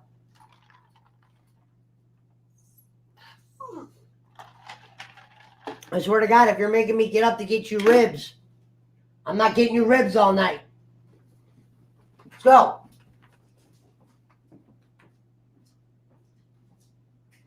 No. You're a bad girl. She didn't want to go out. She knows there's ribs in there. If this fucking dog's a hunting dog, she climbs trees. She hunts shit. She hunts mice. I've never seen a dog be able to take out a mouse like she can. Where she hunts it. Like a cat would. Does tricky things. Where before you know it, you'll be like, damn, you got it?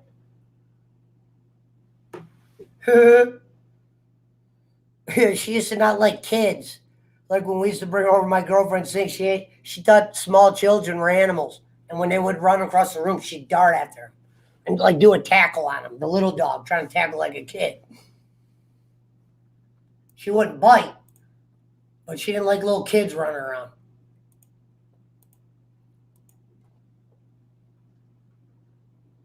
There's no microwave.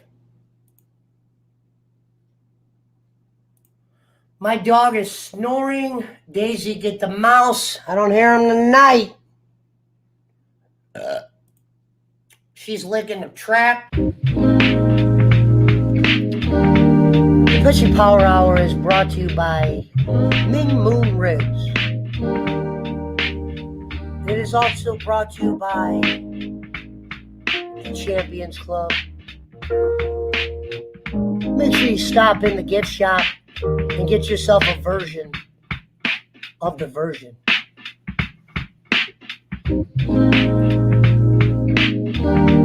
Shout out to the executive producer of Wrestling with the Future, Jake Hudson.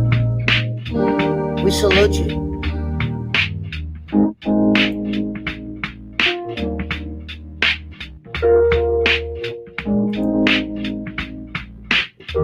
And fuck the people from the Steel Toe Ho show.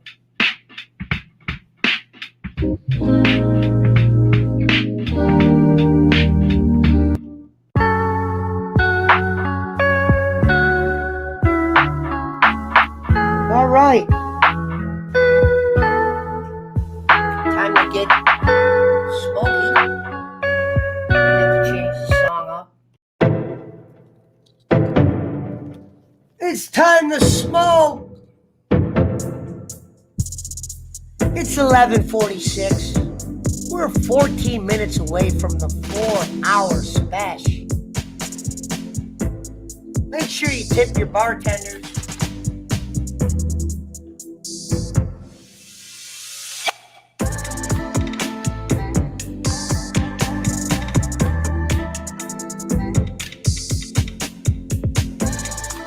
Yeah.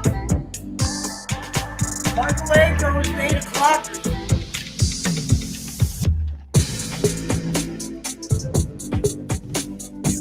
Songs for Bubba. No, Jake watches the Steel Toe show. He was mad at him, so I called him Steel Toe Hose now. Steel Toe Hose! All right. You get my cones? We might end with closing time. We might end with Madonna.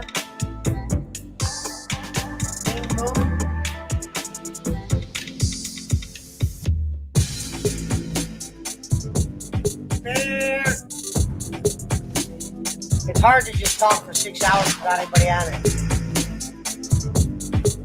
Not saying I couldn't do it. Hold on, let me set up. Oh! Bonus! Oh! Oh! Oh!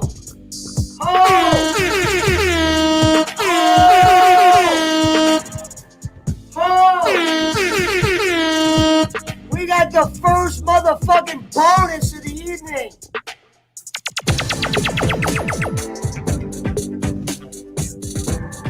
Shout out to the jar.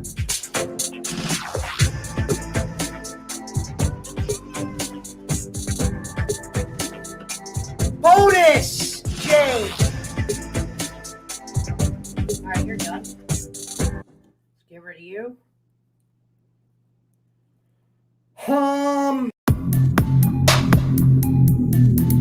There we go.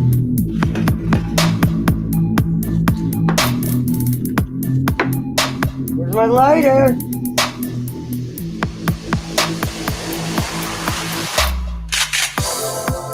Any final questions, kid?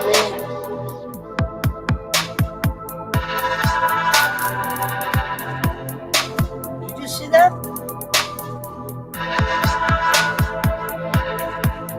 Anybody just see that?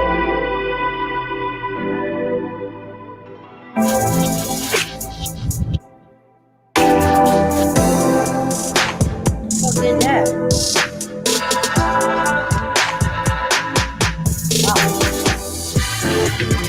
Oh, they did. Mount Timer, they literally had one. It was my go-to. A couple blocks down, they took them all out of Ohio. I was pissed. Because White Castle I can fuck with. Found a joint. I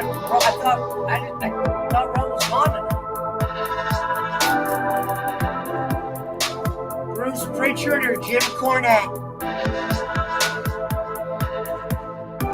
Gotta go Cornette.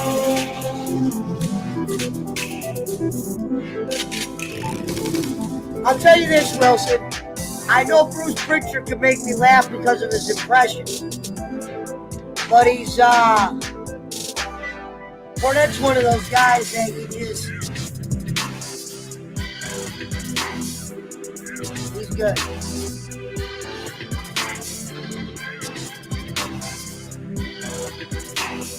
Anyways, why don't you go find these people and see if they're available? You jerky. I don't know if Nemo knows how to get on. Schmidt is scared. I need a pedicure on my feet. Never got one.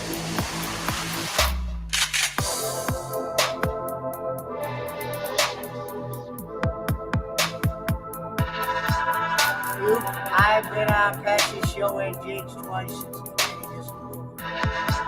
Have you? I know you've been on Jake's. Cornette all day. Pritchard could be funny. Whether he's an ass kisser or not, he's got a billionaire that hired him again. Remember what's his name didn't know Cornette? He goes, Cornette don't do live? I'm not going to be able to get Cornette. I'm like, no, not live.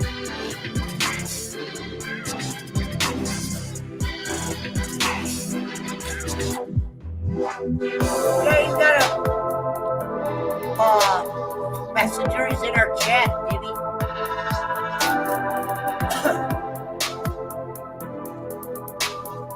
I know, but what's his name didn't tell you to draw a line in the sand?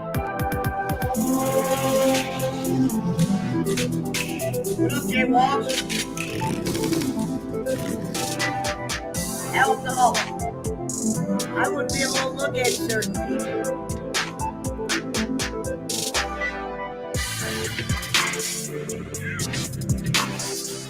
I wouldn't be able to do that. That's why I was like that with that chick, the mermaid. I've been talking to her for months, not on a level like that, she'll tell you that, but, you know, when she's in these other shows I watch. And if she doesn't talk about A, you can deal with her. But the problem is she always resorts back to talking about A.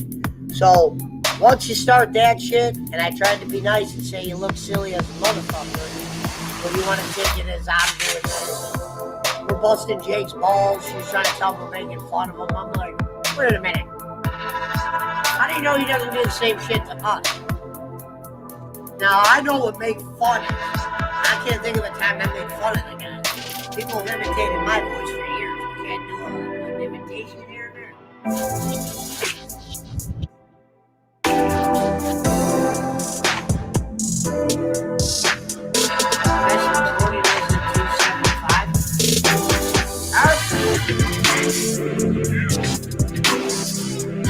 Oh, is it top 75? Yeah, that guy came on the chat last night. 2 nights ago when I did the second hour. Everyone was asleep. I exposed that guy though.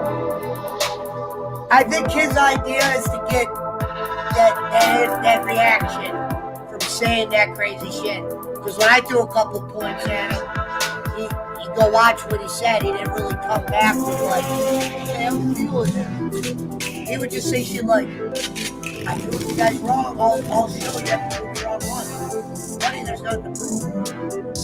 You're talking about like weird stuff. And then when you get confronted, you start fucking swearing at you. Talking like you're a fucking god. That's what I was about. Well, I gotta say this. Jake said, Ducci, behave or I will get you. When I came on Jake's show, he did tell Ducci to behave.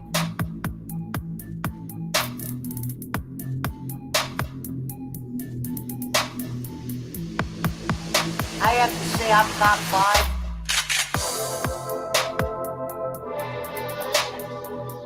I never thought he was controlled by Allison. I thought he was just playing along. Because as soon as fucking Angelo said, yo, he was like, yeah. You can't say he loved. There's no love there.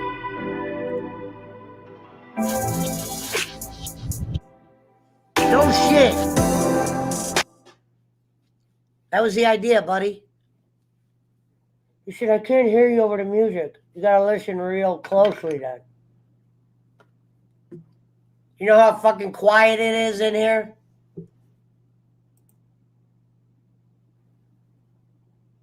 Yeah, he would throw anybody under the bus. My favorite thing Jake ever did was reading Poochie's messages on air and then reading the part of the message where it says, please don't read this one on air. That's fucking great. And please, and you know, it wasn't like he didn't know what he was doing. Because if you watch the smile come, there's some truth there. He actually turned it down over the last week. You haven't seen him around. Well, it's getting late, Mountain Timer. It is bedtime. I used to go to bed at 9 o'clock. When I'd have to be up at 5 a.m. You know, in bed by 9, maybe not necessarily passed out. I'd rather be up later. Yeah, G Walks is probably watching my show on a goddamn fucking Motorola made back in 07. Him and his chick are on a minute plan sitting in a basement. Taking turns on the Bluetooth.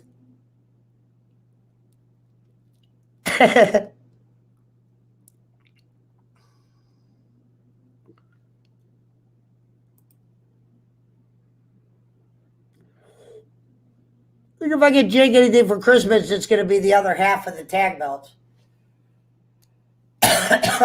Like the Rome one, go ahead, spend the money.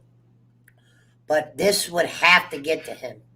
This could not be my fucking neighbor. No, this needs to be, bro, you need to even call the mailman yourself. And go, sir, my name is fucking A, B, and C. My neighborhood is the biggest piece of shit in the business. Santa is coming via mail this year, and you're going to be the guy with it. Don't be afraid to walk up my driveway. Stop giving my neighbors my packages, please.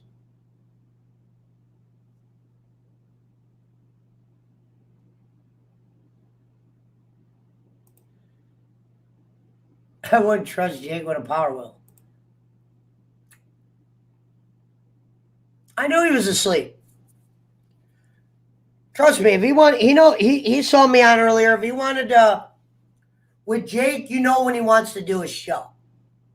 Like yesterday, he was popping in and out. When he didn't say anything today, I wasn't trying to bring the tired guy. I wasn't trying to hear him scream at Brad.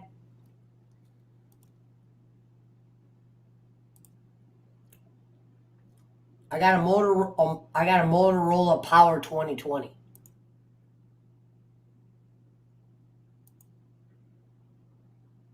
And Jay's like, no, you just don't do FedEx. You do UPS. I'm like, wait a minute. No, you need to get to the bottom of that.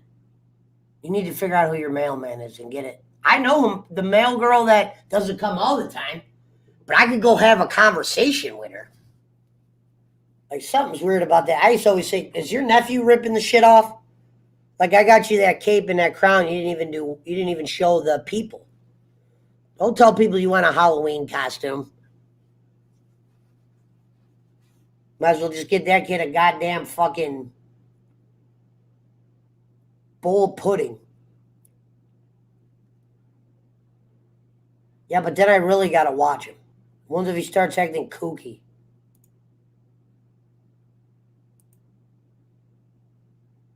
I don't know how he would act around the dog. It would take a day.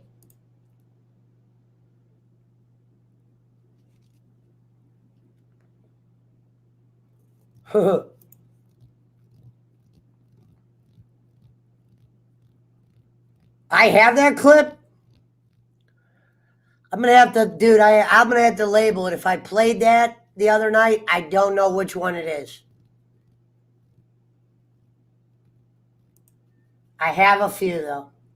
I'm gonna be labeling or used as TP. Shout out to the 15.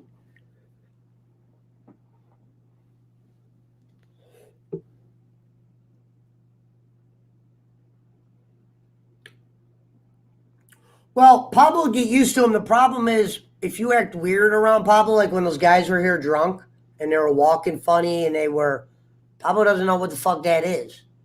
Where he's not like gonna be mean, but he's sizing you up. And when you go walk where we sleep, the dog, we got upstairs, we usually sleep in there.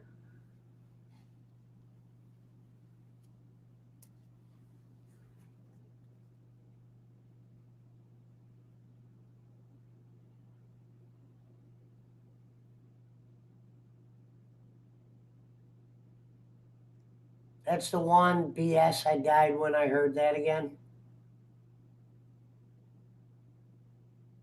Hold on, I'll try to find. Hold on.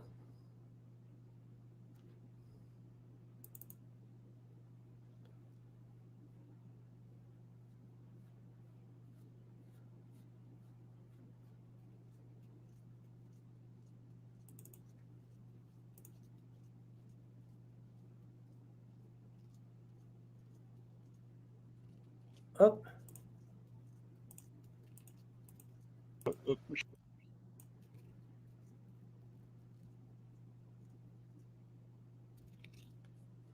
You'll have to click on.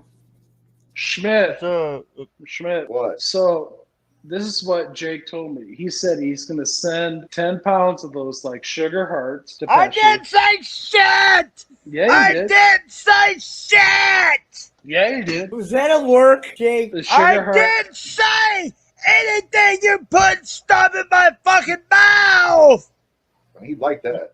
Can you That guys hear is a that fucking clip if I ever seen one? And those Yeah. love Hey, letters. you Brad, will you shut the fuck up? Those love letters. Those love letters. You got like 30. Fuck you!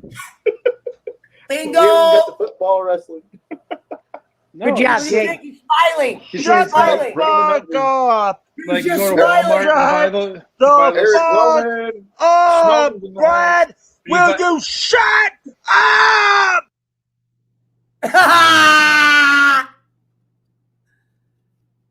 It's only funny because he was smiling.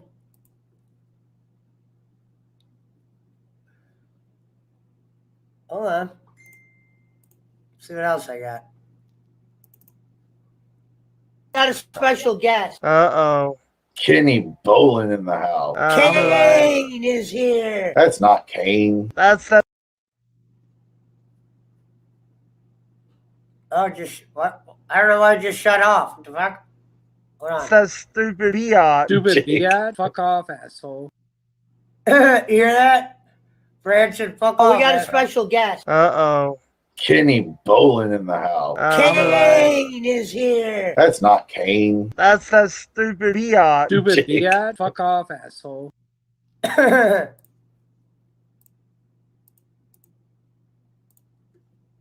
We got another one of these. Schmidt. So, Schmidt. Oh. What? So That's the one I already saw. Never mind. Hold on.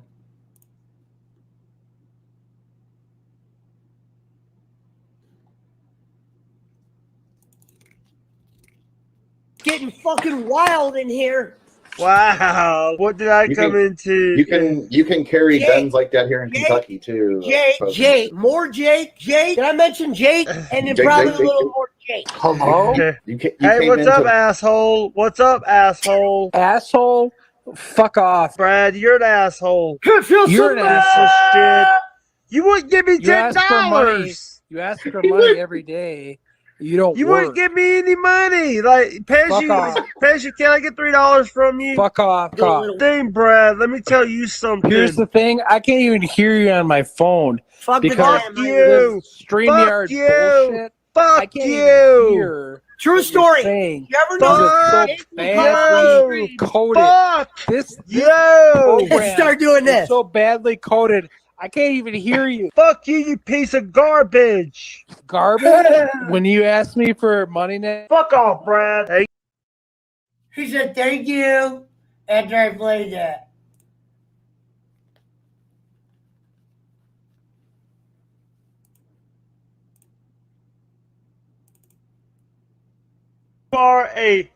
you're a druggie.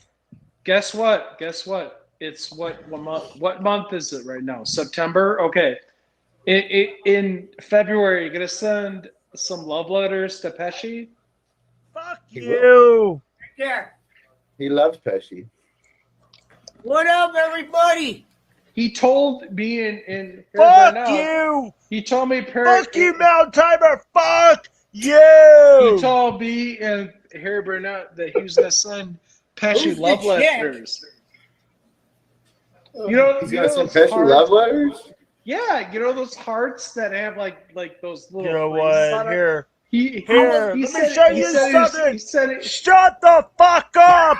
Shut the fuck up. Yeah! Jake, that was great radio. What's up, Guess Jonathan? what, Jake?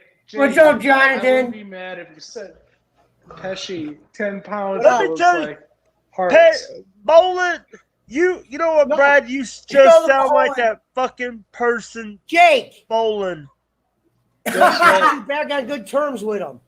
Fuck Jay. Bowling. There it goes. Looks like I'm blocked. And you're laughing too, you liar.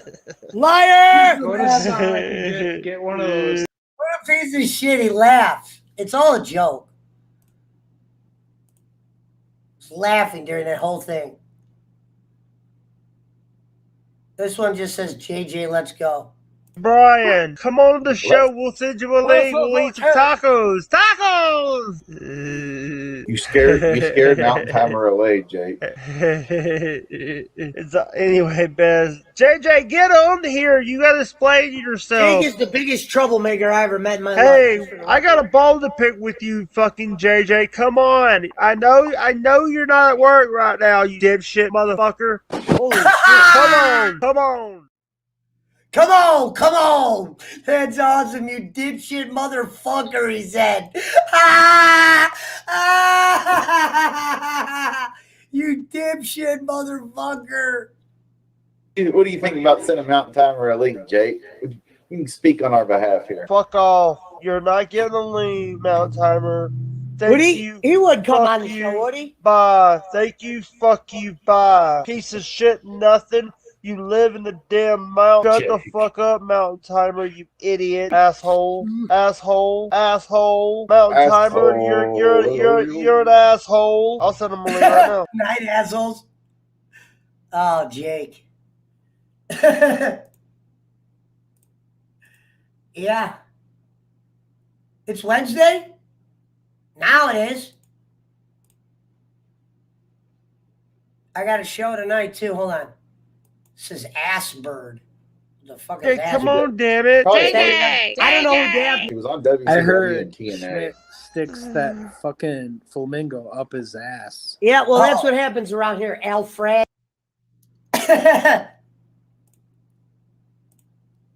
Piece of shit, nothing. Oh, God. What's Rocky? Feel some. Oh, it's just me doing a impression of Rocky. The clip said Rocky. This one says F you, Jake. They said Jake behave. Fuck Where it you. is. Okay, that's nothing. I think that's it.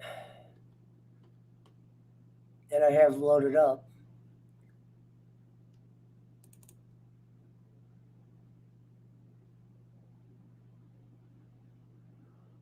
This is the one where he said, oh.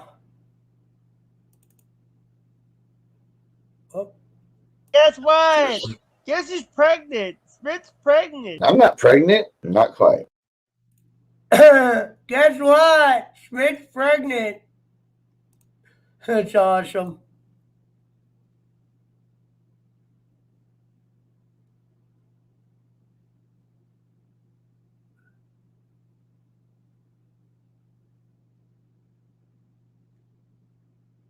This is when after Jake announced he was bi, this is what I said. No.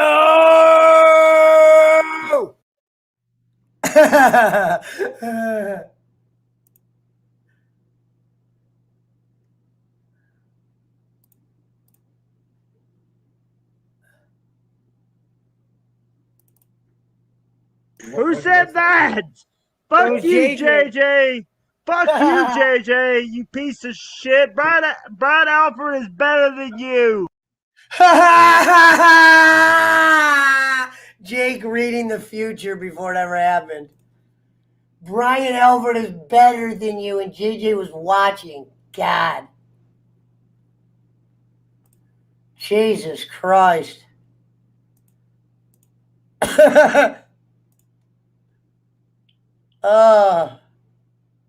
What? This one just says passed out on crack.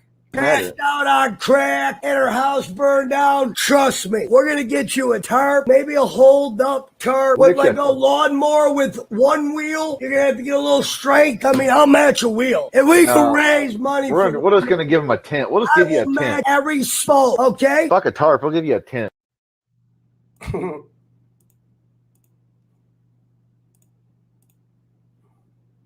I will match every wheel. Oh, God.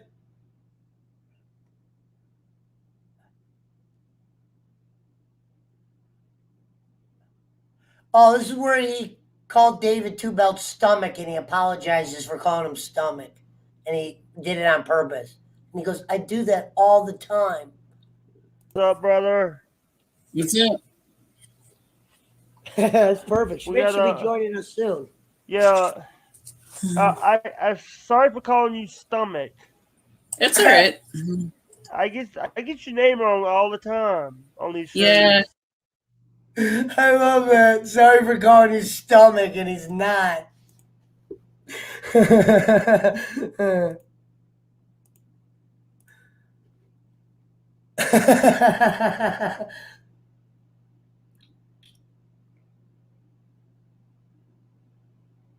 Not the sand. So this must be me making a Dion comment. It just says not the sand. So it's got to be Sanders. This isn't the bowling alley. This is the Pesci fucking power hour. You fucking shriveled up bitches. Kiss the Dion, not the Sanders. And I'm not talking about black cock like Schmidt thought that one day. Even though I said not the Sanders. Got him. All right.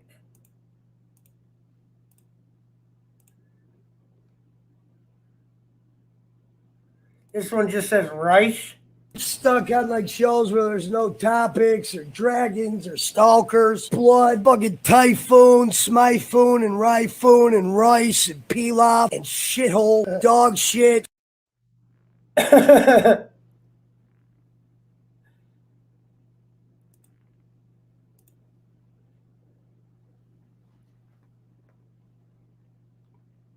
No, the dog shit I was talking about was when he would show the clips of like a dog in the middle of a pond. I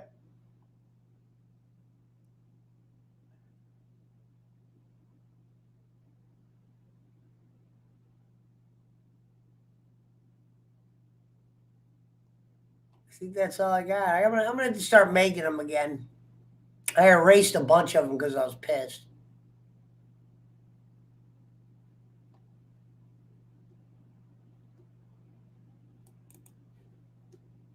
Alfred is the biggest piece of shit in the business. He's in the bit. Look, Alfred, sorry about that, Brian. That was Jake. He's got control of the screen. Yo, it's all good. It's an honor to get a promo. Brian Daniels, shut the fuck up. This is. He said it was an honor. Brian Alford said it's an honor to get a Jake promo. Jake was being as serious as fuck.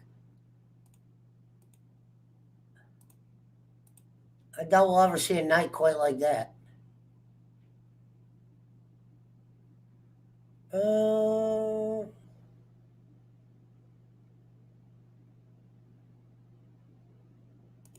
This one says raise more money. Bowling for dollars on a bowling alley. We will be picketing for pesos in the Ville. There will be play tickets. There will be Saudi trip. There will be ice cream. There will be fucking trees and shit and fucking palm trees. And it's Groundhog Day again.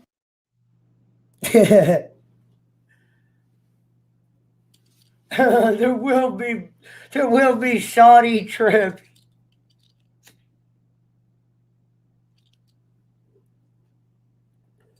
Oh, I love that.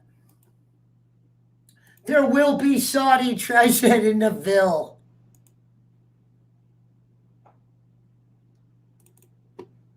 Nolan is the biggest piece of shit in the business. Jake, hold up now. Shut up.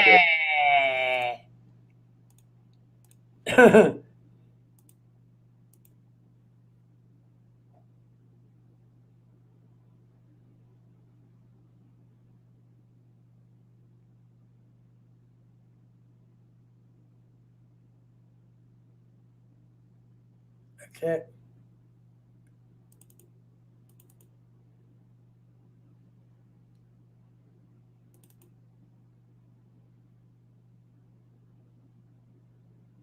Holy shit. Oh, here we go. F sister. Oh, this was wrong. This is when he was saying Brad was fucking his sister. They do in the mountains anyway, Jake. They fuck fuck their- their, some reason, they Bob fuck their Stoops- sister. They They fuck fuck their sheep? sister. They fuck their sister. Oh, I thought they fuck sheep or goats in the mountains, Jake. Carrie is Carl. Carrie is his sister. He got the name wrong anyway at the end. I didn't know what the fuck he was talking about.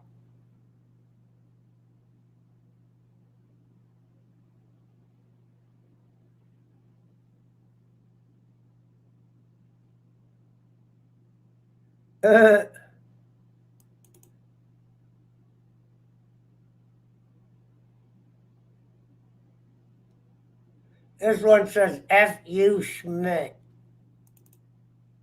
They do in the mountains anyway. Oh, that's not it. Never mind. Oh, it's gotta be longer.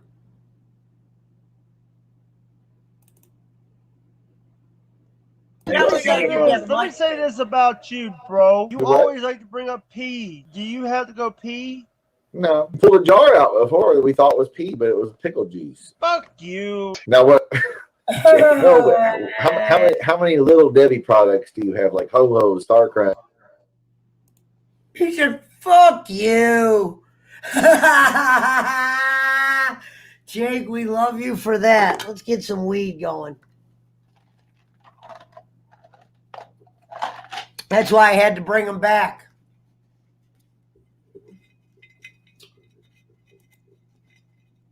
He said that was uncalled for.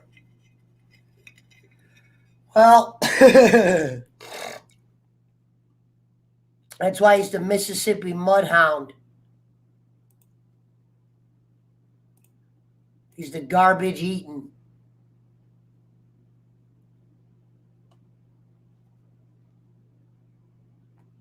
Porky Schultz, welcome to the band Schultz, list, brother. welcome to the band list, brother. Welcome, Porky. No, I'm welcoming him to the band list because he's going to be banned. Well, keep an eye on him, Jake. If he does it, you got the power to do it. I got it. By the way, that was an awesome cornet to do what he did. It was. I didn't know he did that. I was shocked.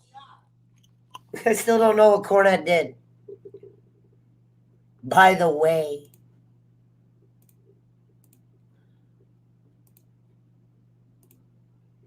And I still have this one, the original.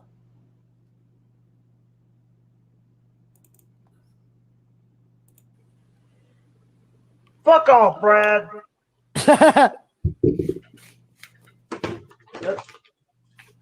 Put the that was my favorite Jake studio. He turned the light off. Brad, have you seen my son? Have you seen my son?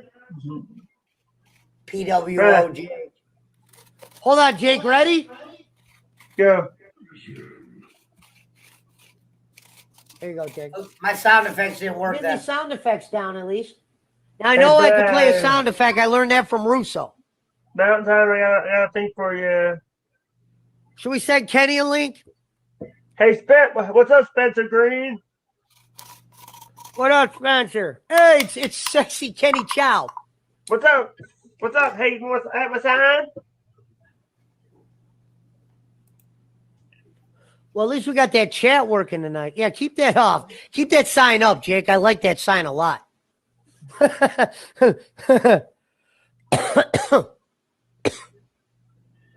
happens when we go like Brad.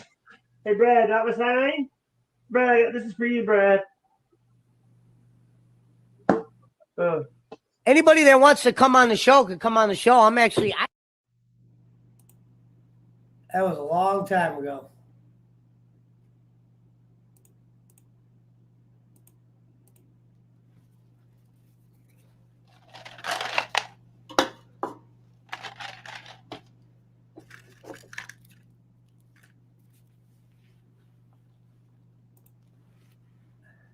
One time he got a haircut, but the problem is he only gets a haircut like once a year. When you get a haircut once a year, it starts to show. All right, we're going to do what I like to call the final J. Because I got to be ready for tomorrow's show as well, because tomorrow's going to be a big one. We're going to be reading futures and... Wait a minute, is it Thursday? That might be Thursday. I might do Ask the Master tomorrow and say, fuck it. Get all the secrets out. Get all the wind out. We're going to go outlaw tomorrow. Where's Jacob Waters at? Oh, what up, Jacob?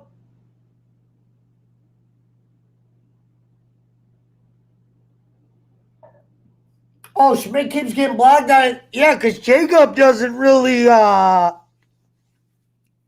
just block random ones.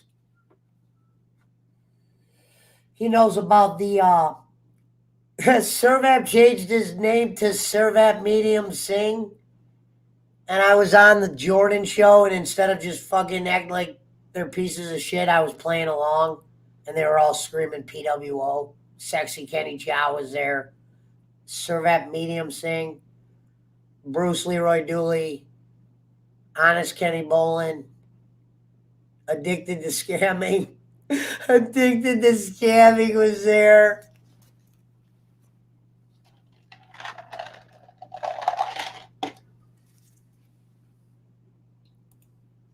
Addicted to Scamming.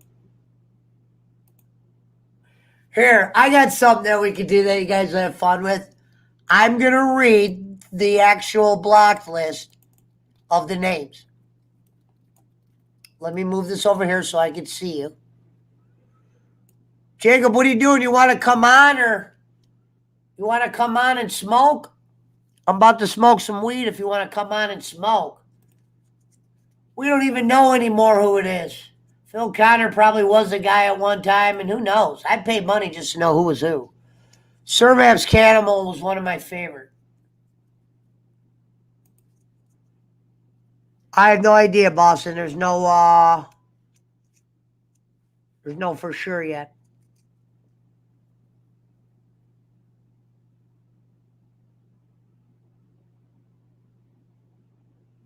Hold on, I'm pulling it up. Okay.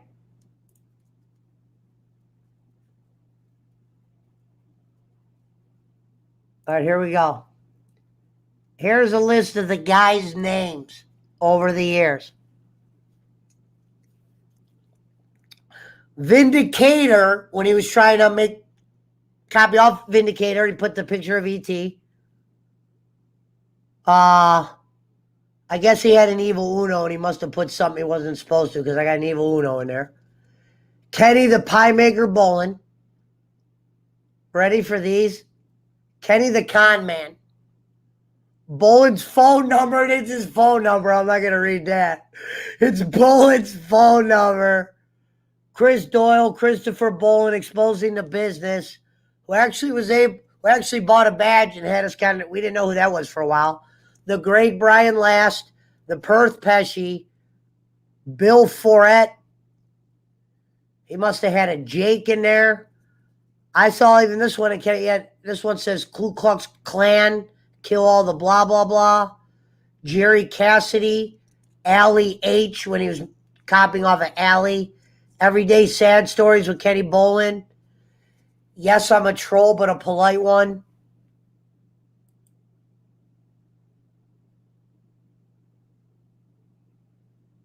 Whoa, somebody had my buddy in there, Phil. That better not be. Yeah, don't block anybody named Phil Harford. That's my partner. Yes, I'm a troll, but a polite one. Christina Bolin, DJ Spencer, Pesci and Schmidt are gay lovers. Kenny's House of Sad Stories, The Daniels Show, Steve Hudson, Grisdale Day, Kenny Fatso, Exposing the Star Faker. This one's a mean one. Bob Hazelwood's wife reincarnated, Junebug Sweetie, Chris 15 Doyle, Philip Connor, Addicted to Scamming, Christopher Bolin again, the Bullitt County Dishwasher, another like Miranda Singh, just another Singh, William Perdue, Supermouth Dave Drayson, Diabetes Bolin, Prince Bolin, DJ, The Notorious One CD, Sexy Kenny Chow,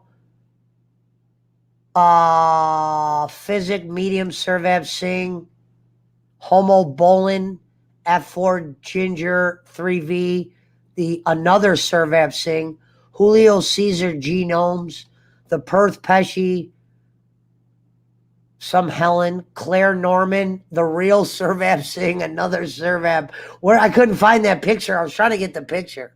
I was going to make it into my picture. My name is Doyle13, Christina Bolin again, Bob Hazelwood's lipstick, PWO Pesci. So that means they must have put something fucked up. Jake's former male distributor.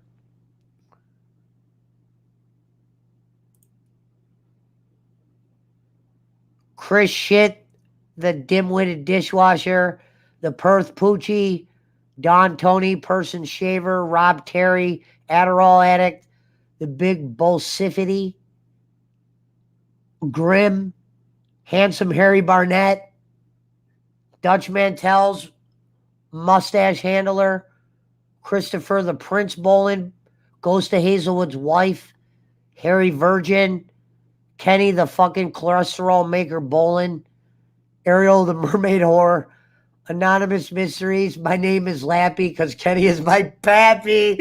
Ah! Ah! This is how many accounts this guy made. I don't know how another Servav got in there. The great Harry Barnett again, Amy Fleming, D's Nuts, Catbox Best Friend, Honest Kenny Bolin, Sheet Disturbia, Al Roker, Phil Connor, Pedro Schmidt, Mike Lurie hates black people, J.J. Arwood, a fake one, the Kenny Starmaker Bolin, Rogue Shaw, Michael the Midget Lurie, Lappy, gotta ask my pappy if I could go on, Big Puss Pesci, Chris Shit, the educated dishwasher, irrelevant 2.2 millionaire, Big Phil C, Canadian Filipino, Harry Houdini, wink wink, bumfuck. And then, it says show 14 more. I told you, Jacob, this guy is bunch of Doyles, Harry Houdini, wink wink, bumfuck, Judy Wong. And he snuck a lot of different Doyles in there. Serial Into Box, Phil Connor again, Martin Jones. Seriously, it's Doyle. Ma Bolin's Pimp, Ernie Bargo, Prosthetic Fate, All the Trimmings, and Wendy Wu. And that's it. That rounds off the fake accounts. All those are him. There's not like a DJ Eric in there or like a JJ Arwood for real. Those are literally all accounts that either put something under. I don't know why my buddy Phil's name was in there. I hope he didn't come in one night. You guys got to make sure people are fake before you block them. And Phil's the type of buddy of mine where he might come in joking around.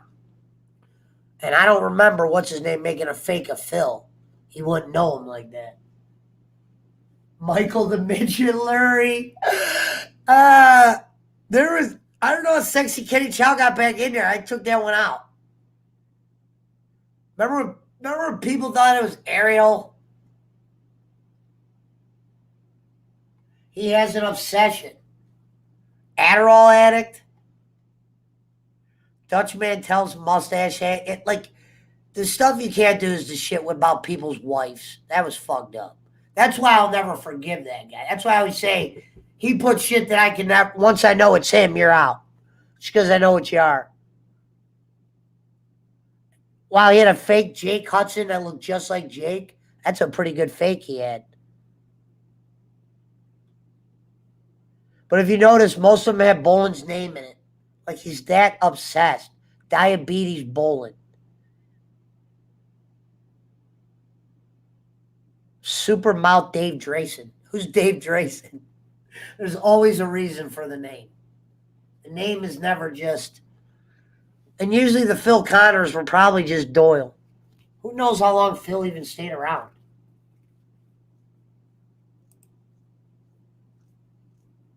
Pretty much. Sexy Kenny Chow was probably my favorite. Try to think what he said that got him blocked in the end. Because I know I wouldn't have just blocked that name because we let him around for a little bit and then something happened one day. Atlantic Pesci. Well, you got to remember, he got mad at me. Kenny's House of Sad Stories. Steve Hudson. You guys remember Steve Hudson and people thought it was Mountain Timer? I'm like, give me a break. DJ Spencer trying to make fun of copying Spencer Green. Yeah, I'm a troll but a polite one. We just saw that. Mike Lurie hates black people. That's funny. Trying to figure out Kenny Fatso.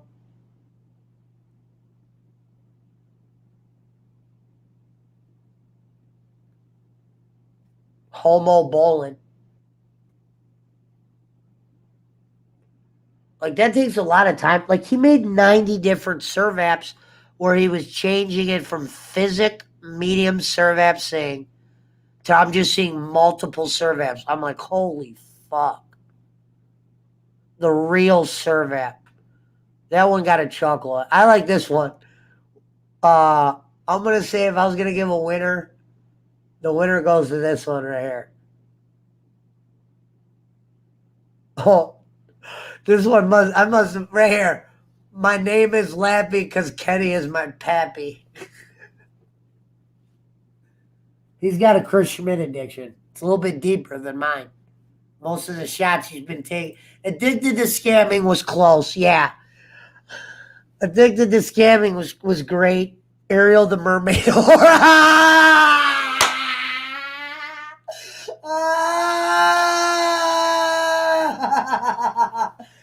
Oh. Harry, it says Harry Virgin. Bob Hazelwood's lipstick.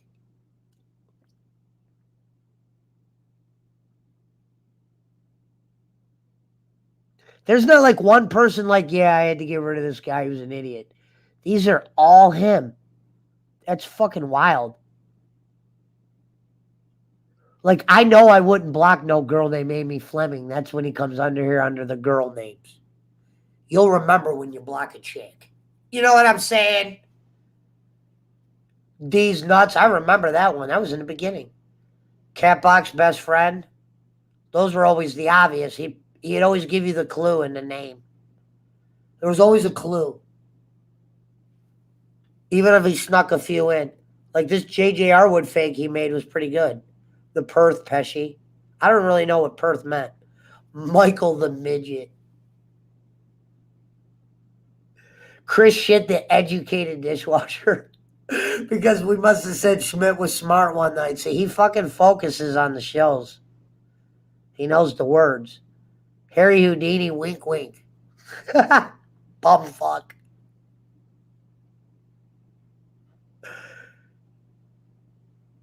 Kenny the King Bolin. There's so many Bolins in here. That's just wild. Ma Bolin's pimp. It's a picture of a black dude.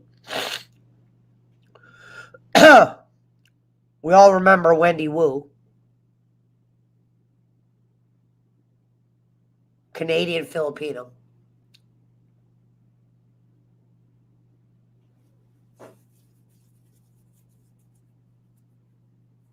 The picture of the sexy Kenny Chow is legendary.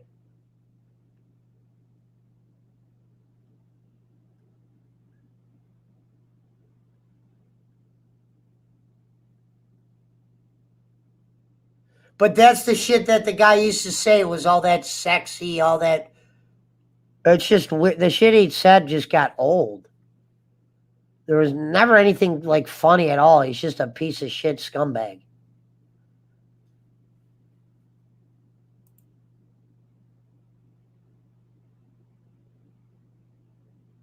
Yeah. What's weird is I don't see Bruce Leroy Dooley in there, and I think that's because what happens is I think he changes them, but he has like these 4 go-to. Like when I was in the Jordan show, Bruce Leroy Dooley, Sexy Kenny Chow, Servat Medium Sing, and a couple other ones we knew.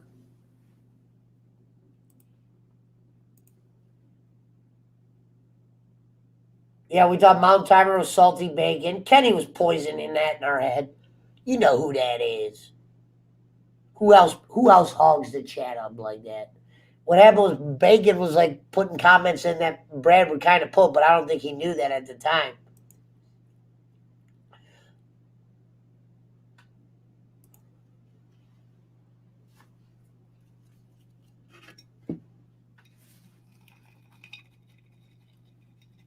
I remember when I didn't know who the fuck the guy was. So I thought he was just some like, because the way Kenny would always act, I'm like, this is just a human being we're talking here. This worried? You know, you got your fucking son upstairs who would whoop the fuck out of anybody.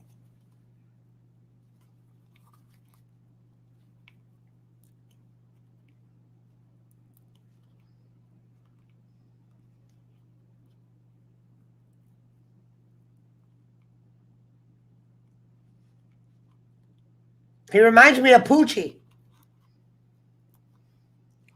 But Jonathan said he was on a phone call with Poochie. Oh my Christ, ladies and gentlemen. The love of my life. Mango, Jennifer in the build.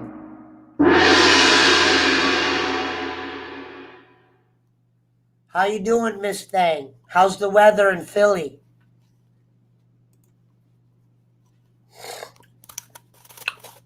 He didn't mean that. Boston.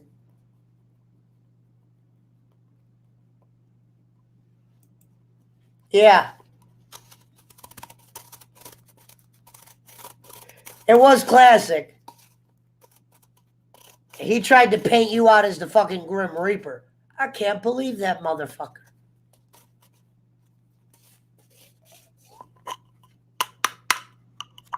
The fucked up thing I saw is what he said to Boston. I can't have people over there. I heard he was promoting the fake Kenny Star Maker Bowling on his show. The fake Kenny was Schmidt. Imagine being that out of tune where you don't even remember the fakes. You can't even look at the comments and know if that's you know. That's what I said. Come with some real shit. He's over there promoting fucking the fake Kenny Bowling. I can't believe it. Huh? I don't even promote Poochie.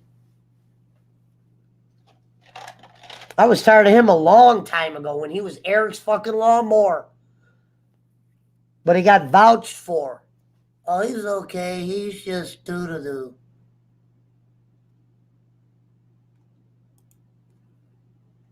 No, there's bigger, Schmidt.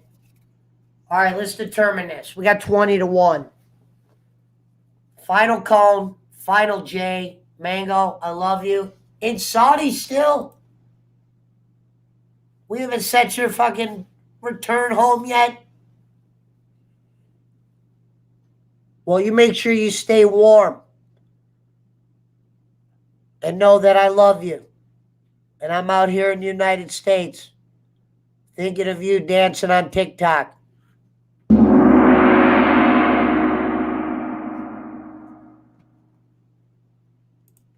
In the land of the headless, like Cornette would say.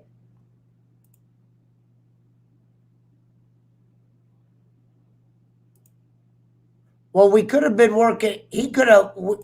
I always was trying to work with him. Like, dude, it was like weird waking up every day to like there being like a problem. Like, you got to hate this guy. You got to hate that guy. It's like, can we, come on. Like, get rid of pieces of shit. For real.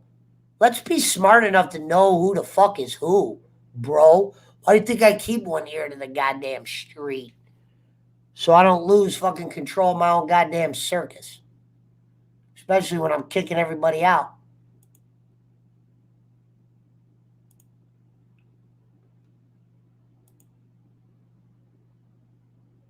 Not really, Mountain Timer. It depends.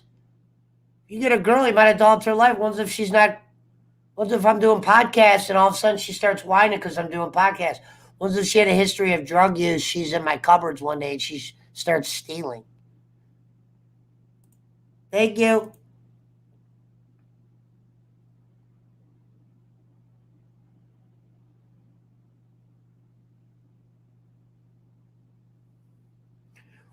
Well, the thing is, how did he do the call? There was something the guy did to prove he wasn't. He might have been just another stalky. He might have had two officials.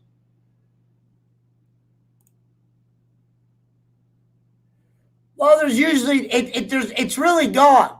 To be honest with you, BC, it's kind of been dead since I got rid of what you call it. There was, and there's really not any. For instance, I was made out to be the Grim Reaper. I don't even do shit.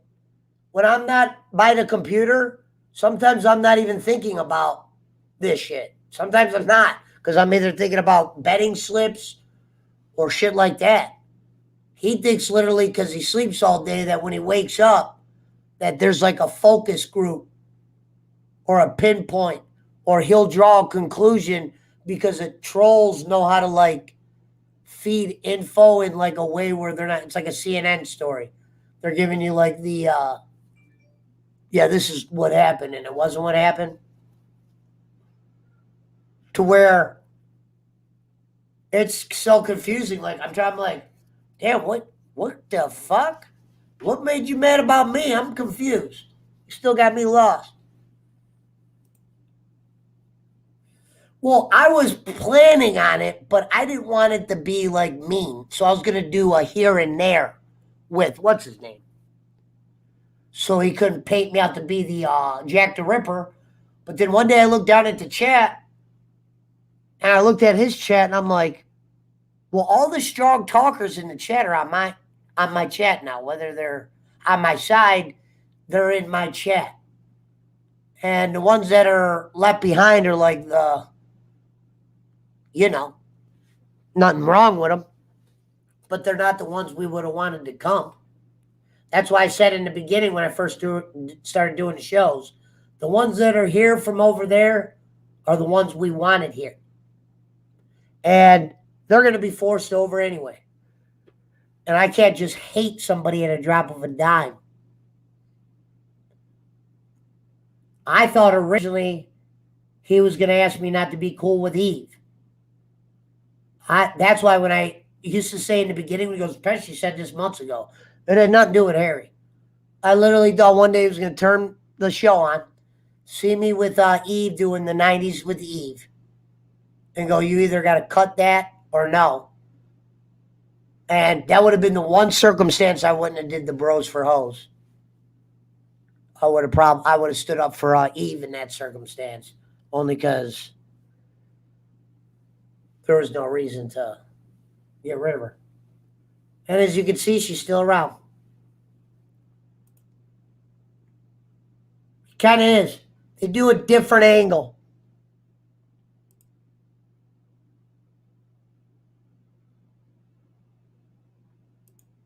You know what I mean?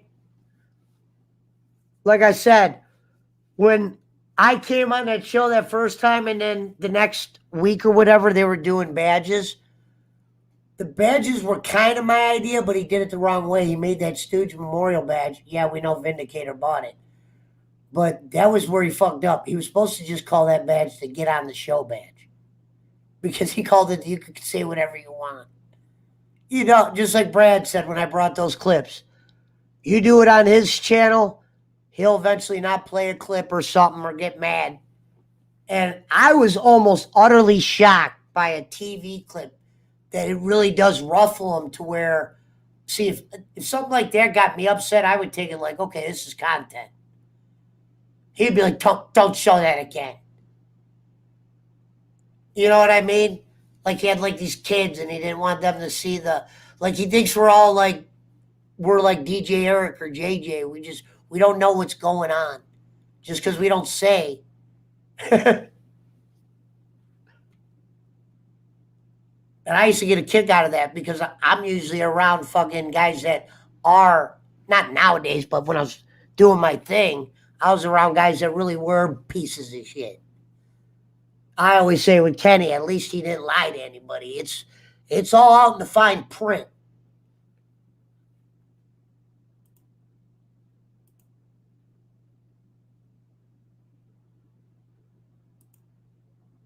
Well, I never heard of that. I heard of that, I was like, I can understand whatchamacallit, but we never had, as I just read off all those names, we never let that guy fucking fly around here. The question I would ask the chat, I should make this the, whatever that's called, the trivia question or the poll, was when he blogged me, do you think he thought I was a threat? Do you think he like really thought that? Like, think about that. If there was a reason, like a real good reason,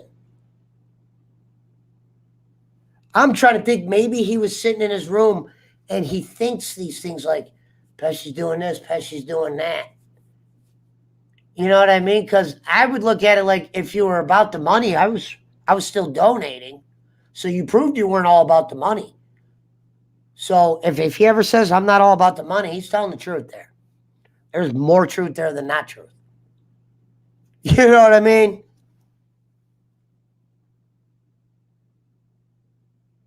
I had a girl, I told Schmidt about this. I would have never told Bolin because he would either just said I was lying or he would have said, well, she doesn't know what you're talking about. But there was this girl I was selling weed to once in my kitchen. This is months back. And she doesn't know about wrestling or whatever, or Kenny, Cornette, any of that. She tried to watch the show that I was doing with him. In my kitchen, I swear to God, right hand to God, she said, what the fuck are you doing on there with that man? And I go, it's kind of hard to explain what you're seeing. She goes, no, I know what I'm seeing. She goes, I'm not going to watch you with him. She goes, if you do something by yourself, I'll watch. And when you start hearing people say that months ago, I always knew I had to keep an open mind about going solo because if I'm going to bring in new fans, you're just turning off people that I could be having come in. Like my buddies Phil and Pat come in more often now because a lot of the, shit Kenny would say eventually, it can push people in the wrong direction to where they want to comment, but he doesn't let the comments go through. You got to be a grown-up. He could have made a lot of money off his trolls. That's why I said a guy that made money notices when a guy didn't make money. Whether he had money at one point, he's not a guy that made cash on a daily basis. I know what those guys look like, and I know what those guys sound like. And anybody that I'm friends with up here can tell you that. Free spirits are, I'm thinking like the times he got mad at like Mountain Timer. He would go back, I was the one giving him the messages from your Instagram. That night you made that comment on the funeral show, the sad part was the comment wasn't even real. He thought that comment was real. He goes, how dare you? Play my, whatever he was. I don't know what, made the stalker talk pop back up. Remember, it was like calm. That shit happened, and then he didn't tell me to block anybody in the beginning. That all of a sudden he really hated Harry again. It was like, whoa. What? You know what I mean? Nothing physically happened. And I was blocked by Harry. That's why I said after it got smoothed out, after Eve smoothed it out, I'm like, I talked to Eve a lot. And I'm not trying to just, I'm trying to keep shit cordial. He was mad at me for something I didn't do. So I was able to look at it like, look, he was mad at something you did not do. Once he knows you didn't do that, it should be fine. And it was. Now, if what's his name was putting money in my pocket, I would have pulled what's his name aside and been like, look, I can't do no shows with you. I make blah, blah, blah money right now, and I need that money. This does A, B, and C. This isn't goodbye. But sometimes the cash has got to play. But there was no cash involved. So it was really easy to be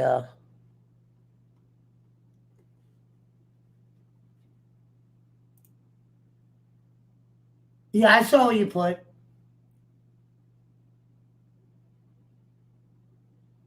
He tried to act like this is how sad Kenny is. After Boston told him this, he tried to act like he knew that. Oh, I know. No, you didn't. You said he's over there promoting my blah, blah, blah.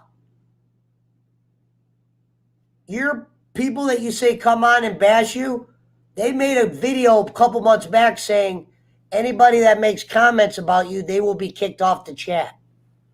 The only one that was getting unfair ones in over here was Poochie from time to time, and we would call him out. Everybody else was saying shit that was true. We were never saying anything that was a lie, and we were never taking money out of anybody's pocket. He texted me the one night, dude, you can't. We go head to head, he goes, we got the same people. He goes, let's not divide the fan base. Let's not divide the fan base. What the fuck are you smoking, sir? We're not dividing shit. You told a bunch of people to fuck off. These are, I'm not going to just tell Donald Lord to fuck off like you did. I don't see the fucking, you know what I mean? And same thing with DJ Eric. I don't see the harm in him. You just can't treat him like a fucking grown-up because he sometimes acts like a little kid sometimes. But that was a loyal donor to you. Then you turned him against you. To where when he would be talking about shit I was doing, and I told this to Schmidt, I go, the information he's screaming back to me, it's not strong information. His trolls are dying. He's getting ideas, and he's saying, like, when he's saying what he thought I would be doing, I was like, what the? That's not what we're doing over here. One of the last messages he said to me was something about Mike Ryder. And I'm like, me and Mike Ryder are fine. What the fuck are you talking about? Said somebody from your show tried to hack him. Yeah, somebody was fucking with him. But what makes you say from my show? Somebody from my show, huh? Was hacking him? We don't got no names, but we know they're from my show? What the hell? Huh? Are you still friends, Pesci? I don't know what that means. I don't hate anybody. He's smoking meth. Yeah, Mango, somebody got mad at me for doing nothing. Just put it that way. I never did nothing.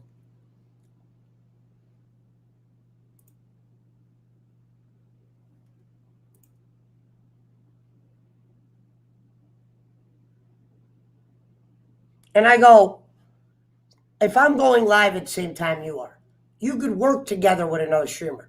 He goes, oh, people are coming over your show so I don't have to donate. Wait a minute. They're not just coming here so they don't have to. A real fan will go over there, hook you up like I did during my show. If those people aren't doing blah, blah, blah, then they're not your real whatchamacallits. If they're not giving you something, it's not just because I'm live. You know what I mean? Nothing ever made sense.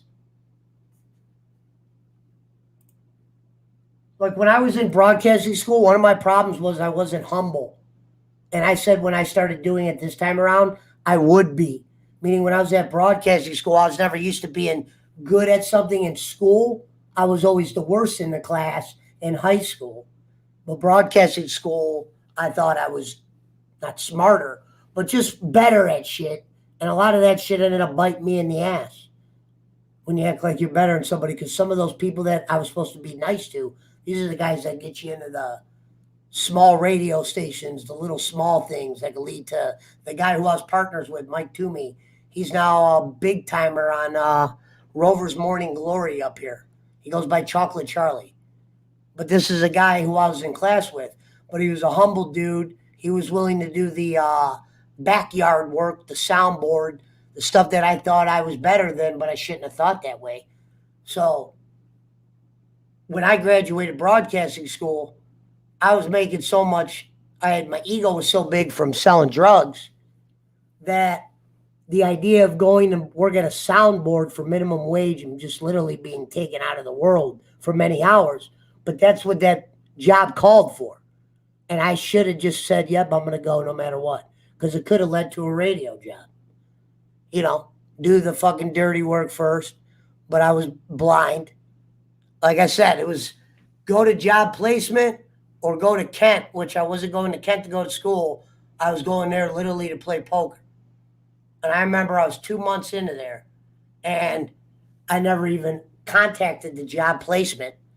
So I never wanted to contact my parents again. So how do you explain to your parents you graduated from the broadcasting school and you didn't pursue a job and you were actually good at it? It was because of the jobs they wanted me to take starting off. You don't just start off as the man unless you knew somebody. But you learn in that business real quick. You know, if you're mean to a couple people, they're not going to want to bring you in if they have a little plug, because then they think you're trying to take their spot. And that's a lot of what radio and TV was then. This podcast they were a thing, but they weren't like a definition thing. Like they were more not around when I was there. That was before 2010. They were building. You know, you didn't just turn on YouTube. There might have been some selective things.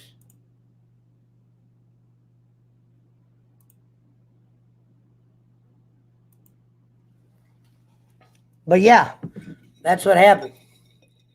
That's why I'll explain that on the Jacob's Water story, how weed became my guardian angel. Not by choice, by accident.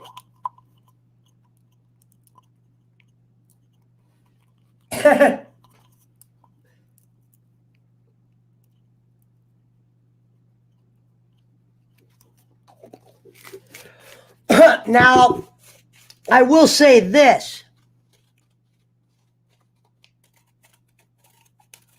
I don't think I'm affected. Like at the point I'm at now, I'm not being affected by him not fucking with me no more.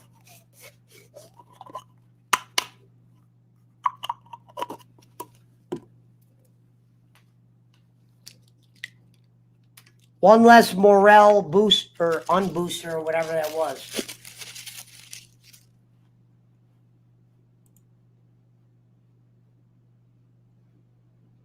What happened? What was he gonna bury you for? I used to always stand up for you in front of Kenny. He goes, you like Hawaiian Punch? I go, yeah. I go, at least when he says shit, it's like funny. Like you have a lot of guys that put a lot of weird shit.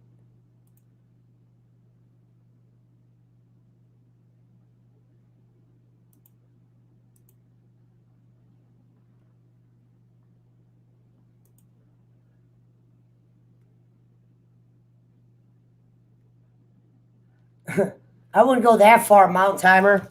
We would already have more. He might have tendencies. It depends how close you are to him. If Jake and Mario got caught fucking, I mean, I could see him saying that.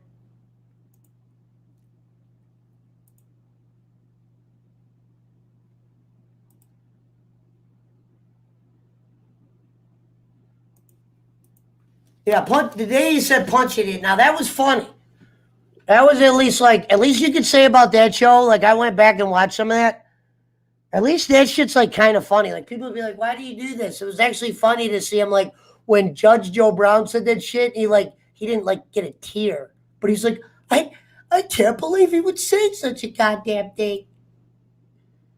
And that one dude I played where he goes, "Don't ever play that fucking guy again. I swear to God."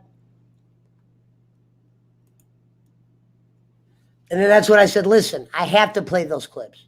You get this much money. Tough up through them. If the right is as wrong as you say, this should be a field day." It's like me taking shots at Disney. I don't feel wrong by doing it, and I know what I'm talking about. It's like when he had Ben Hameen on his show. Ben Hameen sounded like a guy he knew what he was goddamn talking about. Whether he was right or wrong, he sounded like he knew what he was talking about, or at least put a little work in on it.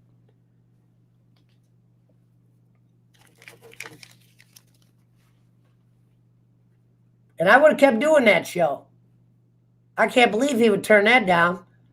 But the one day he goes, "What's taking so long?" Because at that time I was looking at it, I'm like, damn, there's a lot of people over here that he's just going to try to act like an asshole. And I really don't want him to test me on air. Where he's like, get rid of that. Get rid of somebody I don't want to get rid of. Luckily, that didn't happen. The only people that happened to were the ones that needed to happen to, like when Servab came on.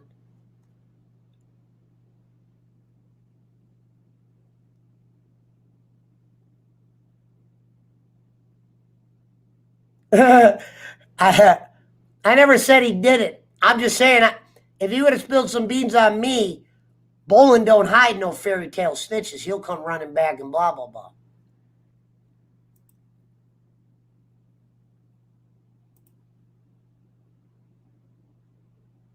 Well, it's funny when I said to JJ, I go, JJ, well, you said like you guys are like been friends for 13 years or whatever.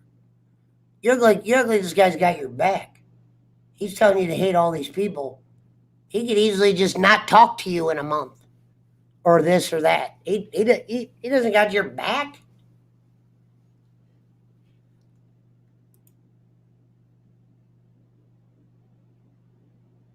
That was actually interesting. That took a lot of... Went to his house on COVID. I thought that was hilarious. What's his name handled that real well. I wish he would have... I don't really wish he would have got COVID, but it would have been... He would have never let that live down.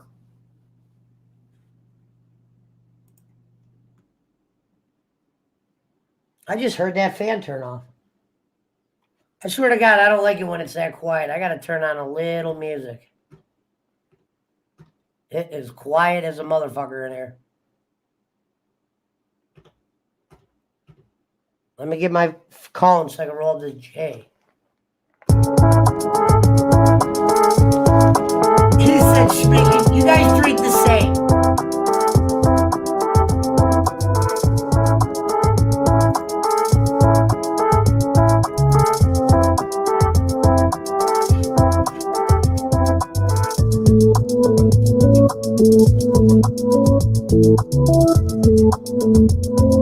Sometimes you need an ear in there. Keep the ears straight. Alright, let's get a cone. Let's get real. Now, let me ask everybody else out there. How would you have handled it? I'm going to ask the masters. I'm going to ask the best chat in the business.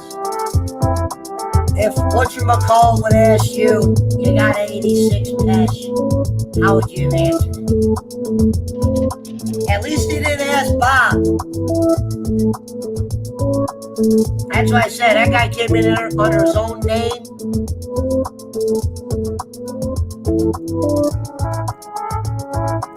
That's balls.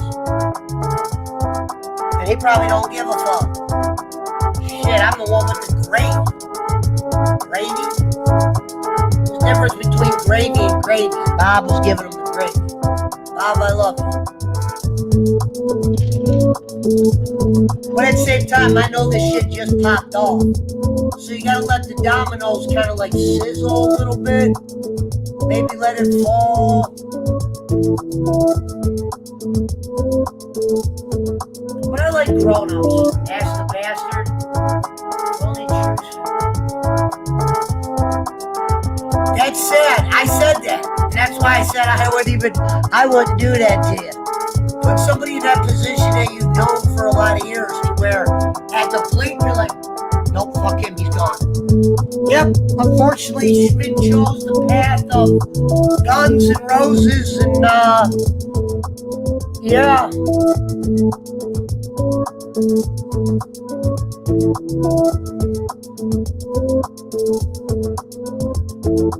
Well, today he knew. The first time, no, and he admitted it. I didn't know. And then I got the message after I said I was blocked, what his thoughts were. That one situation, he said goodbye. He goes, I don't always agree with blocking people that quick. But if I were you, I would just, and I thought he gave me good advice. He goes, just don't make a big deal about it. And I was like, all right.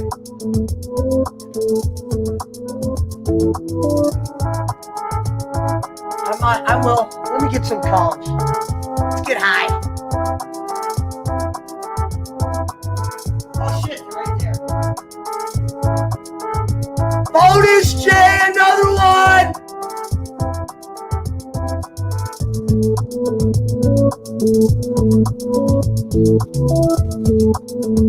Now, in the beginning, before I was established and I saw we had the connecting train, I wouldn't have even brought up, I would have been a lot more quieter about shit. I probably would have pulled what's his name aside, like, look, for the benefit of me, I can't do any shows with you. But what's funny was, somebody goes, why'd you do it on that specific day? It was because there was a couple people who it shouldn't have bothered me, but they're like, you won't do it, you don't have the guts. And I was like, I don't have the guts. All right.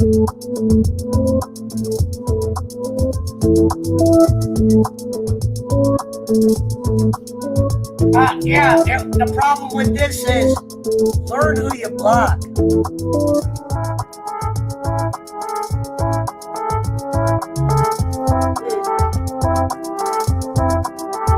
me a second. I'll do that now. I think I'm allowed to put more than yes or no now. So give me 1 minute, guys. I think I know how to do this now, where you can actually write.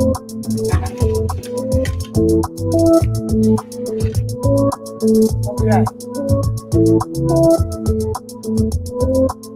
All right.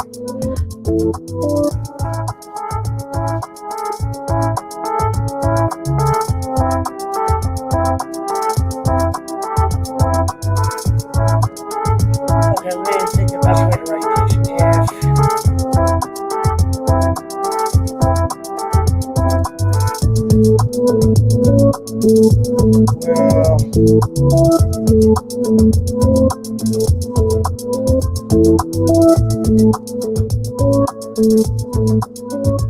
I got an idea.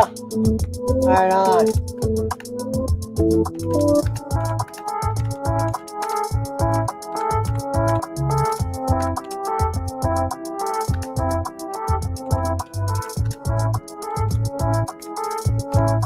What about that?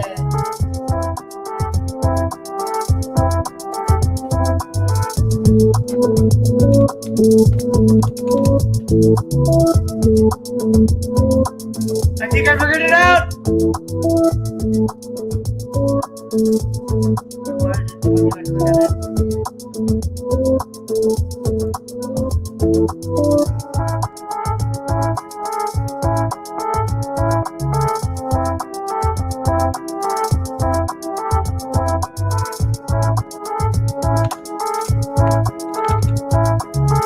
Let's see if this works. Here's your poll question.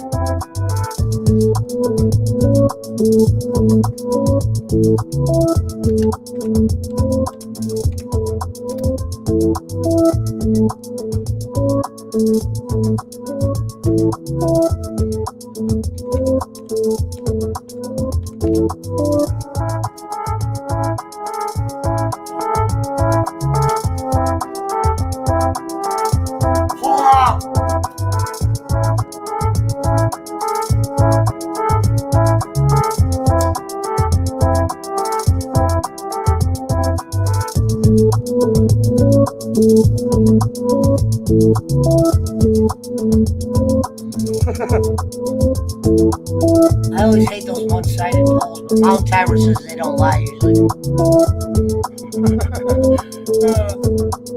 Christ.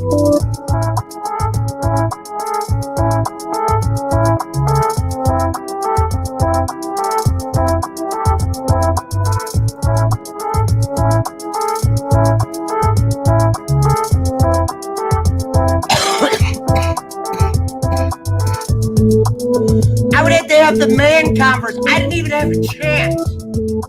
But I would at least have to have a man. You would hope that your buddy would give you that man conversation. But I didn't even get to have a conversation. So I kept telling myself, you know what? You might be winning on this end. So don't let it bug you.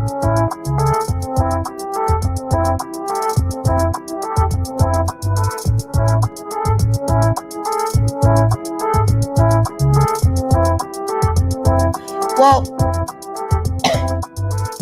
we can't have people making fake accounts with his name because of this reason. He'll like draw up these stories that the fake is a real fake, like a fake, and they're dangerous. And we're having a show called Fuck You. And on today's show, I'm highlighting every stalker's comment. But if you go back and watch the tapes, anything I ever said, and this is one of the things I put in his message weeks ago, anything I ever said I could say to your face or it's true.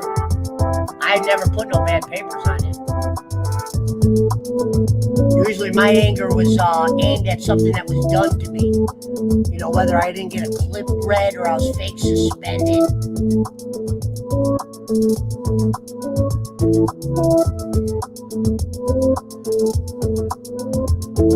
But the fake suspension was actually a learning experience. That was another time Bob had my back. People don't remember Bob came on that show the next day. When it was another Ben on me moment. Kay like, see how me and Ben were working? And I was fake suspended. Bob came on the show and his name said something Pesci supporter or whatever. And they were talking back and forth. And for some reason, you could tell by the way Kenny was talking, he really believed I did do something to get suspended. And you hear Kenny go, maybe I made the wrong decision.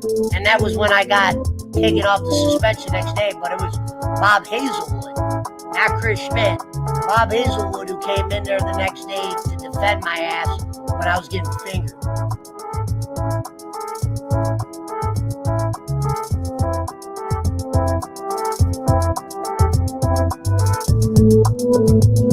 Is that the real Jake? Nothing happened. We were just talking about where the...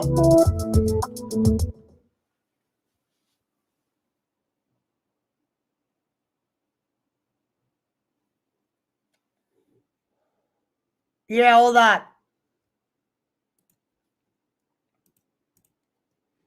I told you if he wanted a link, he would ask earlier. I knew he was sleeping. If he doesn't ask, you don't give it to him unless he asks. That means if he doesn't ask for it, he's sleeping. Takes me a second, Jake, because you had me blocked on all these platforms, so I had to go through all this fucking nonsense. I gotta go to fucking, I can't even go to Messenger anymore because I don't even see you on there. I gotta go to fucking this outlaw shit. Yeah, hold on, Jake. I'm putting it on Discord.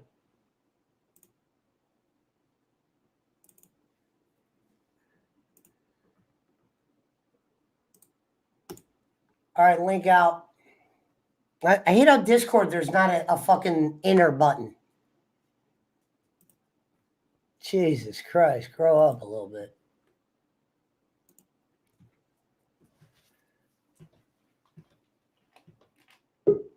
Ladies and gentlemen. The Viking King. What's Mr. up? Hutch. What? Dude, why are we talking about Wiggum again? A couple people had questions, Jake. It wasn't I randomly brought them up. People ask shit. Here's the thing. what made me so mad, what made me so like aggravated with him. This is the thing. We were actually talking more about Schmidt. You know the difference between YouTube and Twitch. Twitch has a thing now called phone verification, where they have to verify their phone. They have to do the phone verification before they can even talk in my chat. Jake, you look rested. Yeah, I was asleep. I watched part of the show. By the way, I'm also in my pajamas right now. I'm in my pajamas. I don't have overalls on right now because I was. That's a little something people don't know about me is I don't sleep in my overalls. I knew that. Yeah, but I'm having to like defend it.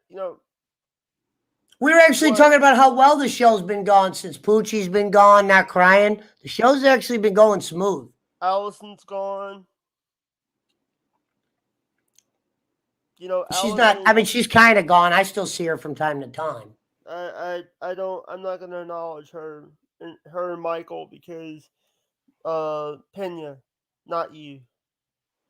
Yeah, I know. Because here's the thing: when I got rid of Allison, I didn't like her on your show anyway. Here's what I said. I said the boss, Angelo, says it was either Allison or the show, and I picked the show. I would have too. You know what? The second Thanksgiving show was better than my interview with Little Emmy. Really? The second part, the part 2, where I had Little Emmy on, was better than the interview I did. So, but yeah, we already know that, Wickham. Shut up. Hey, where's Jake. Ralph Wiggum at? Hey, look, they took the Schmidt Facebook picture. Wonder who that is. Yeah, opinion's okay. It's just Jake cut the ties with boyfriend, girlfriend. Yeah. Sometimes you got to cut the fat. Sometimes you have to cut it so people, it's business. Business comes first. My problem wasn't her doing shows with Jake. It's when she would paint this picture of shit that wasn't going on or wasn't directed at Jake or something, and she would make shit seem like she was like this saint of a church, Christ. And then before you know it, she'd bring up these weird things that weren't even true. Can I get some money from you, Pesci? I'd be honest with you, Jake, I'm not even lying. I got to load my card still. Damn. I might have something. I didn't even leave the house. Christmas is coming. Yeah. I got what I did. I didn't. Question. They might come. It's sometimes they said they'll be. It was here. Sometimes they haven't shipped it yet. No, they shipped it, but it'd be at the post office. Hey, have you ever called your mailman like, hey? No, I don't talk to the people. I just let it go. You do a good job at doing that. It's dealing with the mail people here is dealing. I really don't want to deal with the mail person here because she is a. We have had a past. Let me just say, the mail lady used to. I really don't want to talk about it right now because it's going to get me into Jake said we had a past. That would probably be one hell of a story. No, let me just say that the mail lady used to screwed her ex-husband screwed my dad out of some money. I'm going to say that. And loves to make fun of my family. Now, why did you make the comment? You said go through UPS. Wouldn't you still get the same mail person? UPS is different. A guy in a brown truck comes to the door. FedEx, they take it to the wrong place. FedEx is because we have dealt with UPS before. UPS knows, some of the drivers knows where we live now. They'll drop it off at the door. They have dropped it off several times at the door.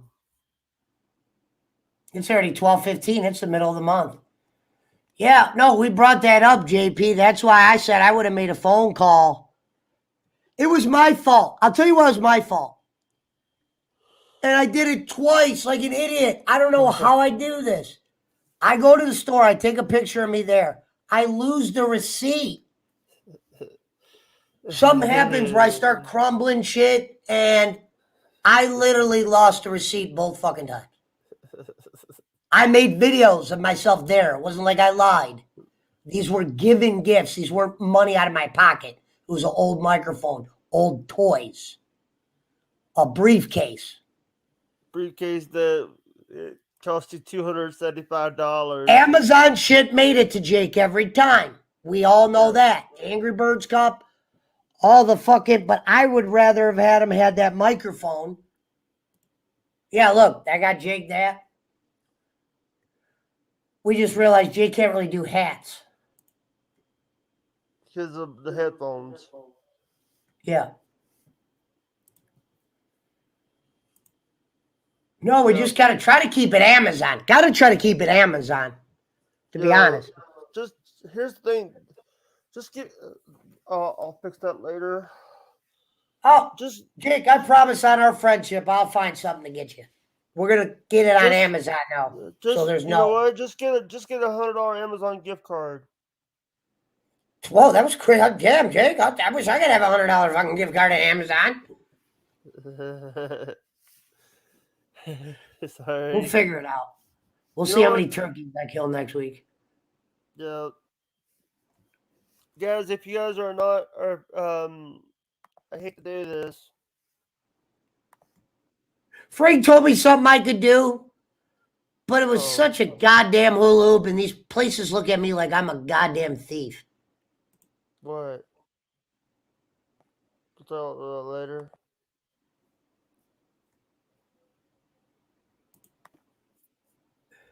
Thank you. I'm going to get a can of Coke, Jake, if you don't mind. You can stay on like a couple more minutes with me. Yeah. Come on. Go get your Coke. I'll rechat. All right.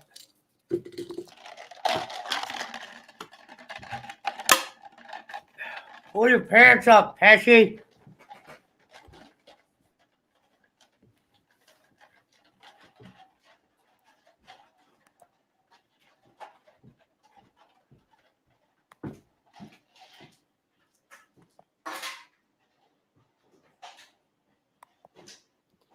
By the way, I will call someone a coward if they tell me who my friends are.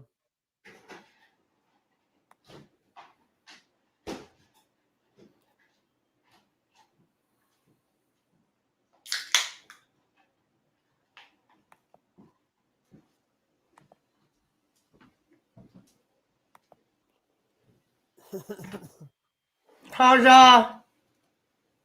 the Brian Alfred experiment going? Brian Alfred's is a piece of good. Pretty good? Yeah.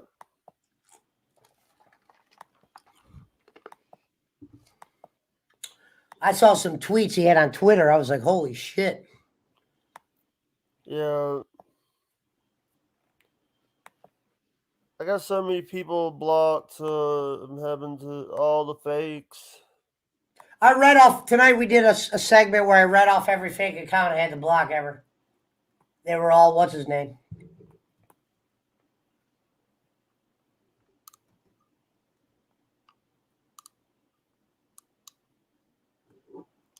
Very true.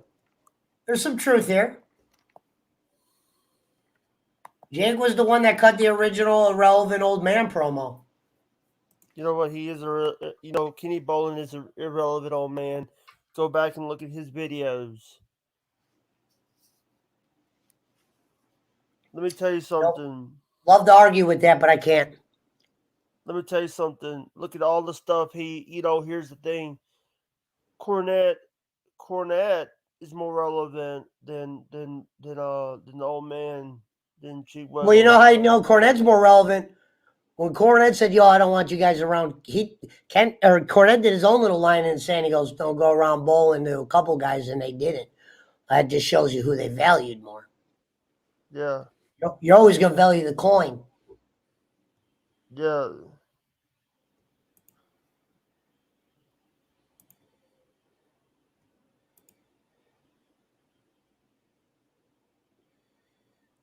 A lot of the heat Jake has is more for the business. It's called business heat. By the way, fuck JJ. Fuck JJ.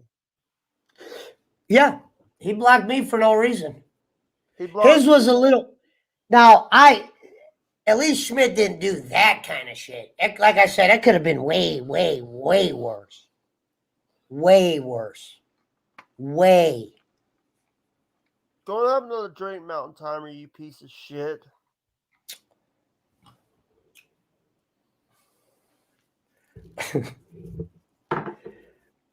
Sometimes when you say, do those make you feel better sometimes, Jake, when you get to hammer somebody with a comment here and there?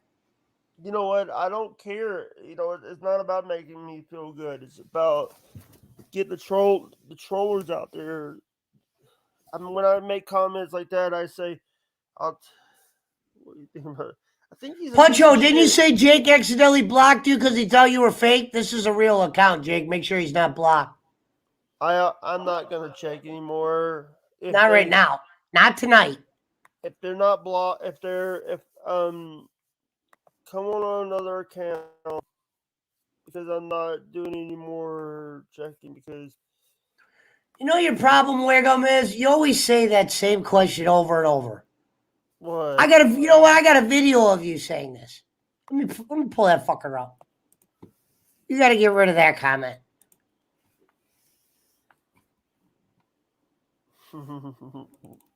Hold on, where's the one?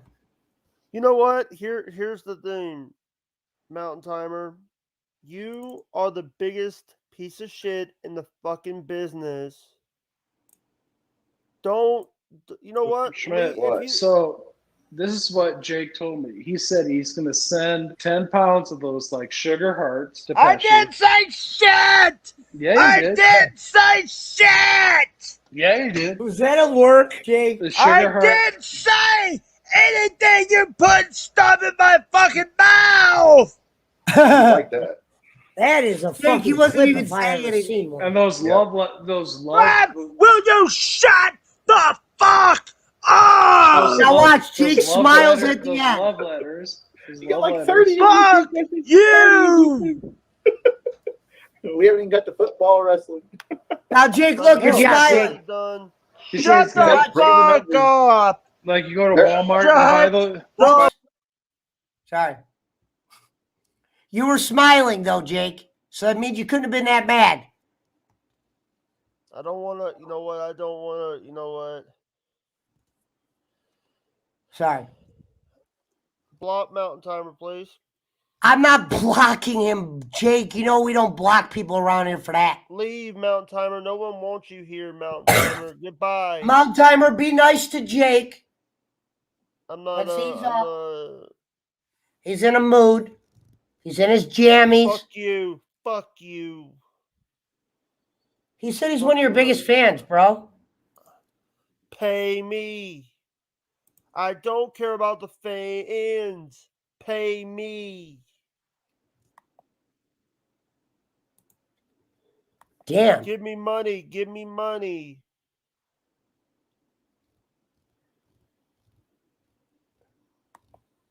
Is that right? My next show is Thursday with my guest is Angelo DeCipito, the Mad Dog, Angelo DeCipito. Angelo DeCipito. Angelo. I thought you just said what's his name on your show recently and everything went well. Who? I thought you had Lapdog and Mount Timer. I thought we had birds getting mailed to you eventually. Dude, I was doing that. I was just doing that to shut Schmidt up. I was doing that No, I just get to it. shut him up. So He begs Jake to do shows. Jake Hudson, fuck you. Pay me. Oh, I'll check to see if I have. I'll see what I have, Jake. We'll see if I have anything.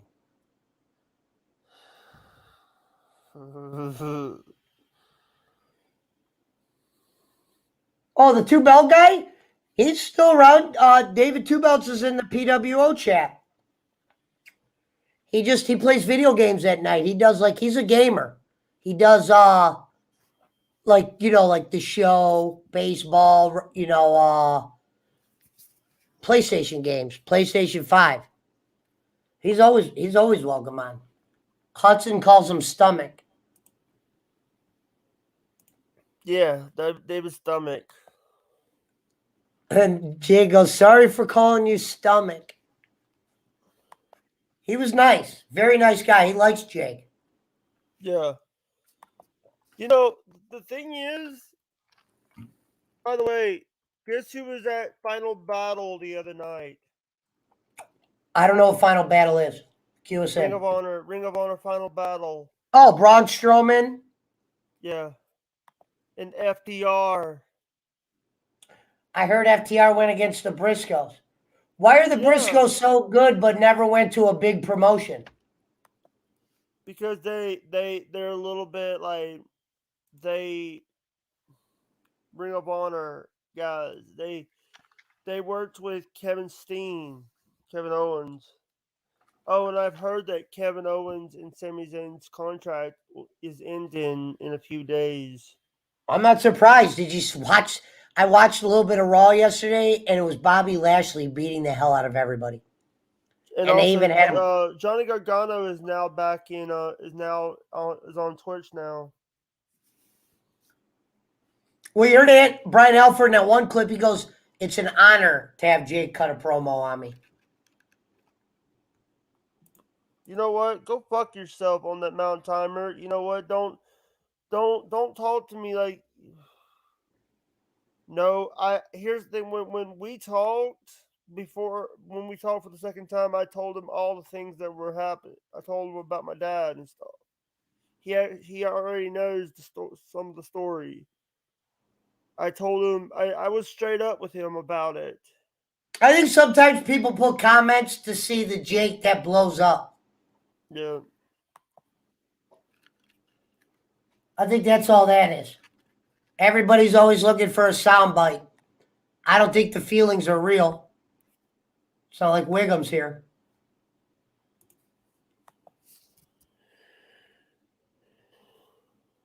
I was on the show where the guy said some homophobic things the other day, the guy from the JJ thing. Or Jacob Waters, excuse me.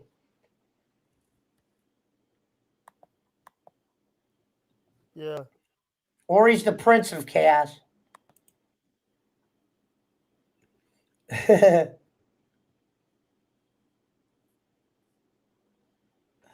Well, at least he's not a Wiggum.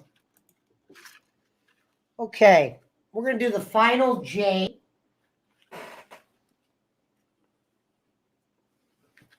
Jake, you got some shows to promote?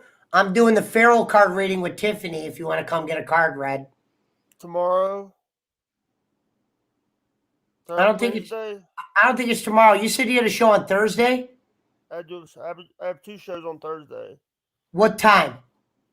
5 p.m. CST is my show, the one that I'm doing on my channel with Angelo, and then it's 7. We are going to be doing a hard stop at 6, and then 7 we're going to be doing. Okay, so you'll already probably be done with both of your shit by the time I start. Yeah. Is Tiffany bringing April? She could bring whoever she wants. We're going to play it by ear. I just said bring some cards. Yeah. By the way, are you going to donate to Cash App? Are you going to donate to her on Cash App or on... Whatever that thing is that she had on her channel that I did. Let me see what I got in here.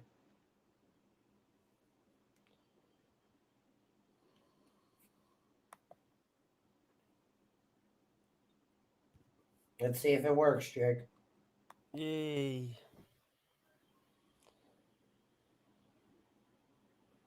Cheap Wiggum.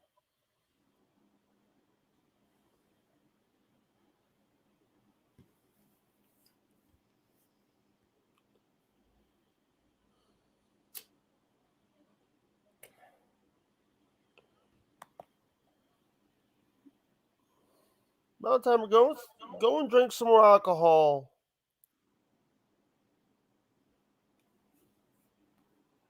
All right, Jake. I was able to do this, but you gotta, after today, you gotta give me a day or two to get my shit loaded. Alright. How much? The Norm. The Norm McDonald. 10 cents? I never sent you 10 cents before. $3.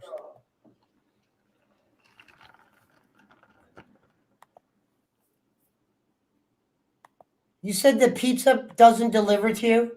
Pizza deliver. It doesn't? It doesn't. Because we were thinking about doing a cooking show, and I was thinking how I could involve you, but we can't even get pizza sent to your house.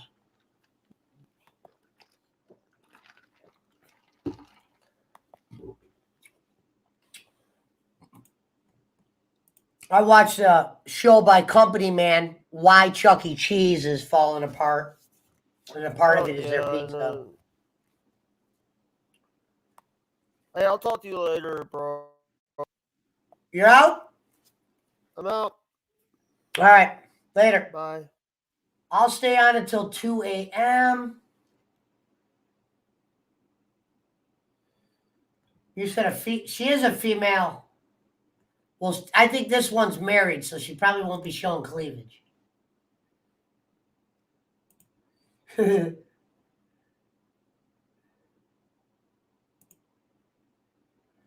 Maybe Schmidt could cook in a lucha mask. We could have him on the cooking show and he could wear a lucha mask. This one is old, bud. This one is old. At least hit the follow before you troll.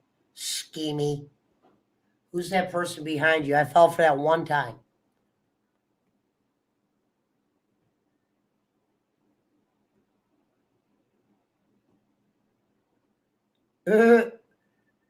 Jake got his money and bounced.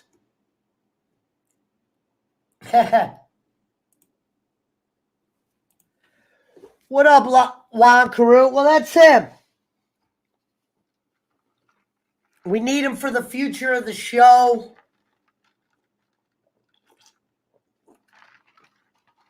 We're not quite done with Mr. Hudson quite yet. The force is strong in him.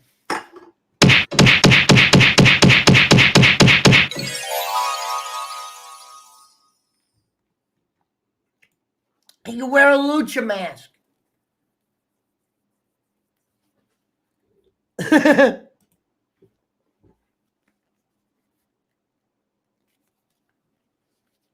Well, let me plug my phone in. We'll get the final J. I'll get closing time queued up. What did I see about the president I thought was interesting? They asked the president's wife, I didn't know her name was Jill. They were asking her, does any of this, do you think anything's wrong? Is everything okay? And basically, to put it into her words, healthier than an ox.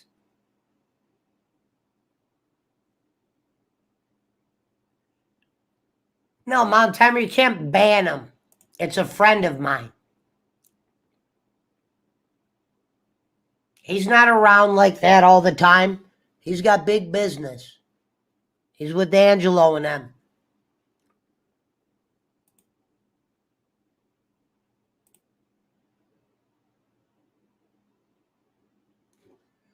He's got a respect for those guys. That's good for him. You know what I mean? He told him to get rid of that chick. She was gone. Later, she went from head mod to pigeon food.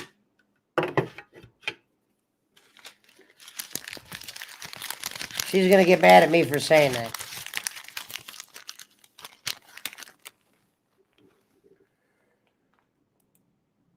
No. We helped each other dance.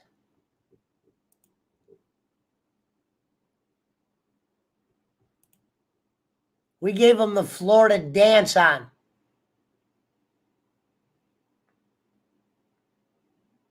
Oh, yeah, you can ban him from you, Mountain Timer. But if you're going to do that, don't, you know for a fact when he's on here and you say any of those things like that, like you were once going to give him something and then you say you're not, he would do that for me. Anybody else? You don't joke about his gifts. He blocked Harry. Called Eve the C word.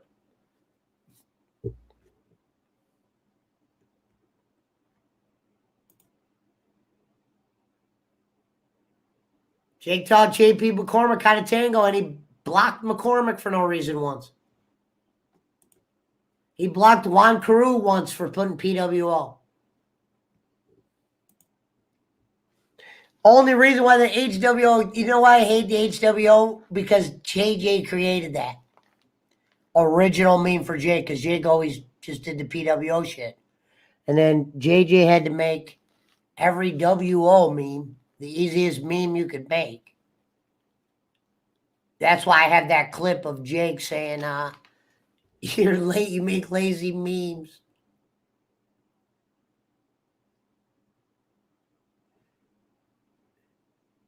Ducci don't control him. If Angelo says something, and probably Ducci runs to Angelo. I bought Skyrim like 100 times. Now I have it on every system. I bought it once, didn't realize how good it was, and got quit on it too quick. I regret it, but now I don't even have time to play it.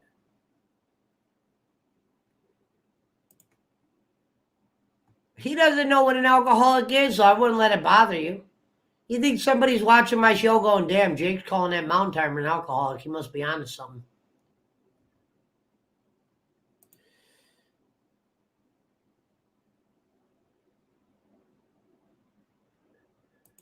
I haven't played my Switch in a while. I would like to.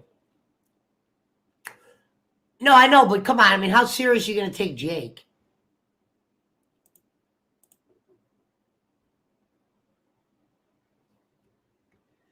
Oh, it is.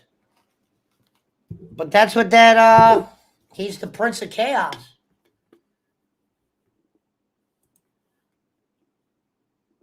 I own Dark Souls. I'm going to play that eventually. I got the Dark Soul trilogy in the other room.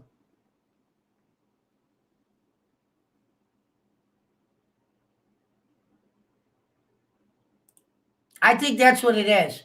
Because if you look at that video, he smiles at the end of it.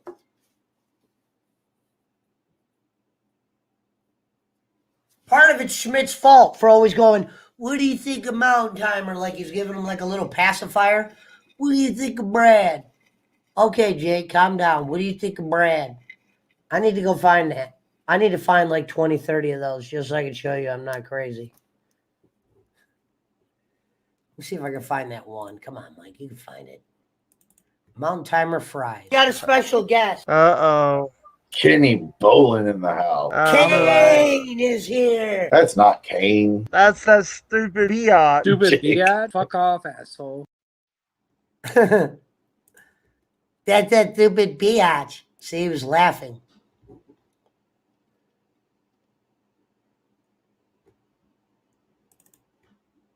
See if this. I'm looking for the one where where Schmidt's like, "What do you think of Brad?" Feels like a nonsense Hey, ball Pesci. alley. Fuck everybody. Fuck everybody. No, fuck you, Jake. You're the one. Here's the thing. Here's how the much thing. how much weed do you smoke, Brad? None.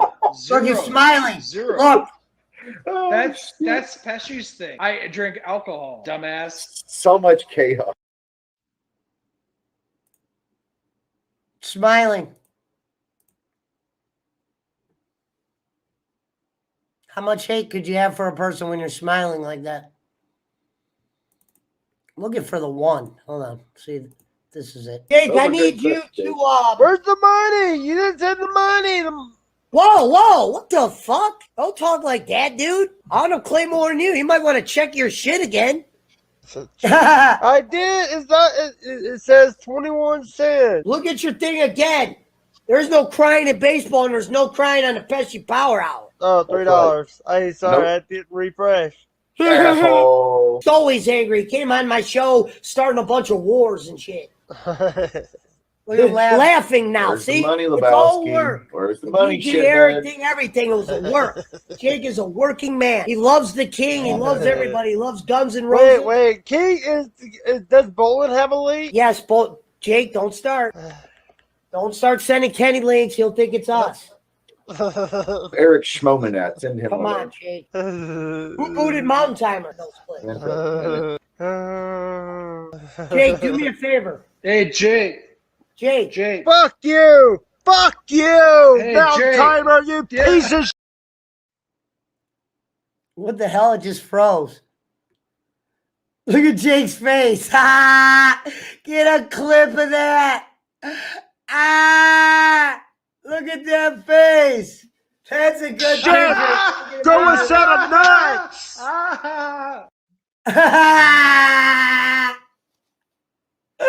That was good. Brad was fucking with him.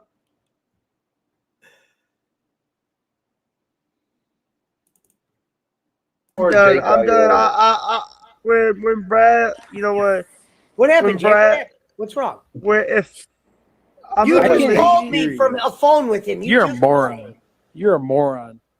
fuck you, Mount Timer, you piece learn- of you learn from garbage. What up, Pesci. dude? You You're piece fucking of moron. garbage. You are You're a a moron. piece of garbage. Moron. You are a Moron. piece Moron. of shit. Moron. You piece of shit. You Piece are a of piece of shit, oh. shit. Just wait till you have like 50 pounds of carrots Kenny dropped off Bowling, at your door. Jake.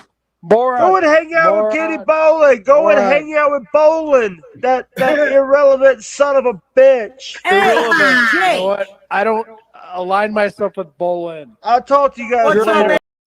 I'll talk to you guys later. Bye.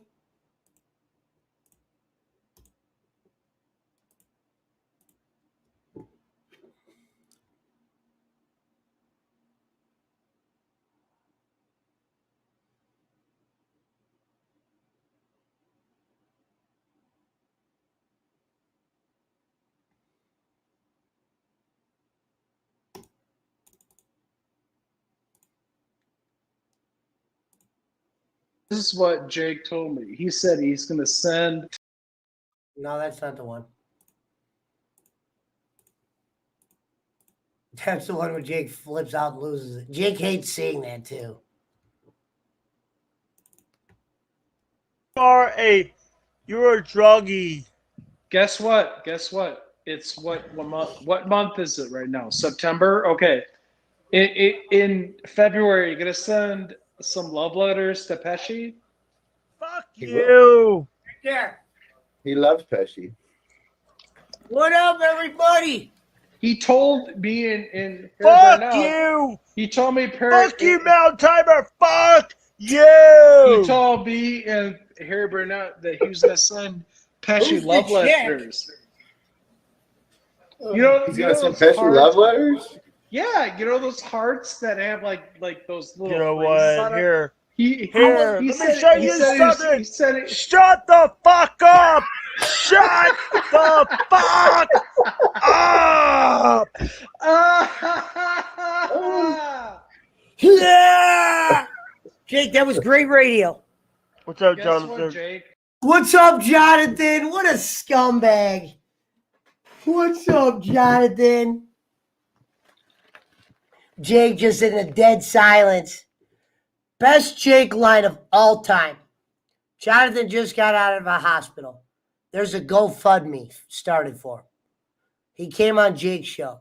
The first thing Jake did was after Jake had his show saying we were raising money for Jonathan, is he asked him for money.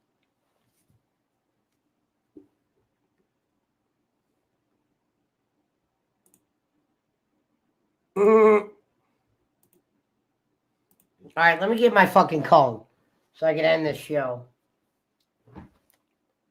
Dad?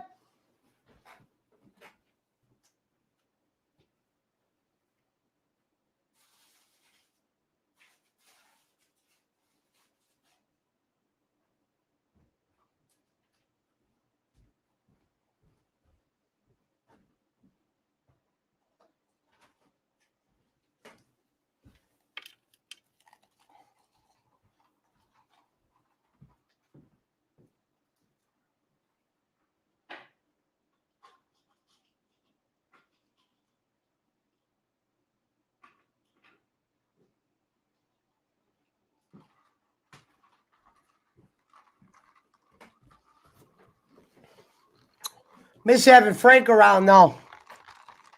He was so clutch. You'd be talking about something on the show or any information, and he would just have it to you. Or when you would know you were doing the show, you'd have the meme ready.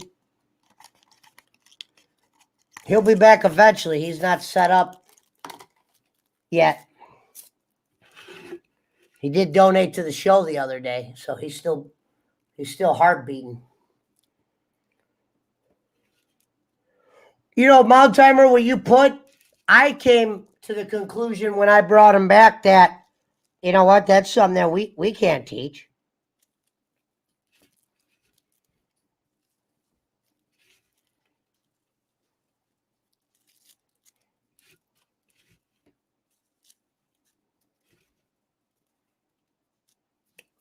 I get a little bit of entertainment out of them, and I don't think our road's over yet.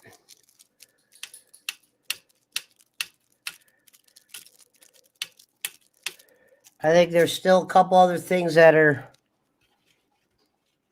going to conspire.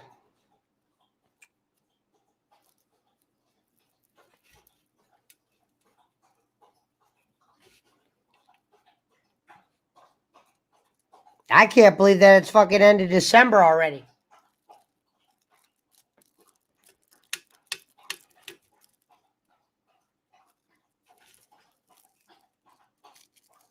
As I said, I don't even, I give my mom a gift and my dad a gift, but other than that, that's all I have to get gifts for.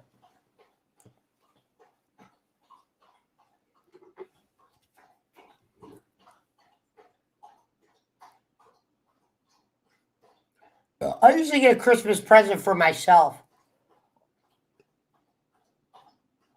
Go buy something on the credit card. Like when I originally bought my computer, it wasn't like I walked in, threw a couple grand on the table. No, I got the monitor first. I had a $600 Best Buy gift certificate, paid $600 cash, then used the rest on the credit card because they gave me a $2,000 credit card. I didn't think I applied for one and they gave me $2,000. I was like, fuck it. You buy one item, pay it off, and then get another item. You know, like something that helps build the points.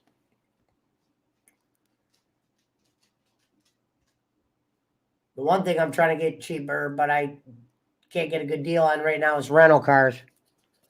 I keep winning in football, and I want to go out to PA, but rental cars are up right now, and if I'm going to pick up 1,000, I would really hate to throw 400 down to go pick up $1,000. Especially when rental cars for a week used to be $253, and now that's not the case. They're really getting in you. They're getting Vegas money out of you now.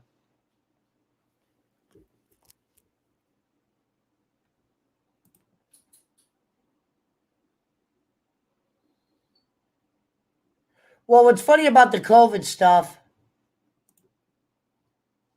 is it's still around at this point. I always wondered for the people that got COVID after they had the shot, did they feel silly getting the shot?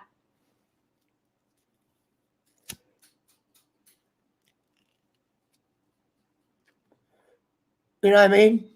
I remember I set the appointment up to get my tooth pulled. And they're like, how you doing today, sir? What was funny was everybody else was wearing a mask in there but me, but I knew the dentist by name. Like she's known me for years. And I was putting in my dentist appointment, and I don't know if I was over COVID, but I was still kind of sick.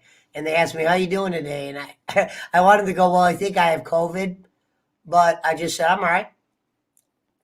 So that's a true story. What up, BC?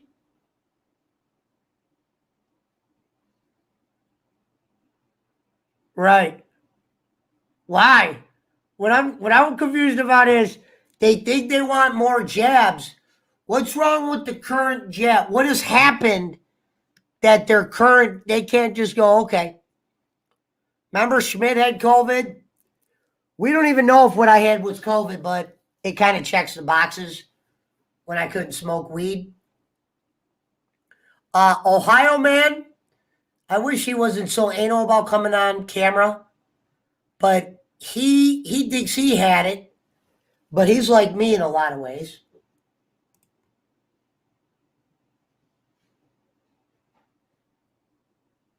And I guess Ohio man told me this is before I got banned. I guess Ohio man said something on a show a while ago and got banned.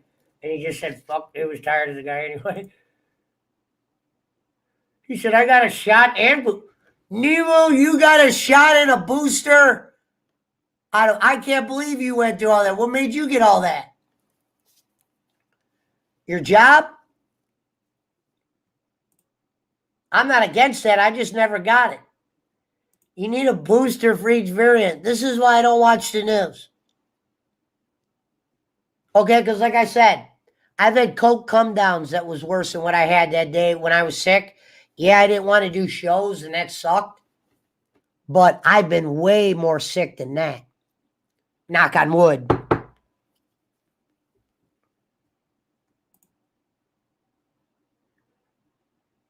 Well, you already got the shot and then got COVID. I feel I know this sounds ignorant saying, but I would have felt silly if I got COVID after I got shot. It wasn't as worse. No, man, after I saw Kevin Durant and Nick Saban kick that shit like a stub toe, I realized that a couple bucks and you'll be okay. All right? Maybe some people might not be able to get through the, some people died, obviously. When Kenny says 13 of his relatives died, I don't know about that. 13? 13? He didn't hit one funeral. He just threw that number out there. 13 of my relatives died. 13. 13?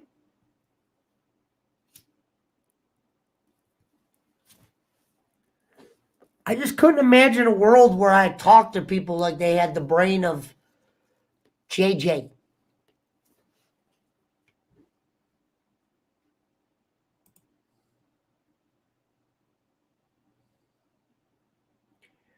I get you, Nemo. You work around. I'm not against people who don't want to catch it. I know some people probably fucked up. Like I said, we think I had it. But it wasn't the end of days for me. I felt like a lazy piece of shit. You know what I mean? You couldn't even play video games. Man, you're just laying down like, you try to hit the weed and you're like, oh, why does it taste like that? And the food, I didn't get much food down. So when they said, could you taste the food? I remember I was eating at McDonald's. I'd eat a McDonald's breakfast sandwich and then I couldn't eat the rest of the day.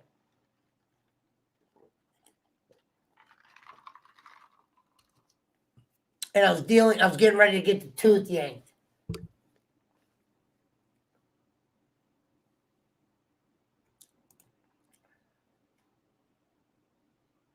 What does that mean? Vaccines eliminate what you're being vaccinated for?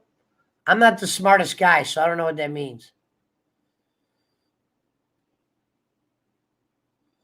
This isn't technically a vaccine. Oh, okay. You talking about like chicken pox?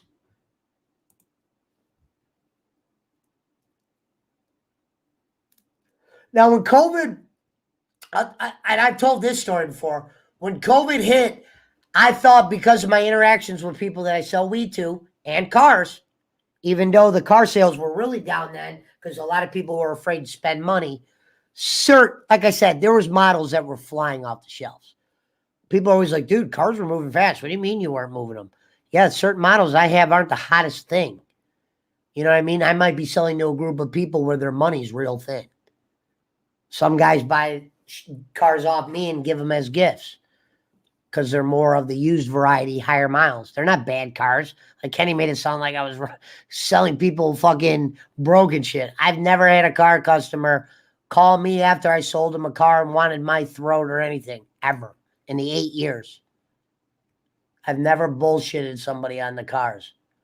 I let them know if something was funny, what they should get fixed, my recommendations.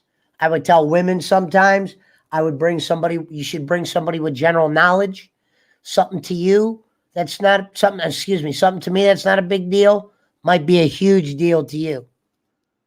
I could drive with a broken blah, blah, blah. You might not be able to. And I don't want your boyfriend thinking I took advantage of you guys. Because I don't sell buy or pay here. I sell them as it is. So you better like it. Because we buy shit and it's fucked up on our end. We can't go back to the guy we get from. You have to take it like a man. And buying used cars is like buying a lottery ticket. I just found out from my mechanic that was here. We thought we got a great deal on a low mile Honda, 80,000 miles. The problem was we were wondering why none of the other dealers put our money on it. Well, I just found the answer to that today. On that Honda, it was in an accident. We knew it was hit. I didn't know how bad it was hit underneath. There's a bar that the bumper hangs onto. That bar was bent into the fucking radiator to where it had to be taken off. It's not an easy, it's one of the hardest to a mechanic, one of the longer radiators to do is the Honda hybrid because the transmission cooler lines go to the radiator. So the bar was smashed in. The bar can't be fixed when it's bent like that from an accident. So you got to go get another bar or you can't put the bumper back on. Now, I could drive it without a bumper, but I'm looking to sell it. You know what I mean? That's why I'm in a car with 255. I know how to drive high mile cars. I'm in Ohio. I could get a new car and pay payments, but the way I'm going to be driving it, I know Russ could get you can get a brand new car out here. You don't play your cards right. If you're not a guy that's on garage, get rid of sell. You can have Rust in 1 year up here in Ohio. Think about that. You're already talking Rust after you bought a car 365 days ago for multiple thousands. Now, my partners bought new. They got families, so they had to be in nicer stuff. But Phil also sells homes. So he used to drive our used cars on the lot, but he changed it up. He got a brand new car. He bought his wife a brand new car too. And then, we'll get other vehicles to do side jobs. Like I took that van out to PA, put my bets in. But cars are up right now. Some of these guys are paying prices where I wouldn't even have the fucking motivation to buy these cars. We're like, damn. They're giving it like that. Because, a lot of these guys are buy here, pay here guys. They know, they're going to get a lot of desperate people. Hey, man, all I got is $1,200. And then you're a guy that's only got $1,200. And then some guy like that showing you a nice little shiny car that's obviously worth thousands. But what you don't realize is you're probably going to get into a payment agreement with this guy where you'll feel like you're paying on that car forever.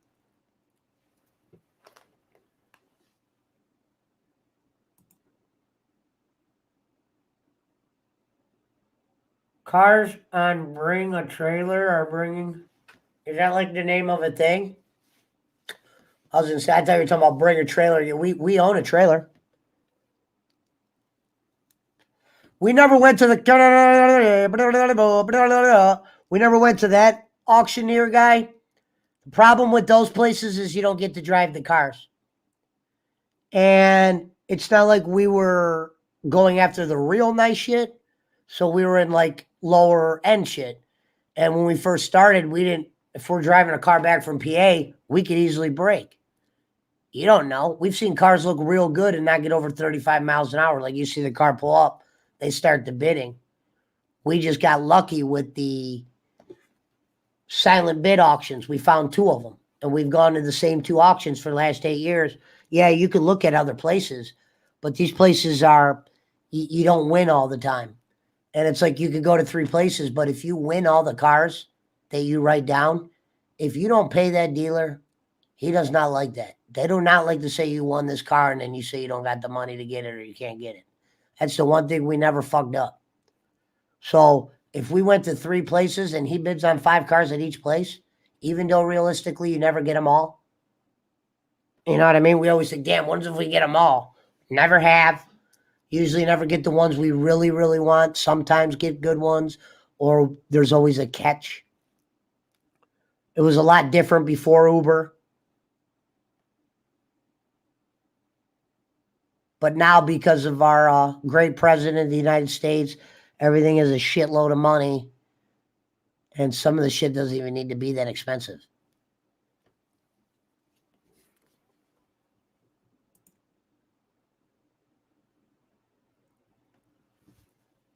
I'll check it out.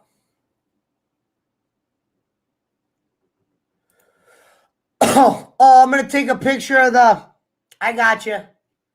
I forgot. It's in my car, to be honest. I'll take it up there tomorrow for sure. I meant to do it today, but I ended up not leaving the house. It's 2:07. I'm going to end after this J, so let me get a little J music. I think I got a show tomorrow or Thursday. Let's go,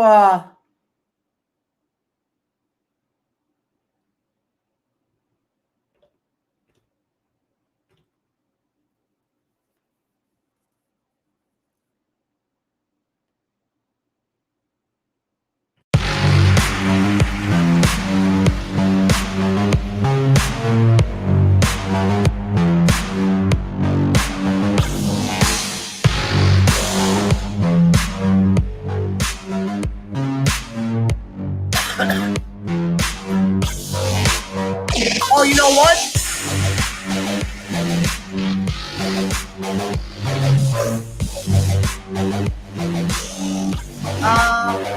I might do Ask the reformatted version of Ask the Master tomorrow. Couple big questions. I told you if anybody else wants to participate, questions in my inbox. If you want your name right, it could be right. If not, some of the guys in it already into the questions aren't even people that a lot of the Kenny people don't even know, so I'm not even bothering their name. But I got a couple really interesting questions for that. What's been going on since Trump? What happened? Oh, the cars? Yeah. Hey, Uber took a lot of like that Honda, I'm gonna get that back and I got another car. And it's not even a bar that my mechanic could put on a body like that. That's just now the dealers that have been around for a while, those are the things that they're able to that I can't because I'm much newer. They probably had 10 of the car, and they probably know if this is wrong with the car, that's wrong with the car, you can't fuck with it. If this is wrong, you can.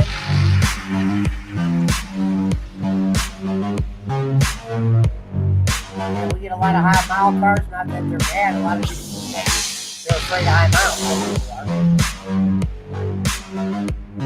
I got 2 cars out there, I got 250. Foreign. Yeah, you'll learn keeping foreign. Not saying they're not good American cars, but usually the good dealers pick them up. Like that Mustangs with the real engines, the 5.0s, not the bullshit 6 liters. That's fucking rust. The ones where you can just pull the engine out and sell it. I had a guy, Nemo, you know who Joe Anderson is? Joe Anderson showed up at my house before he went to jail for 8 years. He was in a car that was going to get repoed. I don't know why he thought I would be interested. But he came over. I met him outside to look at the car and everything. I thought he was going to sell me a car. But he wanted to sell me the engine out of this Charger. And then he was just going to go to prison for 10 years and have him come. We pulled the car, but it wouldn't have an engine. The engine was worth a lot of money, but I was like, bro, I'm not into that kind of shit.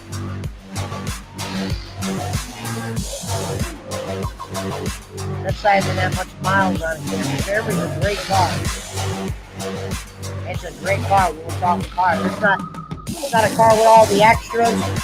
You know, if you're a working man that likes trucks and shit, you know, Camry's not going to be your thing. But if you're looking for something that just drives, like I said, that Camry's got 255. All I'm doing is changing the brakes on it. Yeah, the Honda I'm in a little beat up. But that shit's moving around. And this is the longest I've been in one car. Because it's not, I don't know how to explain it. The person that's going to buy that is just not really.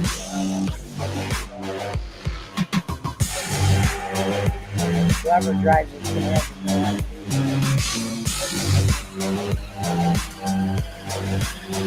What engine? It's all about the engine.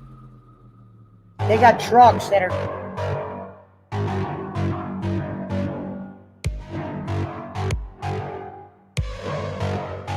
Hold on, let me check this out.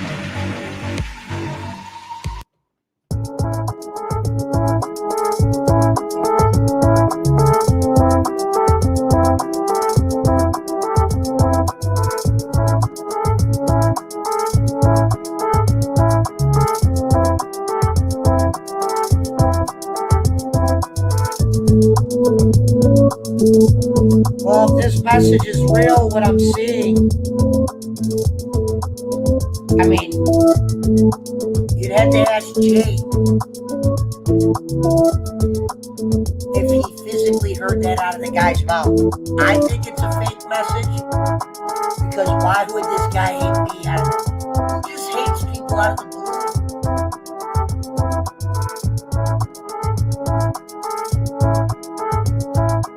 Now, I'm not going to let it bug me, because it's stupid. But if tomorrow Jake did talk to me because of whatever to be on what's his name show, no hard feelings. I couldn't imagine it lasting forever over there.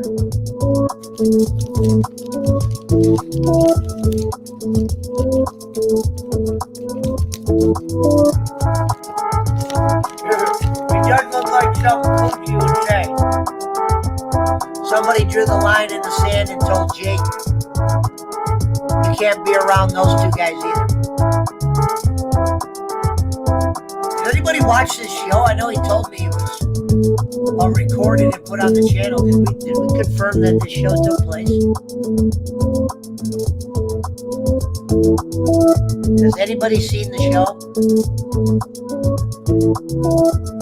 Look, it said Jake Hudson, please refrain from posting links. Is it the real guy, Jake? I don't see this guy having trouble with me. Make sure you talk to him verbally. But if it's somebody, Jake, use your brain. If somebody said, what, the real guy said you this? Why would he be up at 2 a.m.? Why is this guy up at 2 a.m., Jake, seeing what the fuck you're doing? Saying if you don't do a show with Schmidt, then you can't be involved with me. That sounds like a Poochie comment. And if it is that guy, you gotta make sure he's not getting read something wrong. But I just think it'd be very awkward for him to be watching Jake Hudson at 1 a.m. to see what he's doing. But there is another guy.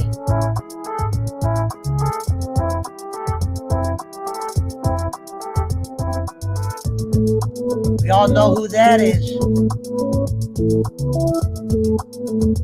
And why would what's his name have trouble with me? I don't even talk to Bolin anymore. Who am I associated with? Stalkers?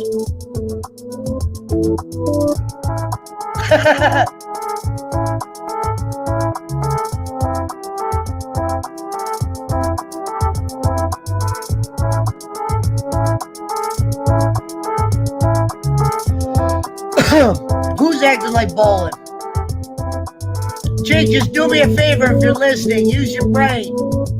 Make sure it's not somebody. I couldn't imagine this guy doing the Rufio, drawing the line in the sand. We've never met. I don't talk to no girls he knows. I don't talk to any people. I don't talk to the people he hates. But he's got one guy who probably feeds him. If it did come out of his mouth, it would be Poochie feeding misinformation. Poochie hates me because he thought he was in paradise. He was always able in this chat, that chat.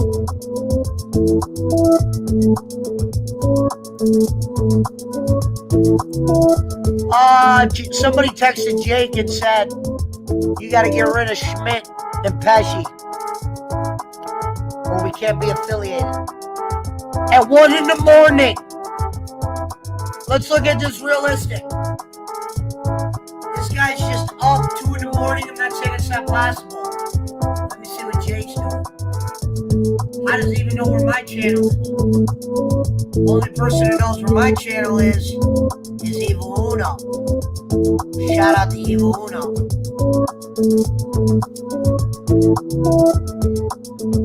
Right. Now it would make sense if we've had a past. But dude, I've never even talked to that guy, even when I did talk to him for one message the one time. Where he said I don't like wrestling and I don't really get along with Kenneth. And I'm not around Kenneth.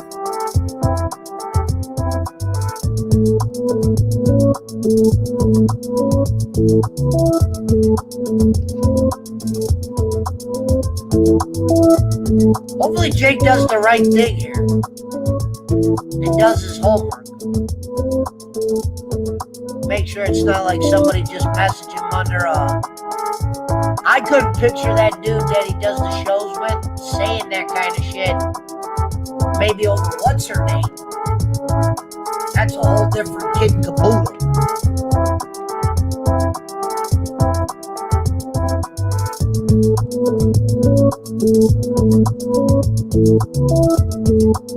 But what's his name enjoys doing those shows, so at the same time, I'm not gonna make a big deal.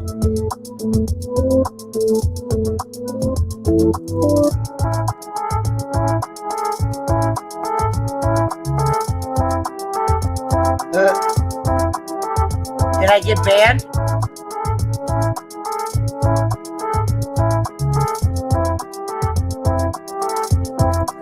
Well, I thought there was a reason behind that. It's not that, like I always say, it's not that she's an evil person. Me and her are friends. But sometimes she'll start talking about these, like, it would be like all of a sudden I just started saying, all right, man, last night I was talking to this girl, Sydney. She claims she likes me a lot. You know, she loves me. Meanwhile, I'm not even talking to a goddamn Sydney. Like the one day she was on Jake's show trying to pay me out to be, she's like, I don't like how he makes fun of you. What the fuck are you talking about, you stupid pig? How do you know I'm making fun of him? This guy's taking shits in the middle of my show, pants down.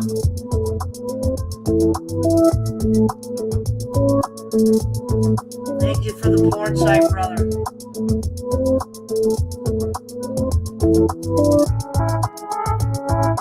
Well, Jake, if that is the real you, Jake, think about this.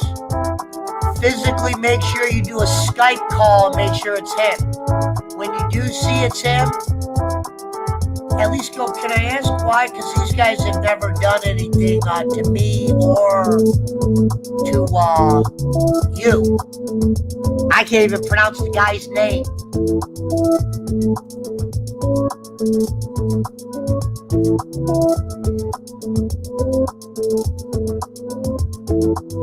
Is that a Poochie thing? I couldn't even imagine this guy being on Poochie's thing.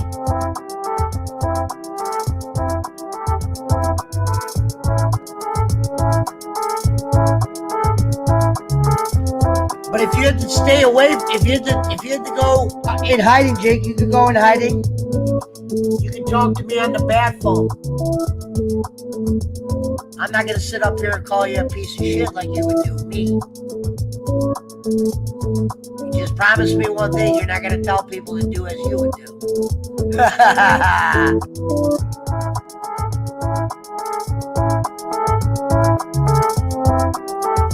Hook me up with what's her name, and you can tell shit boy. I couldn't imagine this guy watching us this late. Alright, let's check Pesci out. Damn, is that Jake over there? I can picture him waking up to a text like, hey, it's me, James. I go by Poochie in the chat. Yeah, Jake's hanging out with this guy that runs with bowling and blah, blah, blah. We gotta get them away from him. I don't know what his love quarrel is with Pooch.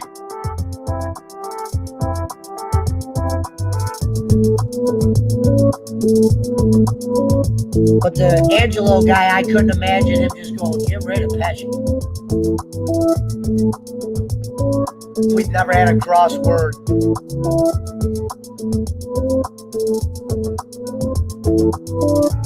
He said, I never did like controlling people. Look, Nemo has to think this shit's just hilarious.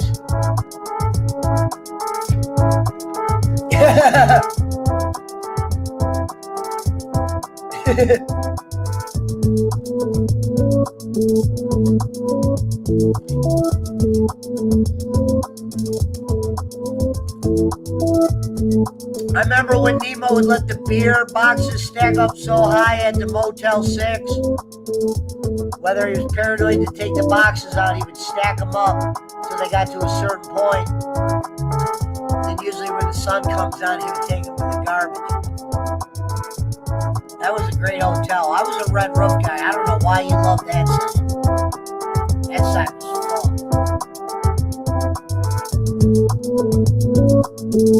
I think he has a few.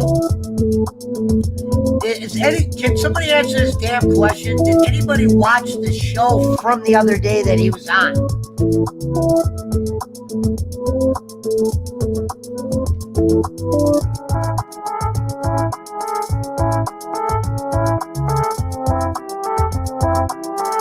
Well, we still got to explain the phone call to what's his name. And your theory on it doesn't make any sense.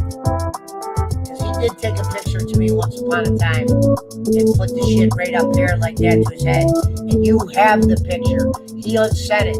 Check your goddamn messages for that goddamn picture. Because I never zoomed up on it. Because once he put the picture where I asked him to, I didn't think it was a fake. And like I said, it could be another. This could have been a fake we were never on to. Put it all on whatchamacallit.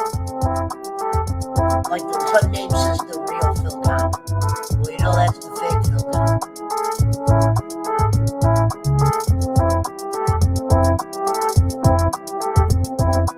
Wrestling with Future. The funny thing about it was this was a sign before Jake ever fucked with this guy. This was the thing I said with Kenny. One of the signs was Wrestling with the Future, my nickname. And in that episode they were in with each other, he's talking about the Cleveland Browns. And Kenny goes, I predict the Cleveland Browns are going to win the Super Bowl. They didn't, but it's odd that he was on a podcast called Wrestling with the Future. And the idea was predictions into a new year. And he was predicting that the Browns were going to be blah, blah, blah. And Kenny didn't get that. He goes, I don't get it. What do you mean you don't get it? You're trying to make me look stupid. But I'm like, it says Wrestling with a Future. The way I found that podcast, I would have never found it if it was a weird connection. Remember, I showed Chris it. That's why I tell Schmidt, I'm going to send you a message. A lot of messages I send to Kenny, I'm going to send to you. Just so he can't forget. I sent this or blah, blah, blah.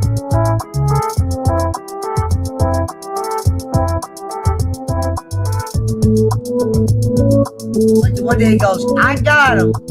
I got Pesci. I finally got him silent. He don't know what to say. And this is an early on one. I go, well, I'm afraid my comebacks are kind of mean. And I don't want to be mean. When I said the helicopter one, with the parachute,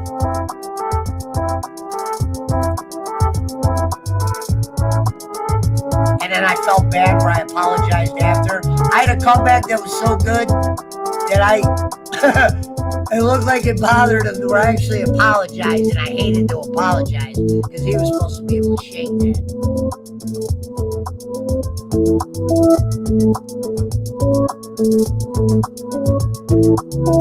I don't know who that is. But yeah, that actually did take place.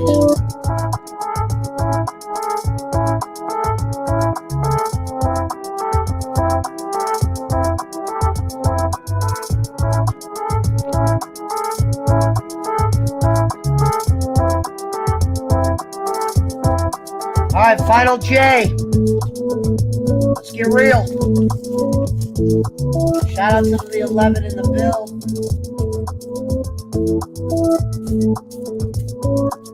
Jake, don't get poochy. Why the fuck would that guy be watching us at 1 a.m.? For real. If there's anybody watching, why would this guy be watching us at 1 a.m.? This ain't poochy. This is some guy that's got probably a wife, cigarettes.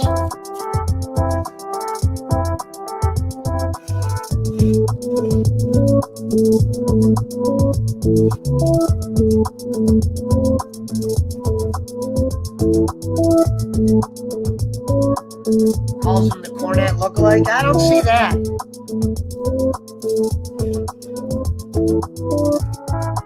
I just remember he's in this kitchen and he was like smoking, and it just looked like the kitchen was just really like grabbing the cigarettes. Like the room had a cigarette look. You know, when a room just looks like motherfuckers right there just hotboxing all day. Fucking Newport 100s.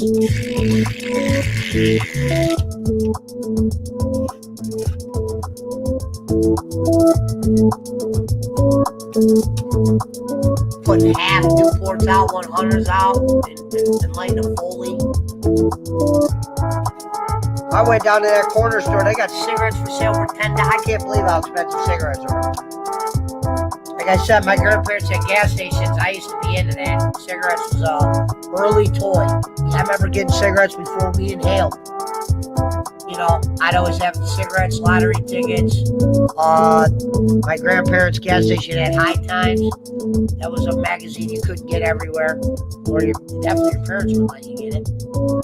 Hustler was in there.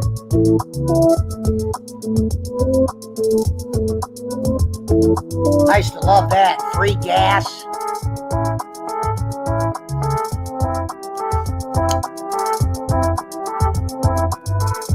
You could never beat free gas. I would make that trip. I had a caddy too.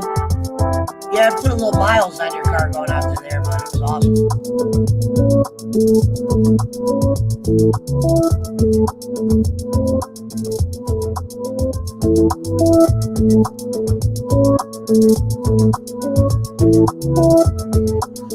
Well, the crazy thing is, since he's left, he's gone after you the hardest. Usually the shots in the chat are usually after you. I was like, damn, he really took it out. What's his name? Since I got blocked, and then the way I handled it, it really took away his little cry theory to where when Schmidt did what he did, he's just been going after Schmidt. The Lappies Pappy were all day for the last couple days.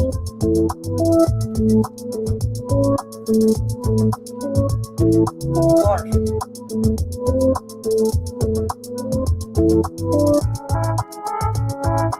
Forgot what we used to collect in those magazines. The China one, some of them we used to collect. They were, some of them we thought were going to be worth money.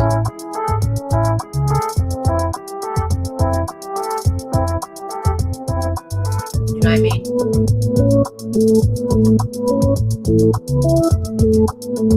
I'm trying to think, gas was probably I remember when they had dollar gas hours. Dollar a gallon. I remember gas was so cheap during COVID, it felt like I wasn't even buying gas. I remember I was like, whoa, does gas even exist? Now, I know I was barely driving during COVID, but, dude, it was cheap. I remember I was like, whoa. And there was no traffic around Dead Man's Curve. There was a couple benefits I got when they closed the city down. The traffic, I didn't even think of for like a year. There's a part in Cleveland, Dead Man's, where you have to go around it. It's always slow from like 3 to 6. Not when COVID was here. Can you see that shit that,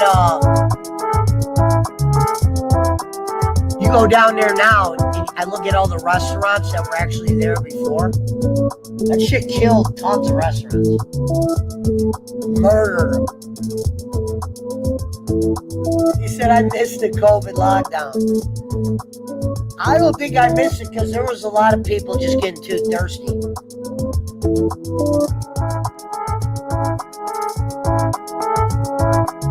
There was things I miss about it. I was actually doing more business then. That's what's crazy. I think it was because of those checks. See, I thought it was slowing me down because it's not like I deal with 30 lawyers. I deal with probably, people that are in the restaurant business or shit like that. Or bars. I hear you, Days. I'm finishing my final J. Yeah, the no traffic was wonderful. Smoking, like, speeding.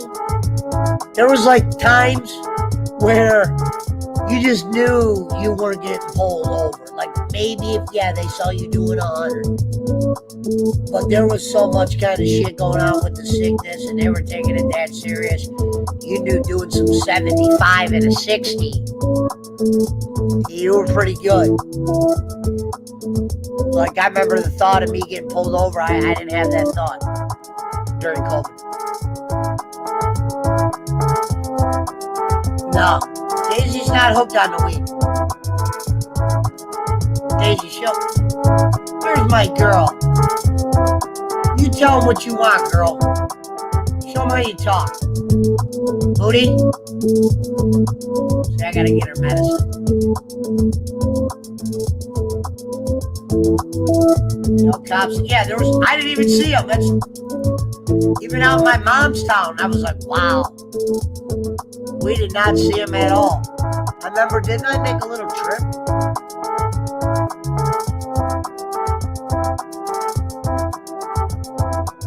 I forgot what I did during COVID. And I was like, dude, I'm not seeing the cops.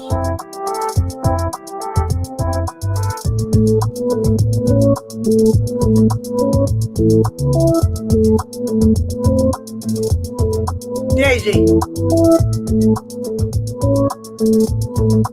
we gotta give you your medicine, girl.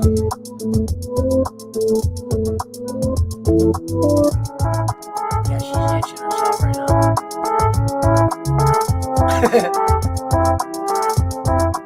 Screw-Rock, you're doing that.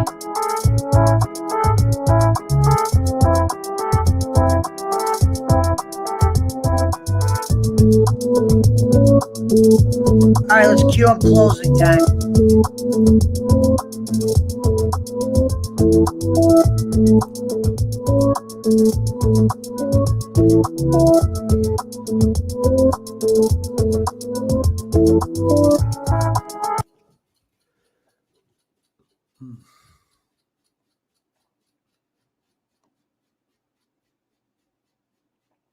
God, I almost want to play that. Cannon. All right. Oh, I can never refuse it. All right. I was going to play closing time, but I got to play the collab.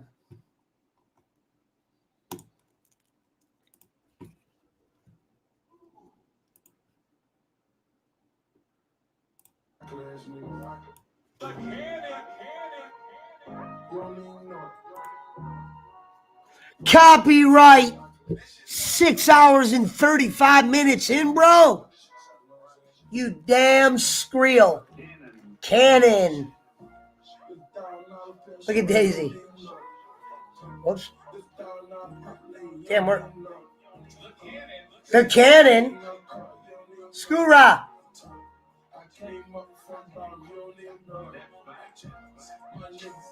Skura. Skura, what are we doing?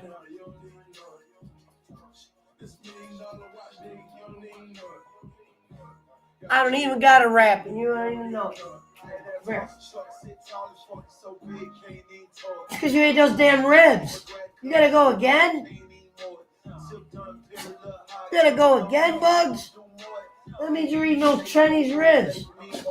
You see him? What are you doing? You gotta go. Hey, quit getting scared. Quit dancing. Pablo. Oh, do that again, Pablo. Pablo, get out of the cave. Come here. Hey, what are you doing? You biting now? What's that goddamn claw? Hey. That's how you know he's going to bed. What up? What up, Steven? This is my partner's brother. How you doing, Pam? Wrestling fan. I don't know what he thinks of the current product now. Yeah, if you're listening, Steven, I'm more of an AEW guy now, but yesterday I did watch Raw. I watched Bobby Lashley go through everybody. That's what's stupid. So let's get our champ. Let's get Big E pinned.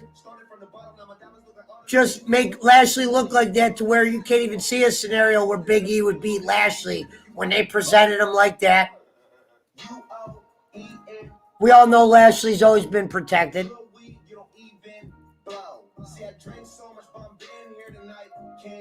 Yeah, like I've been grazing it.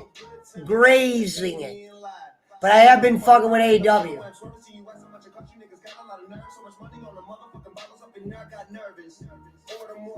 How did he get back? I like that. PWO with the Hank Hill. I have to let him live for a minute.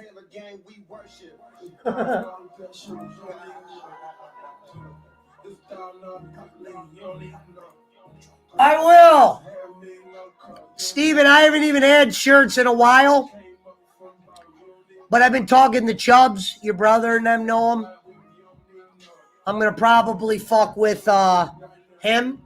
I'm going to do the NWO, but it's going to be PWO, no face. Promise I'll get you one.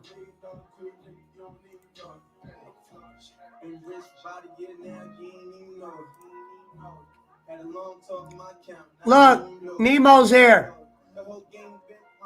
Nemo, you know Stevie, right? Phil Fatro, brother?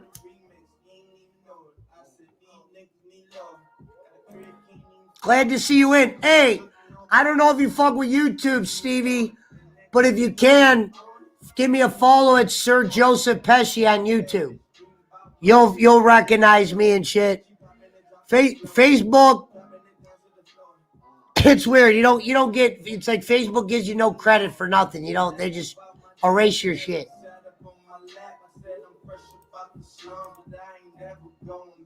I'm not getting no more tattoos. I got the one Waterboy tattoo. I'll tell that story one day. Thank you, Stevie. It helps out. And then if you ever do fuck with Twitch, I'm on Twitch too. But some people do, some people don't. I just showed Pat what Twitch was. Okay. You used to live next door to him in MOL? Oh, in that one house? I remember that house. MOL, that was hot as fuck over there. Damn, I lived in those apartments. And I remember there was nowhere to sell a bag. Everywhere felt dangerous down there. That's why Cleveland was so much better. You couldn't just go an MOL gas station. There was too much the city would just die by 9 o'clock to where you're the only person on the road. If you're not posted up in a house, you were hot down there. Thank you. I'm going to give you a perfect. I'm going to give you a wrench. Excellent. Thank you, Stevie. I don't know why it did pop up. Usually it pops up on my channel and makes a noise. Hold on, Daisy. Quit being a slut.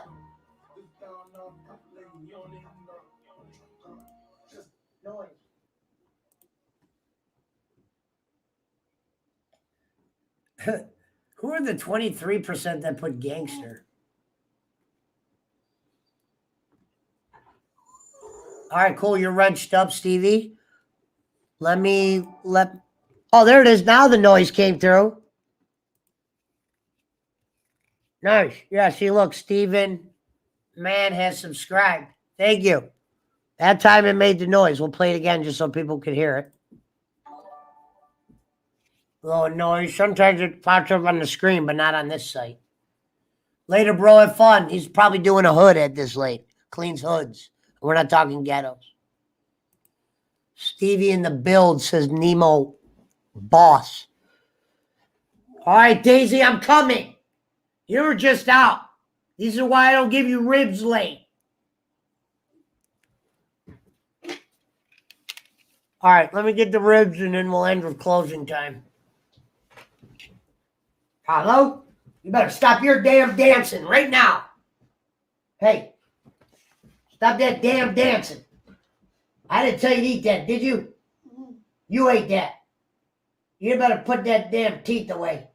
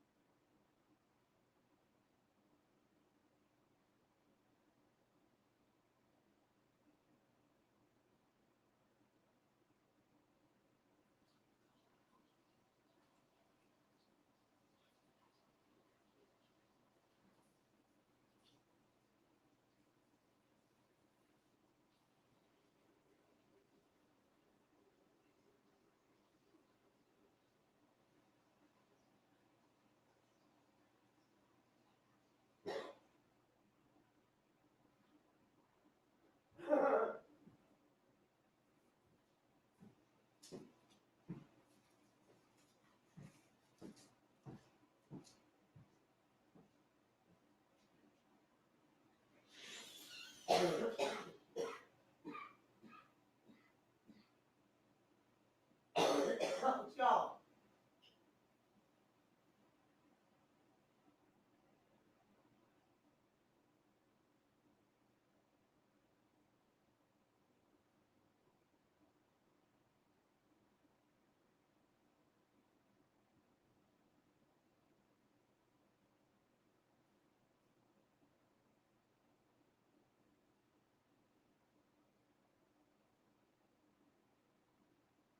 Go, Days.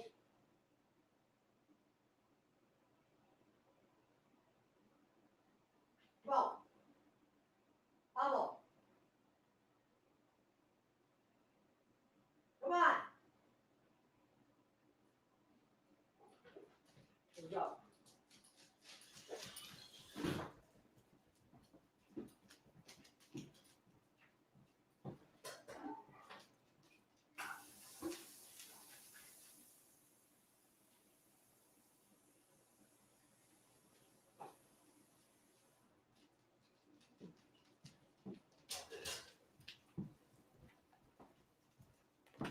See what you don't? There's 12 people in here. See what the Doberman does? I need to make the camera bigger so you guys can see how when they walk, they'll make sure he'll make sure he gets behind me. Let me see if I can show you this. I'm going to show you instincts. Take a dog over. See if I can position this. How can I do this? I want to fucking walk from there to there, and I want you to see what happens when I try to get behind him. What he does every time. Pablo, you stay right there. Look, yeah, he already ran when I was trying to get. You little scaredy cat. Come here.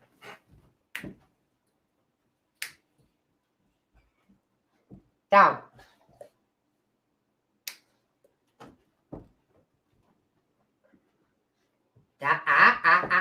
No. You get, there you go. There you go. You let me stay behind you. Quit shaking like a goddamn leaf. Quit shaking. You quit shaking.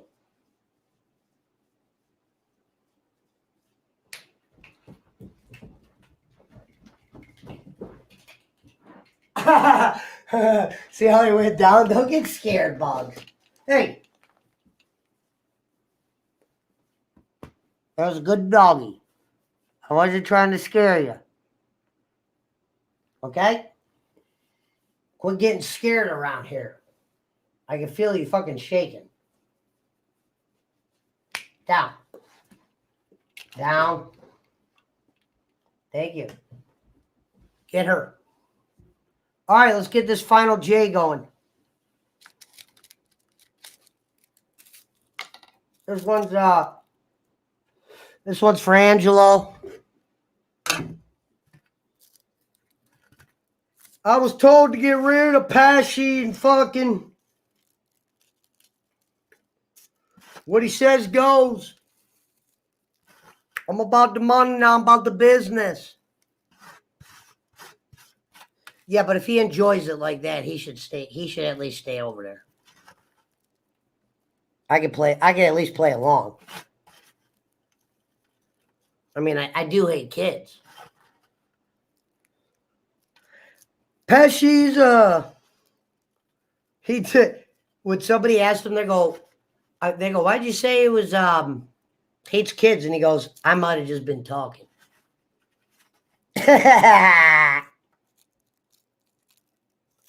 He's a petty piece of shit.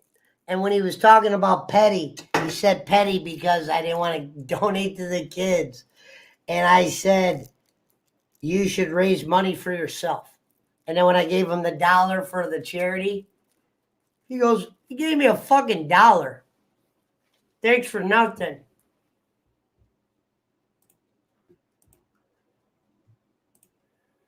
Think she got him. I haven't heard them motherfuckers tonight. Tonight, when it comes to the mice,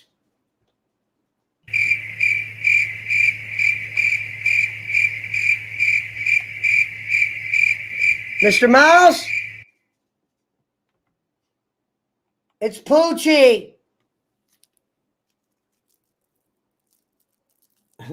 I can picture fucking what's his name going through extensive lengths to make that account. Okay, this is how we're going to do it. Porky Schultz, welcome to the band list, brother. Let me play that. I want him banned. Listen to Jacob the way he talks when Porky Schultz, welcome to the band list, brother. Whoa. Schultz, welcome to the band list, brother. Welcome, Porky. No, I'm welcoming him to the band list because he's going to be banned. Well, keep an eye on him, Jake. If he does it, you got the power to do it. I got it. By the way, that was an awesome cornet to do what he did. It was. I didn't know he did that. I was shocked. You know what makes me sad about that video is when we were reading off the band list, Porky Schultz was in there. I didn't even think of that. Porky Schultz, welcome to the band list, brother. And he's in the thing. I don't think it's Porky Schultz. I think it was him trying to be cute.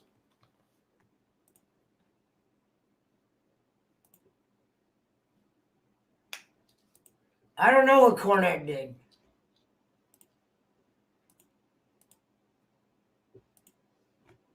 That's what I said. When you watch some of these videos, me and Jake have been doing shows for like six months now.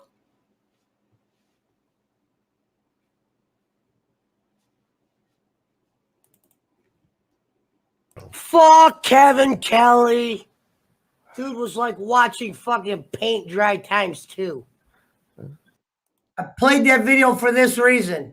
A couple weeks ago, Jake said, they're like, you gonna watch Pesci's show? And he goes, I'd rather watch paint dry. So he stole that paint dry line from that clip. JJ Schultz, where's he at? Last time I talked to JJ Schultz, he said he was a male pimp, escorting himself. Wild shit. I'm not even kidding. He was mad at me because I was not answering his messages when he was putting weirdo shit. Here's me when I had no voice. I gotta go frog voice. It's really starting to hurt now. So I'm going frog for the remainder of the show. Just to explain everything, I'm gonna go frog. Not Pesci voice. I'm gonna go frog until I get my shit back. Until I get my shit back. What's funny is, if you've noticed, that hasn't happened in a long time. I've learned how to channel that to where I don't lose my voice anymore. Marijuana has helped. Hey, buddy. Shout out to the Big D. I don't know. Brian Daniels is the biggest piece of shit in the business as chief. That's hilarious. Welcome to hell, brother. That's the new name of my show, the Outlaw Ring of Hell. Broken dreams, broken promises. I think I got a Brian Alford clip here somewhere. Let's see what we got for Brian Alford. Alfred is the biggest piece of shit in the business. He's in the business. Sorry about that, Brian. That was Jake. He's got control of the screen. Yo, it's all good. It's an honor to get a promo Brian Daniels, shut the fuck up. This is not. He does that to everybody, Brian. I think it's more of an act than a. What up? People coming in late. Can't believe it. Where's this one will make Alfred feel happy. Bolin is a piece of shit. No, change that to Mountain Timer is there you go. There's one for Schmidt. See, I did have the Mountain Timer rift was just burned into Jake's head by Schmidt. No, we know. I got blocked by JJ. Gotta love Jake, says Herman the mother fucking great.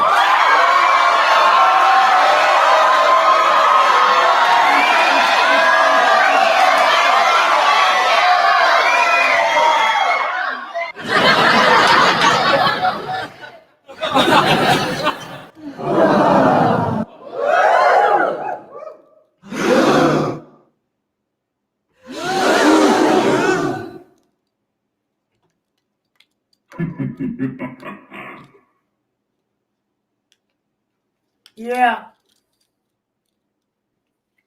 I want to find, let me see if YouTube has this clip. I'm going to make, I know it does. I might have to not be able to get it today, but this will be the new clip. Let me find this fucking thing real quick. I think how do you spell Rufio? Rufio.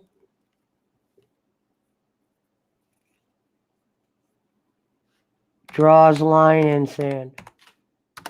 Line in sand. I've never heard of that. Like, I've never seen a grown-up do that. Yo, Rufio from Hulk, dipshit.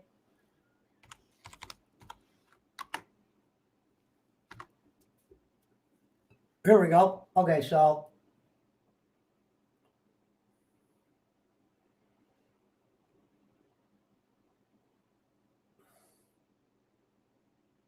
I think this is when Peter. I think I'll play this part. This isn't when Rufio drew the line in the sand. This is when Pan did to rub it in Rufio's face.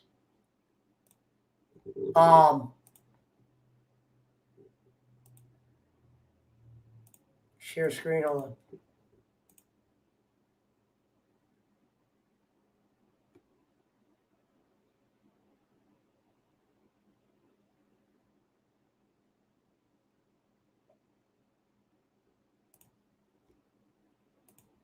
Hold on.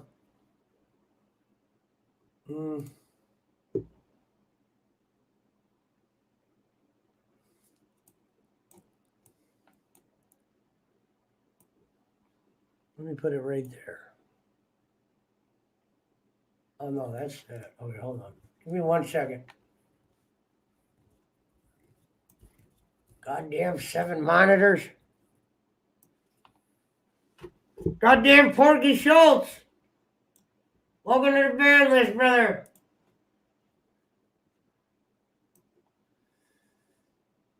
Hold on here. Let me play a clip for you guys real quick.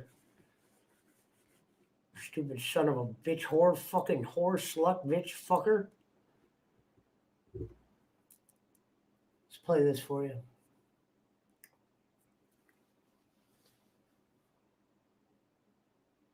Oh, I erase that?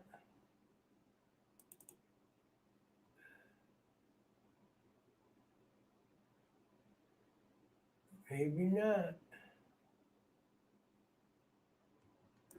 Oh, there it is. Okay, so we are going to play YouTube. Fucking whore. Where the fuck is it?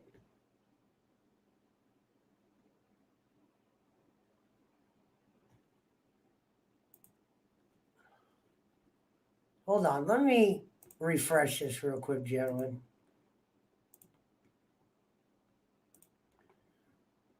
Let me refresh some shit. Porky Schultz, welcome to the band list, brother. No, I want a band.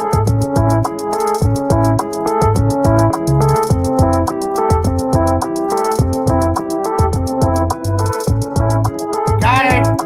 We're in. Sorry, Poochie. This one's for me. All right. I think this is it. If not, my bags. Sorry if I'm missing all the comments. I'm on some other shit at the moment. You didn't get blocked. I don't block people, Herman. Herman thought I got mad at him on that show the other night. I didn't remember that shit. I knew you didn't even know what you were seeing. Can you guys hear me? Hello? Oh, I do got audio. All right. All right, here we go. Let's see if it works.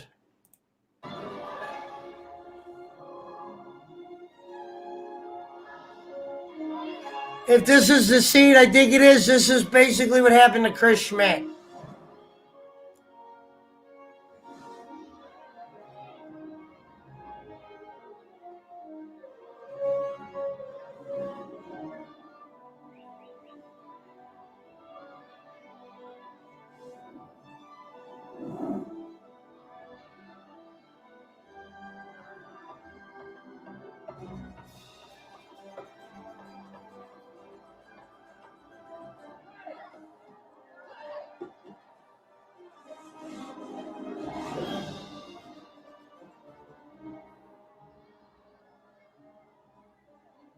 Here we go. Line in the sand. Or this might be where Rufio just drops to his knees. And then Peter draws the line.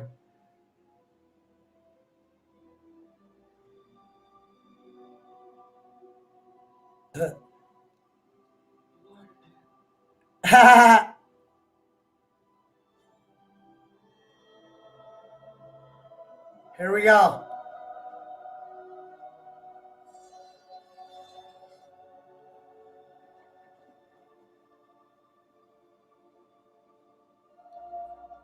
That's basically what I did.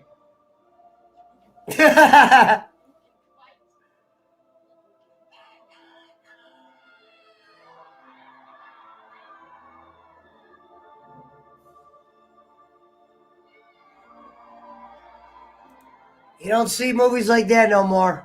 We love you, Rufio. You could fight?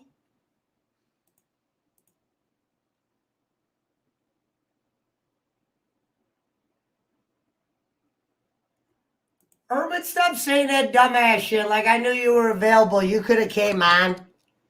I was looking for people to come on earlier.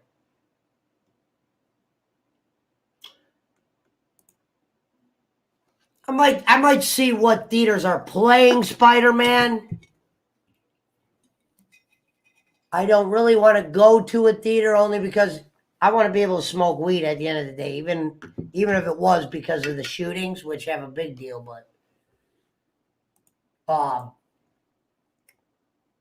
but yeah, that was where he drew the line in the sand, and he. So whenever what's his name would say that kind of things, That's the vision I had. But I like the Rufio one better because Rufio was doing a little bit more arrogant than Pan.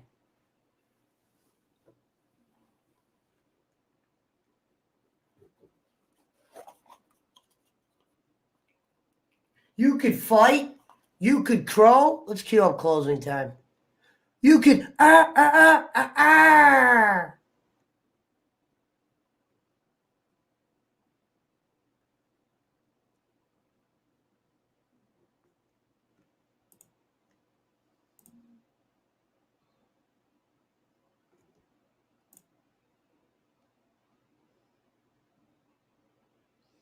Oh, the one thing, Jake has a meme of me getting chin music.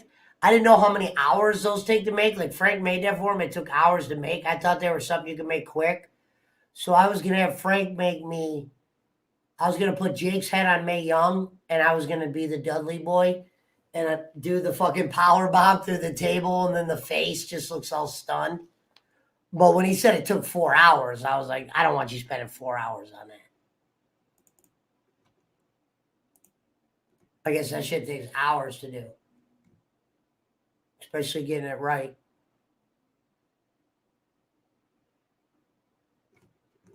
Oh, hold on. Can't start it yet. We learned that closing time is not a copyright.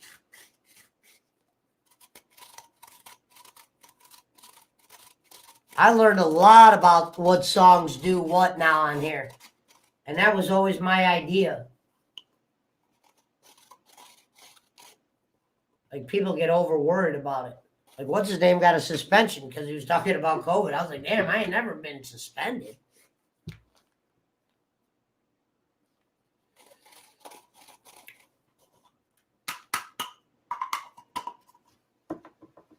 What happened, Daniels? You said you didn't know what happened.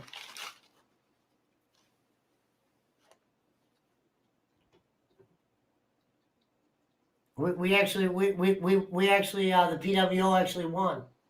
We're the winners. We won. Oh, you didn't know? Your ass better call somebody.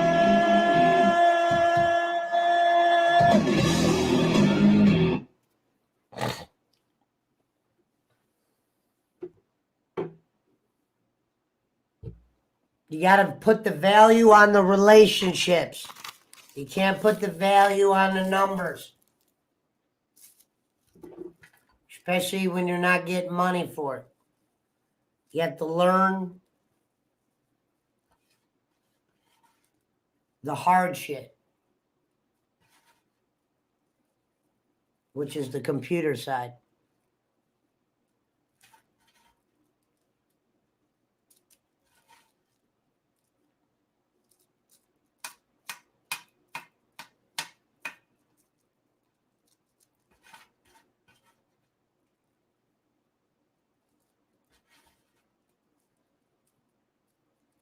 Like, what's cool about Trovo, if you were watching my show on Trovo, you would be getting points right now as you were watching. I'm not live on Trovo right now, but when I do go live on there, let's say, like, for instance, I'm watching my buddy Rev, they give you these points for just watching. So if you were watching my show night, you get these points, and you can just give them to the channel or whatever.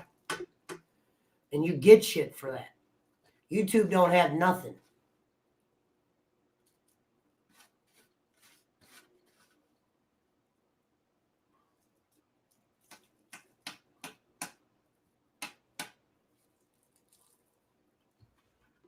And Twitch is more meant for live. The videos that get put up there, people don't really watch those kind of videos on Twitch. It's for the live shit. All right, let's cue up closing time. Where you at, Herman? You want to come in and sing this song?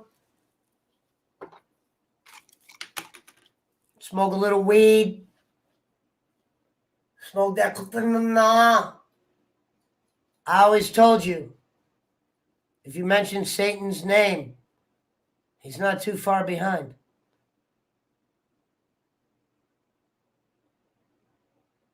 The fuck was that? Oh, it's the dog. I'm like, what the? That scared the living shit out of me. Holy shit, that scared me for a minute. I was like, what the fuck? I thought the dog was over here. Oh, I feel much better now. All right, here we go. Ladies and gentlemen,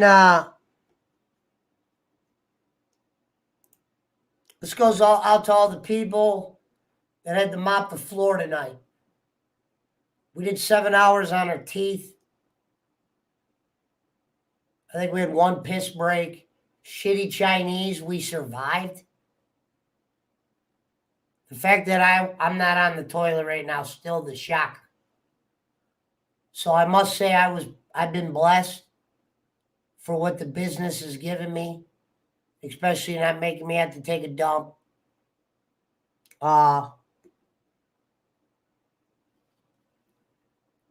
Final J. Herman the Great, this one's for you. California, we love you.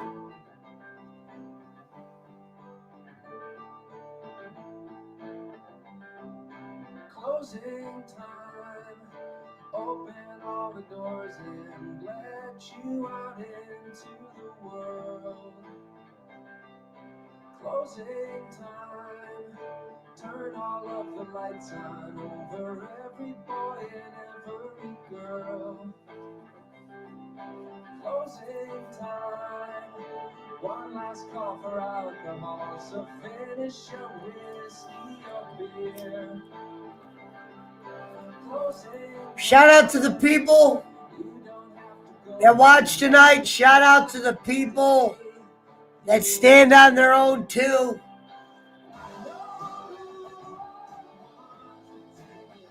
Shout out to Cornbread Fed.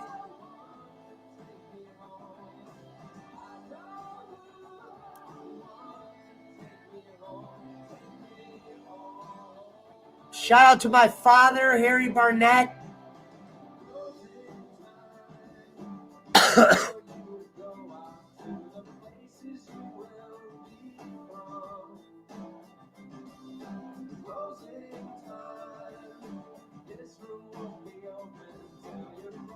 Shout out to Shit Lips.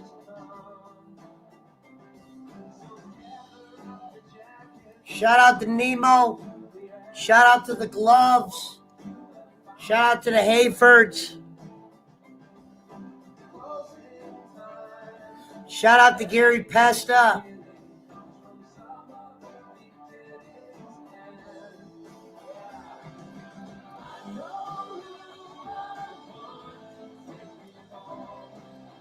Shout out to, why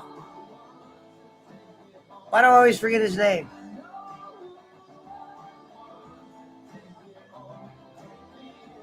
Mojo. Shout out to Mojo, Nemo's boy.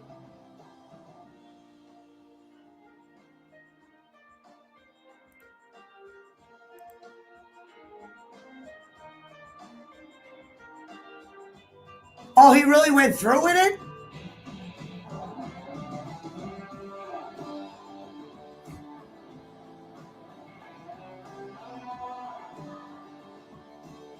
That's funny.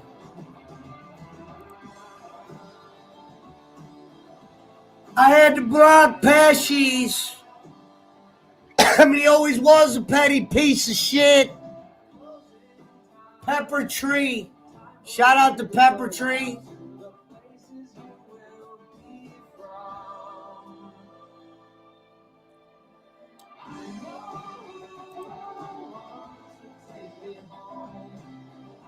Shout out to the girl that used to take us to the mall, Nemo, Sarah Hughes. You were very, very, very hot, Sarah. I was definitely in love with you in, well, I don't love you like I love my mother, but I just love the way you look.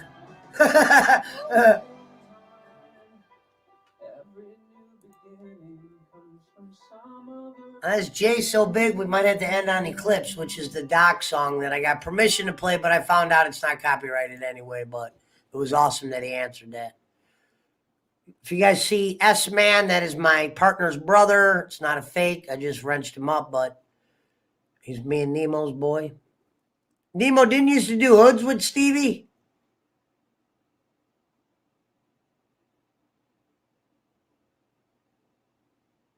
That pisses me off that I saw my partner's name. I don't know, my partner came in here on another account and somebody thought he was a fake and blocked him because I know what's his name wouldn't know him enough to make a fake yet.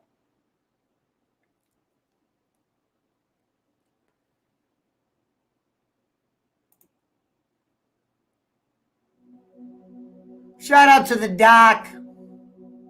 Champions Club, what I got on my hat.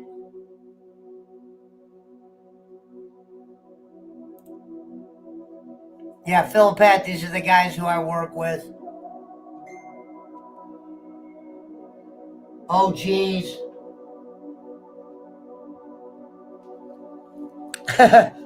Pesci! I'm banning you, brother! This one's gonna hurt. But, I mean, shit, if he did it that quick, then fuck, maybe it's for the better, right? Justin was too? Oh, Justin, what, worked with you three? Judder pisses me off a lot. We always get into fucking arguments.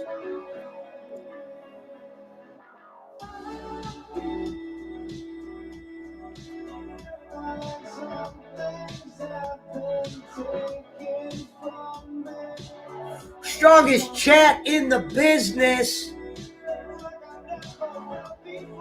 Let karma strike those.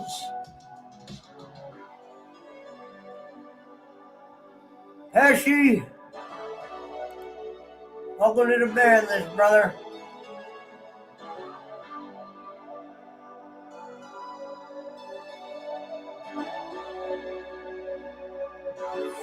Sad part is, why he's like Angelo was watching the show. Why the fuck would Angelo be watching me at 1 a.m.? There's no way he could possibly be doing tabs on Jake like that. We're like, all right, let's see where Jake's at tonight. Poochie, do we got a location on him? Sad thing about Poochie is Poochie used to say, oh, Pesci and Schmidt were always nice to you.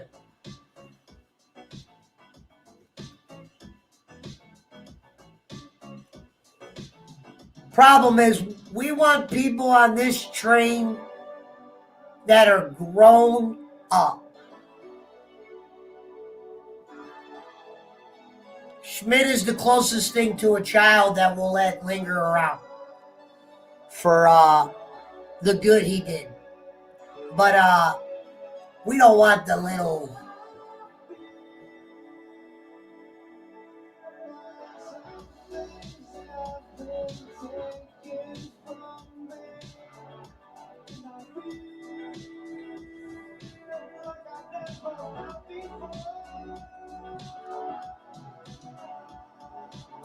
I once heard Dr. Disrespect say, you'll know if you won you will feel it.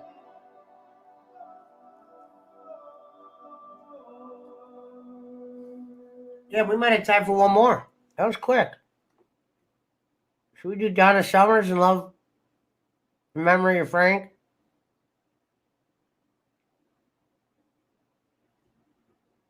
Oh shit! Can't play that. That was close. If that song, oh shit, we gotta get that out of there. If that song plays, I get a red flag. What is love? Baby, don't hurt me. Don't hurt me no more. This is the song that was playing the night JJ got the message that he was supposed to block me. He was sitting at home.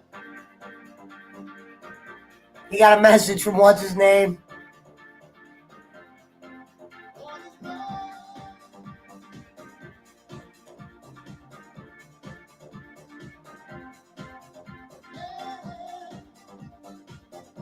'86 is a restaurant term. If you don't know what 86 means, it means delete.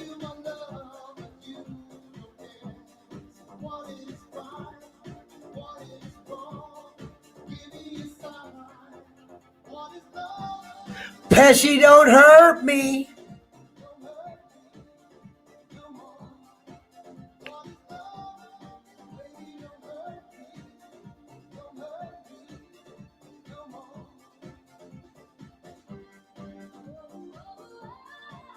I always tell people, study the art of Tin Man. Know how to use your heart in ways that are smart and beneficial, but not in ways to where you will end up drowning in emotion or drowning others in emotion. Learn to be the Tin Man. Heartless. Study the art. Know that you have to maybe go that route, but be human at the same time. So when that person does tell you to fuck off, well, you just can't let it bother you. That's why you got to study the art of Tin Man.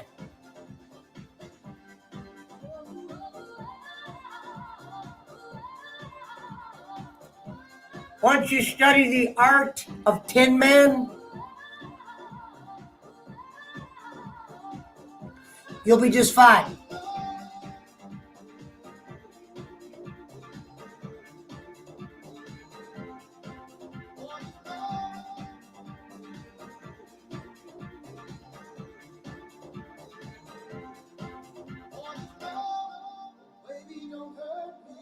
We're going to have to play some kind of recruit music.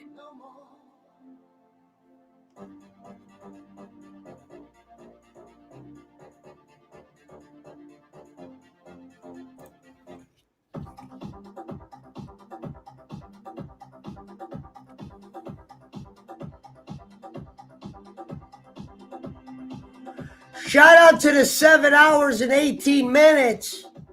And if I truly had to, I could definitely, might as well go until it says 730 in my corner and make it 7 hours, 30 minutes. This ain't like the time when Jake said he did an 8-hour stream and he only did 4.5.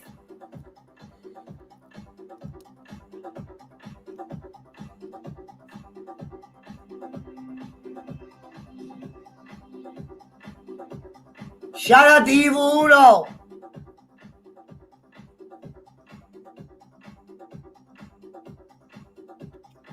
Damn, is that a red flagger if I play that?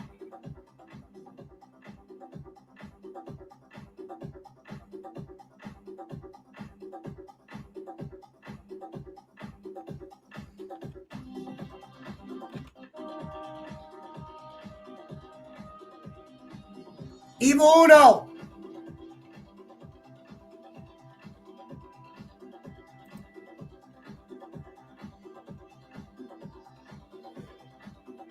Last call for alcohol. Shout out to the men. Shout out to the guy that drives his own boat. Shout out to the guy that gets up in the morning and looks at his chick and goes, yeah, if it happens, it happens. Don't forget what train you're on.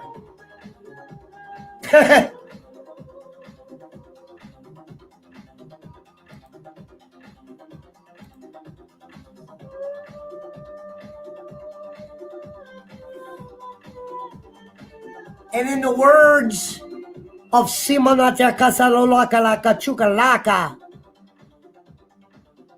don't let your heart kill you.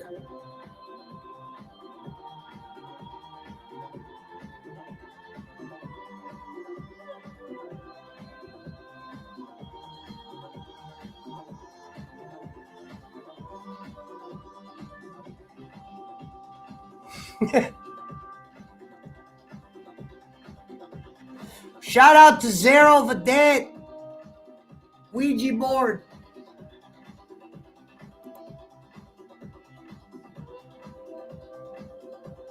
I've already heard too many bad things about Hawkeye. I might be getting slowly done with Disney. I'm glad I found out today that I now know what you were talking about, Venom and Sony. Now I get what you were talking about. I didn't realize that the Spider-Man character in Sony's world, they had that much say-so. Because when they had him on Civil War, that threw me off. So it's crazy is I've been blaming Disney for Spider-Man. But like I said, Disney deserves enough blame. They're pieces of shit. They're just like Teddy. They're lefties. Strong ones. Hard ones. You know what I'm saying? They went to the levels to where they said they fired people just to make the fan base heavy. These people were not fired. Kathleen Kennedy. Fucking psycho bitch. Fucking took something they bought for $4 billion. $4 billion they paid for Star Wars, and they ran it into the ground where half their fan base wants to choke them. They didn't realize how serious that fan base was. There's a reason why you guys paid $4 billion. You know, hey lady, you're like, why people take it serious? Why'd you pay $4 billion? You don't think there was some, a little bit deeper than meets the eye when you pay $4 billion for a story that you thought you could change in any way? Tried to direct it at kids or something. It wasn't even a kid's movie. The guy that fucking wrote the shit even said that when they interviewed him on 60 Minutes. He said, I wouldn't have showed my under 10-year-old this movie. I'd have made this movie for 10 and up. Disney does is they prostitute things like Dumbo, Aladdin, the toys, etc. But a lot of shit's been blowing up in their face recently. They've been getting called out. Shit's been taking a dump at the park. They have a whole Star Wars theme park, and I remember the guy was pointing it out. It's like a theme park of like their version of Star Wars. I remember I told you guys all the George Lucas story. George Lucas, and you can look it up, it's all over YouTube, referred to, I never even heard this word before in my life, referred to Disney as white slavers after he sold them Star Wars, and when they told him he was going to be a part of the project, and when he saw they were ignoring him and he stormed out of there, 60 Minutes came and found his ass in his cabin. And he fucking put Disney in blast mode. Called them white, like I said, called them white slavers. Meaning they're just working things, items to the bone, not putting no thought in.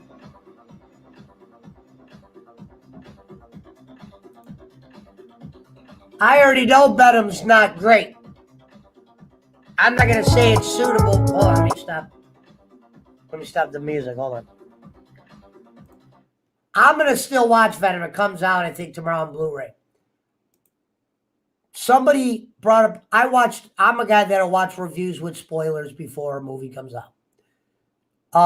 And still watch the movie and not hate it. But I could tell just from the guys that I do follow on the movie reviews that are pretty solid, that it wasn't a home run upon home runs.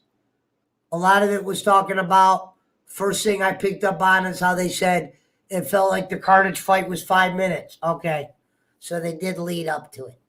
Sad part is they ended it. I don't know, I haven't seen it, but it made it sound like Carnage was killed at the end of this. When they teased Venom looking at Spider-Man, that was probably the coolest part in the film. And that's at the very end, was Venom teasing looking at Spider-Man, and you hear him go, I hate this guy. That was probably the best part. Now, I don't know if the Carnage got away maybe and you could bring him back, but I hate how he was, if you don't see him again, that's a waste of a very serious character. You know what I mean? I wish I could get the numbers on the money that film had to make back. I always set the bar at Dark Knight. And there's a lot of people, look up Dark Knight on all-time greats. I'm pretty sure you guys can find it. It's one of these gamer lists or movie lists. Dark Knight's either like 1 or 2. And I never knew that. And I always hear people bring that movie up.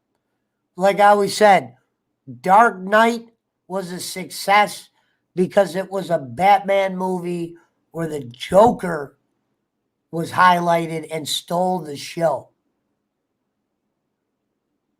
To where it felt like when he died, there was just a dark cloud over the new other movie. Even though it was not good in a lot of ways. I'll want to review that movie. Maybe we could review that movie on Mr. Marvel as the Bane. You know? But it wasn't me being a Christian Bale guy. Christian Bale I felt was replaceable in that whole thing. You know, I always liked Michael Keaton the best. But I understand Michael Keaton was getting a little bit older. He's not really the biggest guy.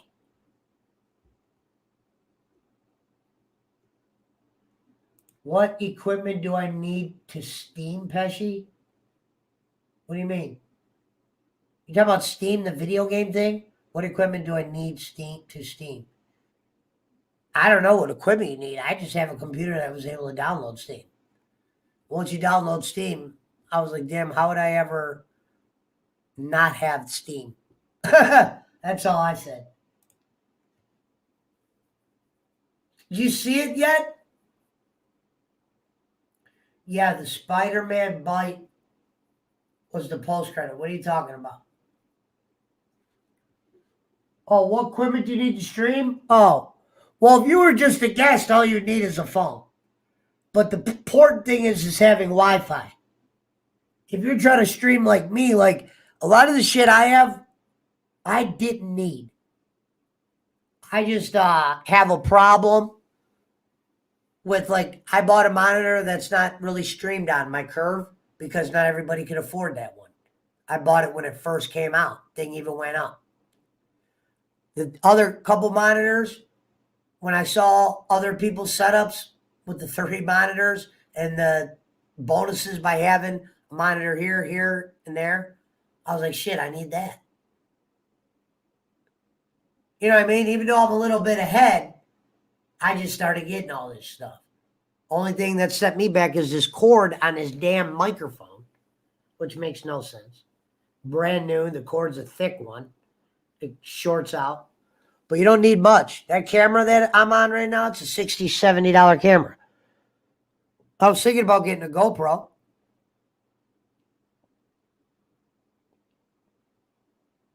But I remember early, I was just looking to do Twitch streaming. Like, even if I would have never got on the bowling alley, I would have probably eventually did Twitch. Like I said, it would have been a different ride.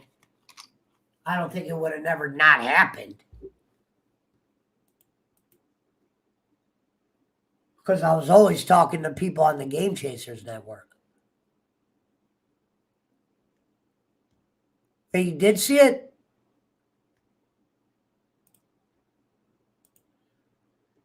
He said, go to bed, Pesci. Well, it just turned 7 hours and 30 minutes.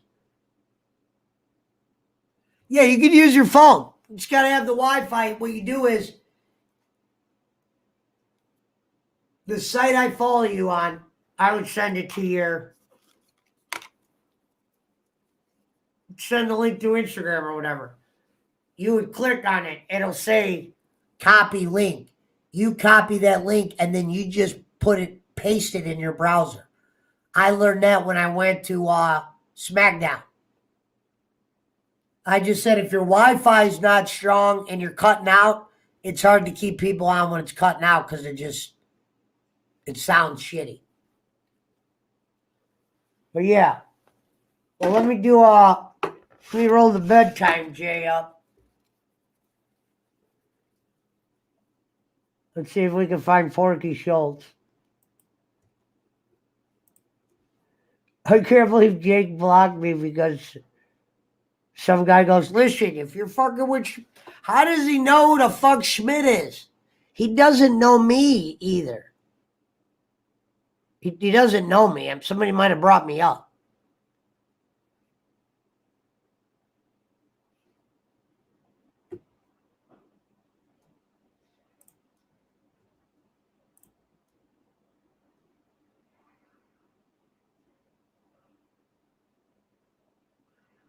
No. Should I play that one? I forget the name of the song though. No. I just remember the beginning. It's System of Down. No. All the world keeps on dying.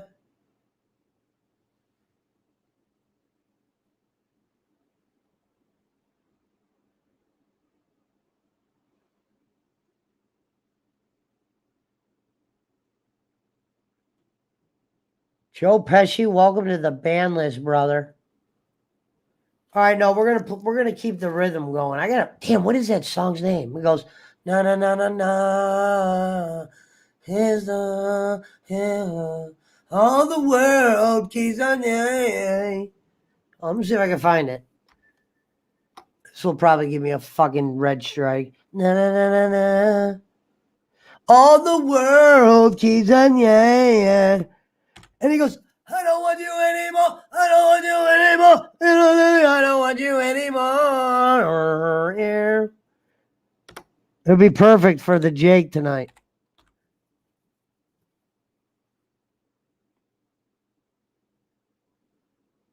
All right, here we go. System of Down. Should I type in toxicity verse? No.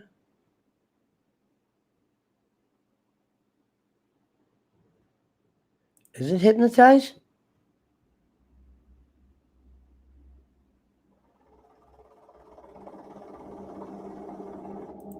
No, it's not that one. No. Here it is.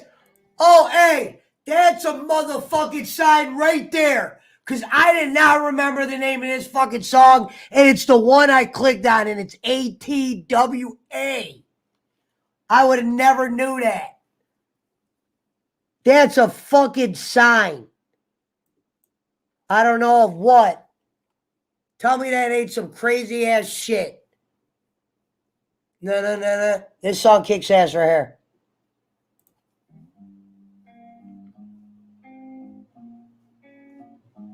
This one goes out to Schmidt.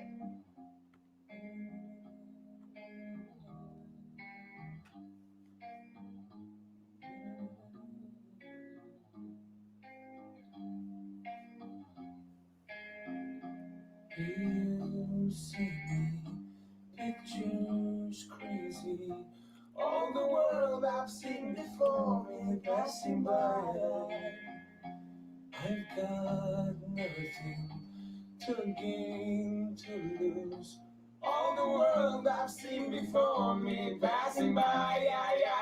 You don't care about how I feel. I don't feel it anymore. You don't care about how I feel. I don't feel it anymore. You don't care about how I feel. I don't feel it anymore. You don't care about how I feel. I don't feel it anymore. Let's sing it all together. Oh, na na na na na na na na na na. Hey you. There goes Nitty. All the world keeps on passing by. He got blocked.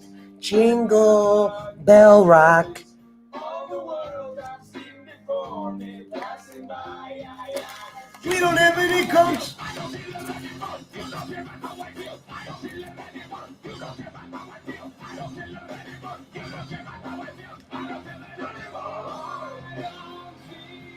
Sounds like you say Claymore. Claymore!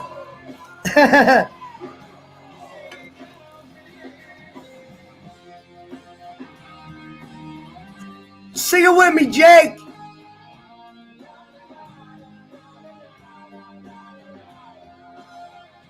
Poochie, fuck you. Kiss my Dion, not the Sanders.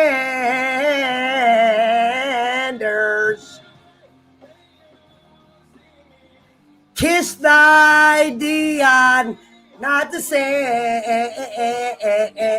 Sanders. Still on day one.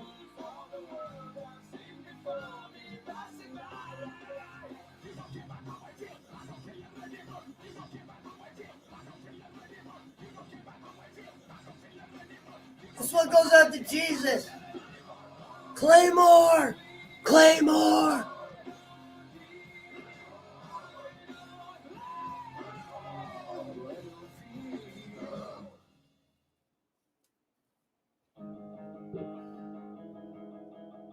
That one was for Poochie.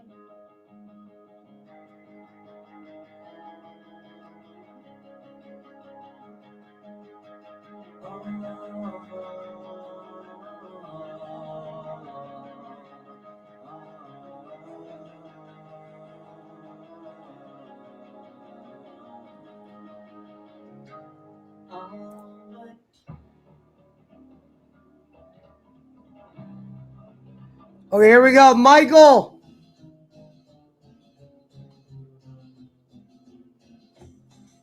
This one's dedicated to James Sands. You keep saying you got something for me. Something you call love, but confess. You've been a messin' where you shouldn't have been a messin'. And now someone else is getting all your best. These boots are made for walking, and that's just what they'll do.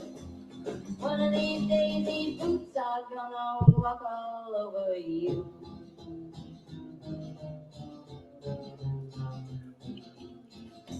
Yeah. Boots, are you ready? You keep lying when you ought to be truthing. Ha ha! And you keep losing when you ought to not bet. You keep saying it when you ought to be ashamed then. Now what's right is right, but you ain't been Right yet. These boots were made for walking, and that's just what they'll do. One of these days, these boots are gonna walk all over you.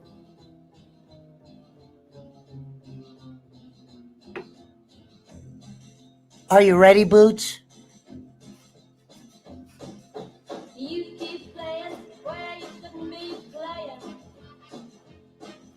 And you keep thinking that you'll never get burned. Final J! Oh! Found me a brand new box to match. Ah! What he knows. Oh yeah, it's 20 minutes till an 8-hour show. Might as well do that to let Jake know. And that's just what I'll do. One of these days, Jake will probably fucking block you. Poochie, are you ready? You damn right, Alva.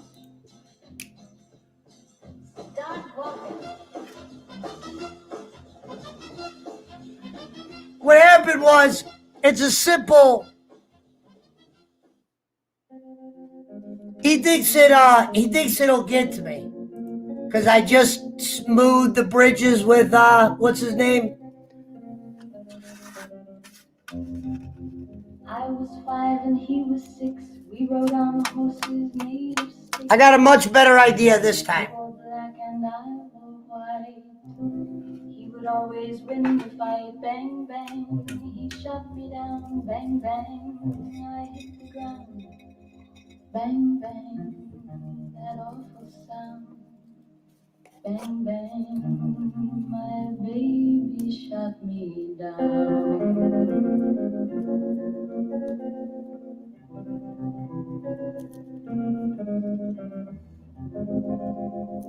Seasons came and changed the time. When I grew up, I called him mine. He would always laugh and say, remember when we used to play? Bang, bang. I shot you down, bang, bang. You hit the ground, bang, bang. That awful sound, bang, bang. I used to shoot you down. What a song. This bitch get killed. She was way ahead of her time. Music played and people sang. Just for me, the church bells rang.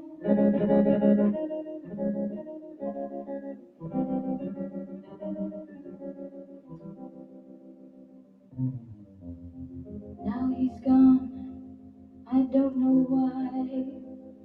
And till this day, sometimes I cry.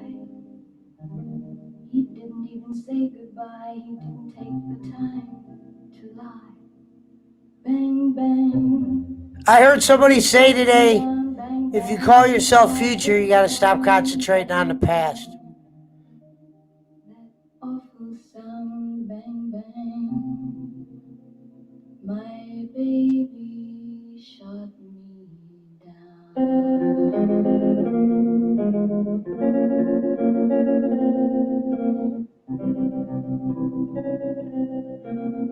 What's his name recommended we play this if anything should happen? This was his final request to have this song played. The extended version.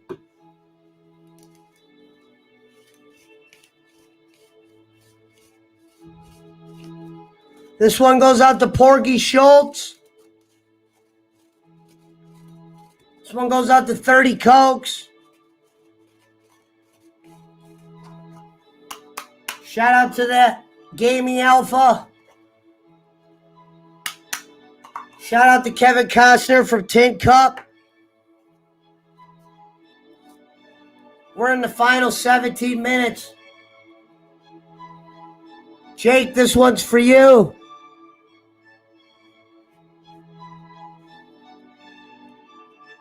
Shout out to Angelo, who was watching the show tonight at 1 a.m.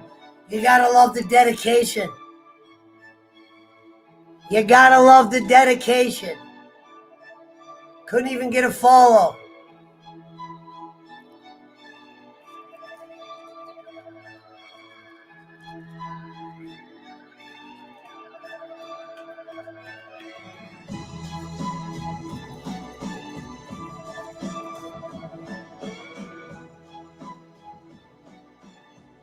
You know what's funny about Evil Uno?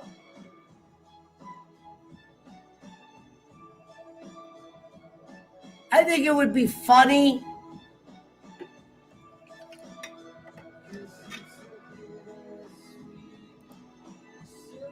yeah.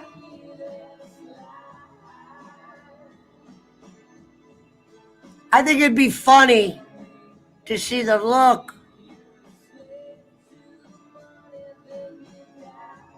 No, never mind.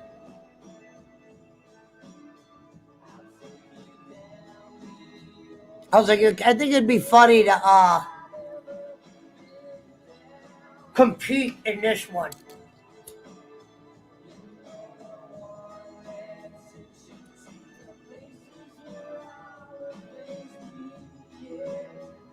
What's that movie when they're like, can I play?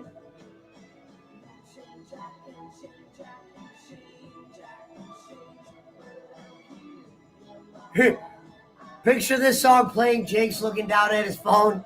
It says block. And it's somewhere laying in a bathtub is Poochie with the Angelo account with like a little like Scream sound box.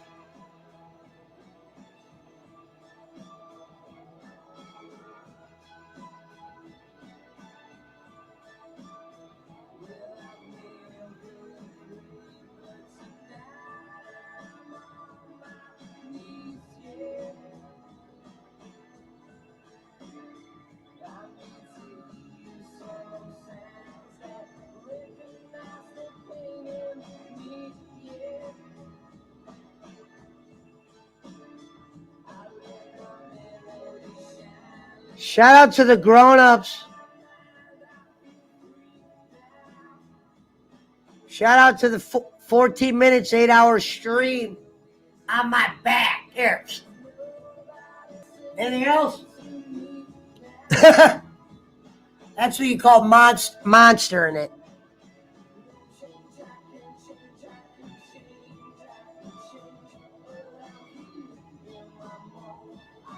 I got people still, what's his name, still going after me. We've been done with him for like weeks now. This might be like Billy Madison, where he had the people to kill list on the wall, and he crowed. Who did he cross off? He crossed off Billy because him and Billy became friends. Said people to kill.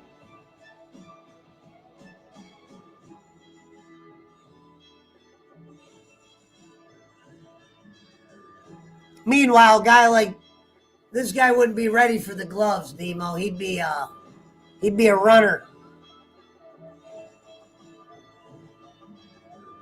Yeah, the boneless ribs was trash tonight, Alpha. It's been good before.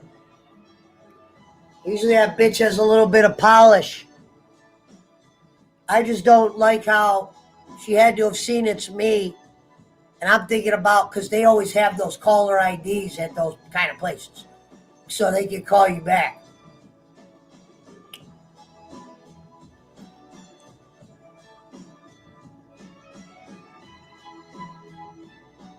I learned she didn't value me as a customer, so I'd rather just pick shit up.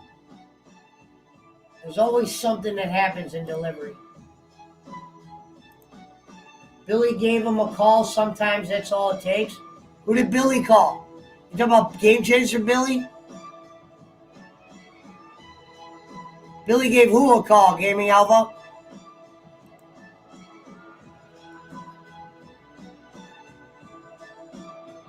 If you're talking about that rib place,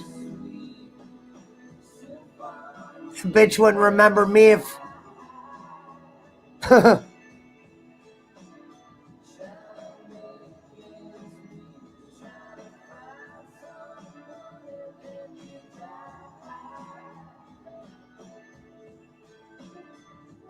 Shout out to the 8-hour stream.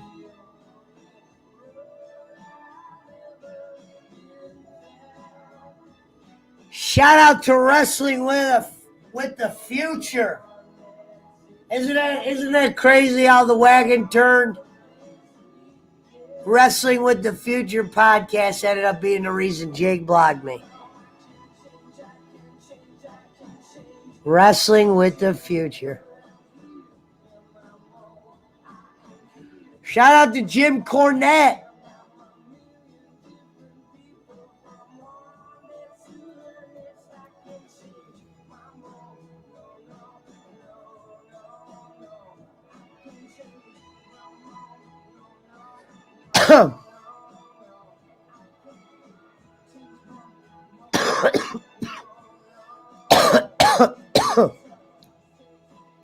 Bittersweet Stephanie used to be the ringtone of a chick I was fucking with at one time. Hot chick, too.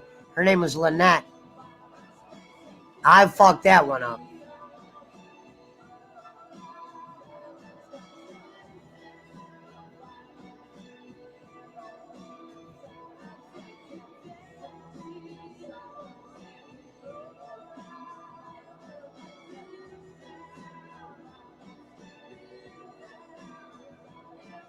Holy sickos. Holy shit.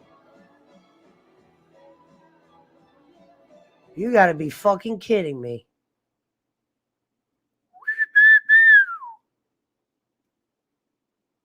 Damn, sometimes when the pudding is that fucking disgusting, you might just want to pass on the pudding.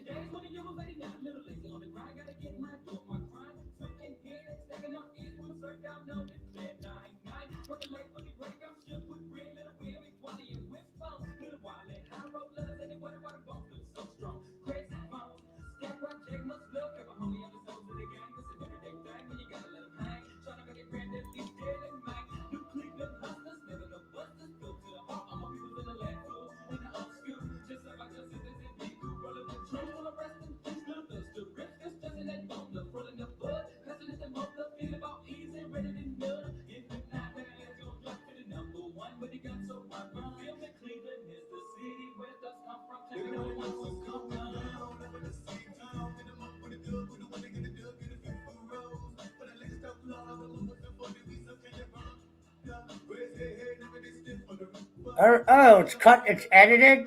Gross. I didn't know it was going to be edited.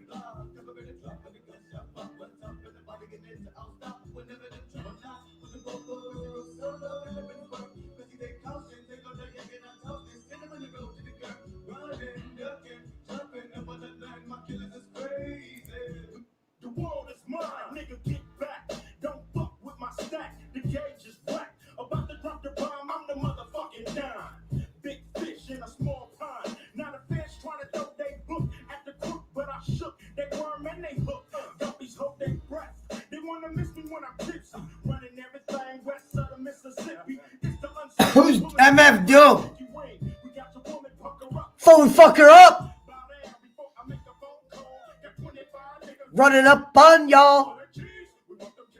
Everybody freeze on your knees, butt naked, please. Bow down.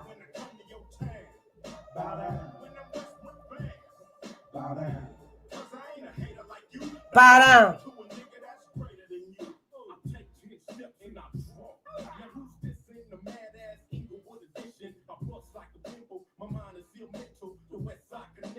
Me and South Central.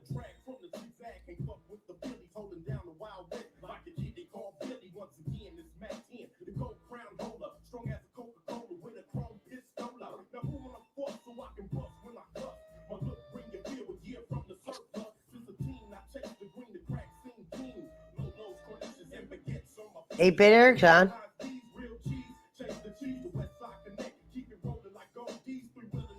Hey, Gaming Alpha, we should fucking raid 8-bit.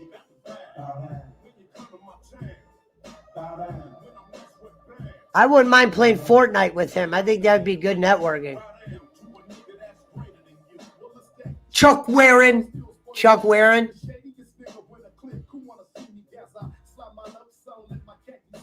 West Side, come again, BB King. To that H.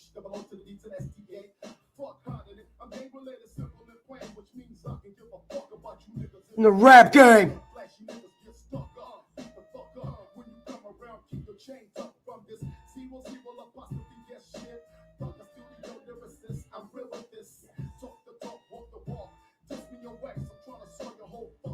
Yeah.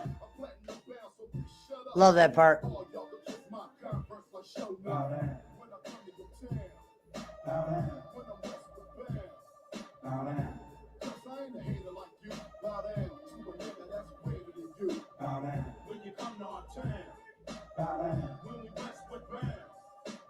Six minutes left.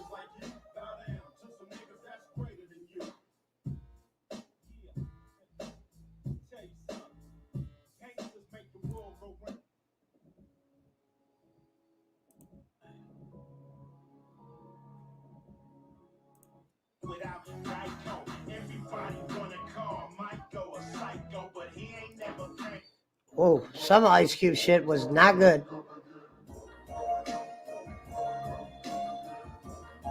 Schmidt, if you're out there, this one's for Schmidt. Shots fired. It's for Wiggum.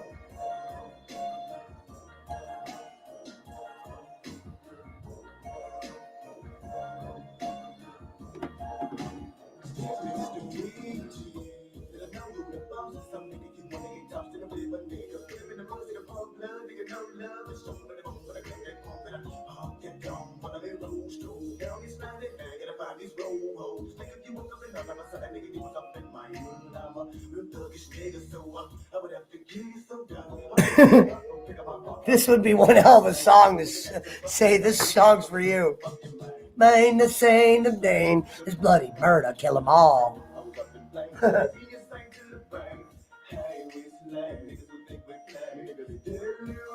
You said Ouija is saint of the brain. Kill them all, more murder, that's what Ouija said.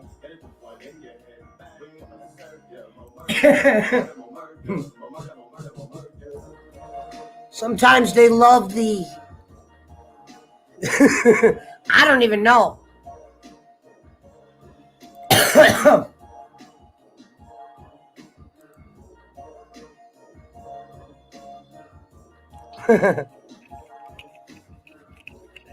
It's not even really a war. We're just going to tease. We already won the real war.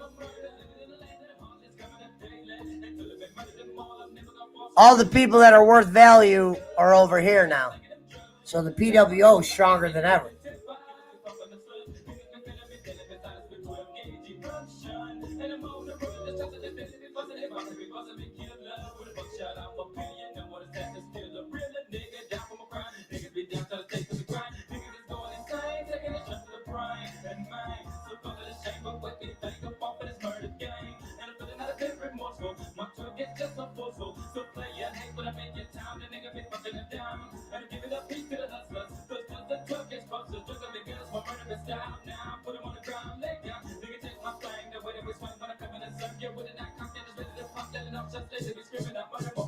Yeah.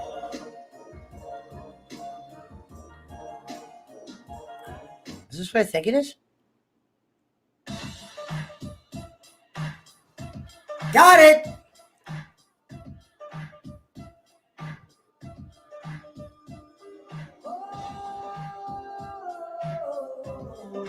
Jake, this one's for you! What happened? We just reunited.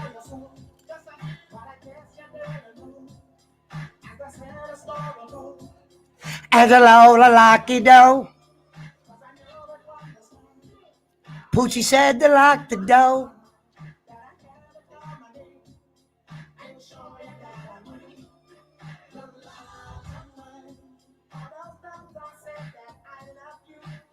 Shout out to the Champions Club. Shout out to the PWO.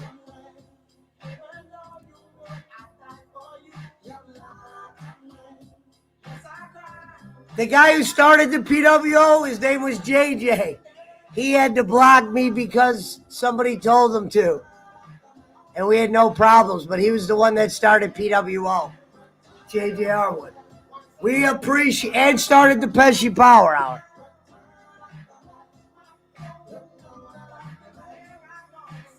But now he's gone. We lost him to Secret Service. Bagada, bagada.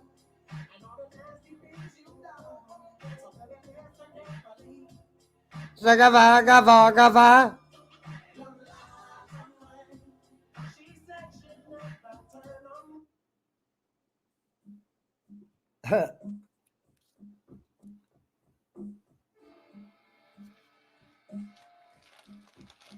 No, I can't hit the link from StreamYard. When I hit it, this is what happened. I don't have that other screen open. I got this one open. What's his name got the text message and then this was playing in the background.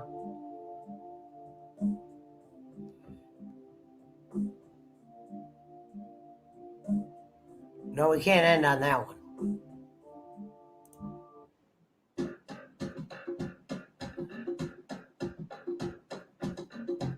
That's not the Rubber Band Man I was thinking of. Here's a good one to end on.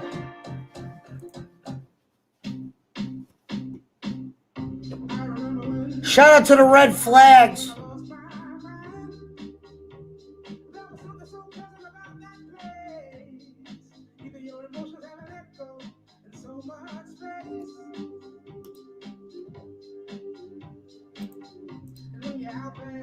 Hold on, I'm having Facebook issues.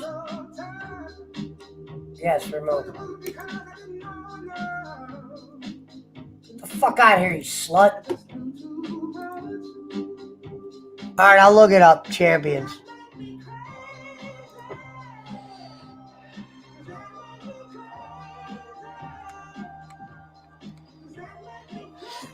Hold on, wait for this one part. This would be the part I would send to Jake.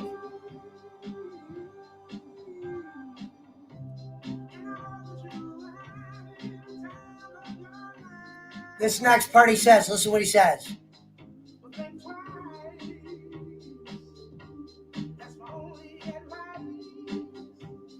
Got him.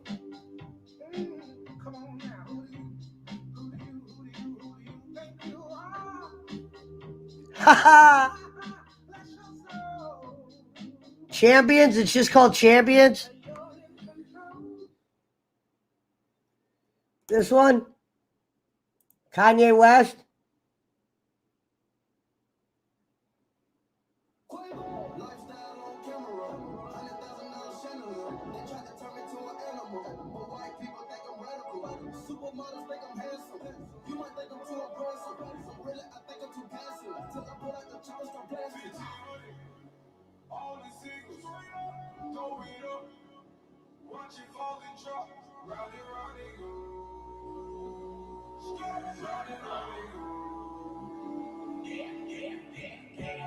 Pray for me. I'm about to hit the yay button. I don't want to say nothing wrong, but it'd be wrong if I ain't say nothing. Imagine if I ain't say something. When none need to say nothing. I done lost and made money. Now I'm making something that can't take from it. And I'm fresh out of debt in this motherfucker. And they still ain't ready yet for a motherfucker. Yeezy might have to go and put his Louis on. It's alright. Gucci in a Gucci store. It's not a home run. It's not like this. This is what I'm looking for at this hour. This is how we'll end tonight. This is the final song.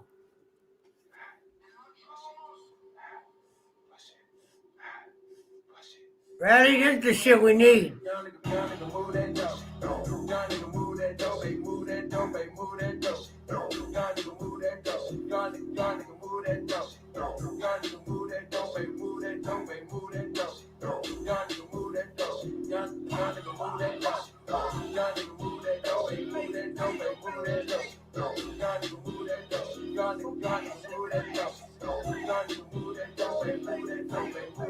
I forgot I got this one back.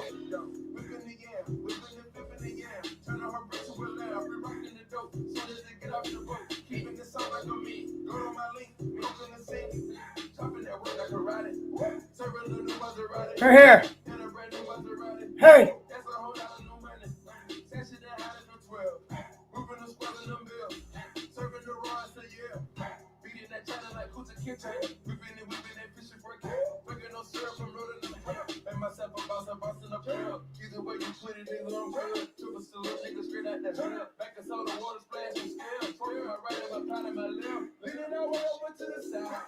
Here's the best part.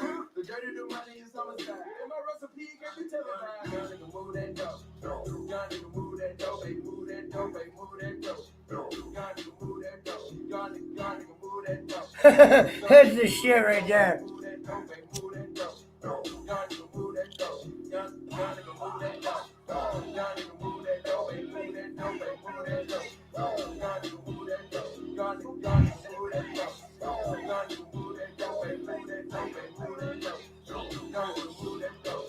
Young enough to still sell dope, but old enough that I know better.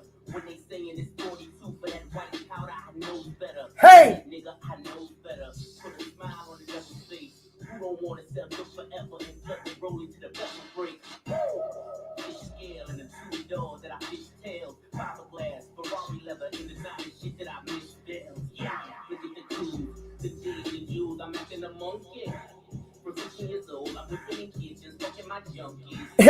Pop low, but way before me goes. My dinner plates, no silverware. All you niggas, my e-hoes. Toss a kilo like a free throw. Ho! House had the peephole. Made it through to the other side. Now nothing's big as my ego. Young nigga move that dough. Young nigga move that dough, baby, move that dough, baby, move that dough. Young nigga move that dough. Young nigga move that dough. Young nigga move that dough, baby, move that dough, baby, move that dough. Young nigga move that dough. Young nigga move that dough. I almost forgot this song existed. This was that fucking shit. This is how we used to wake up to this shit.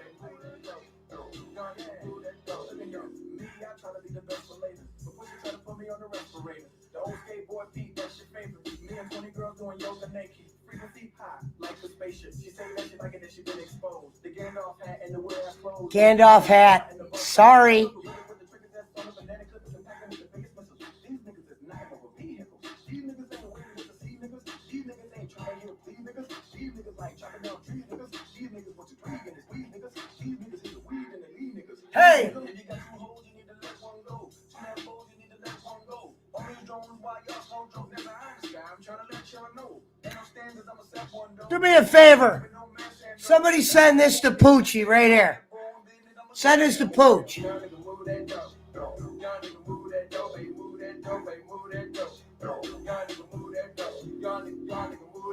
This is the response.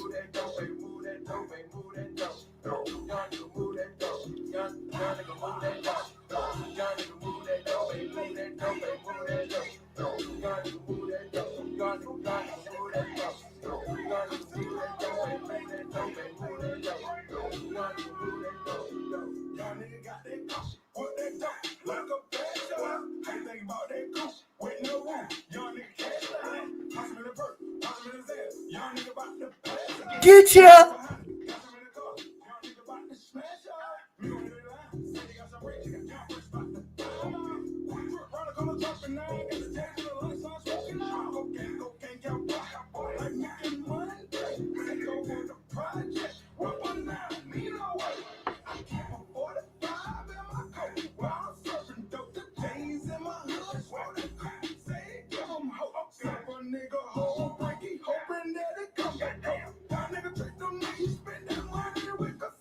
Young nigga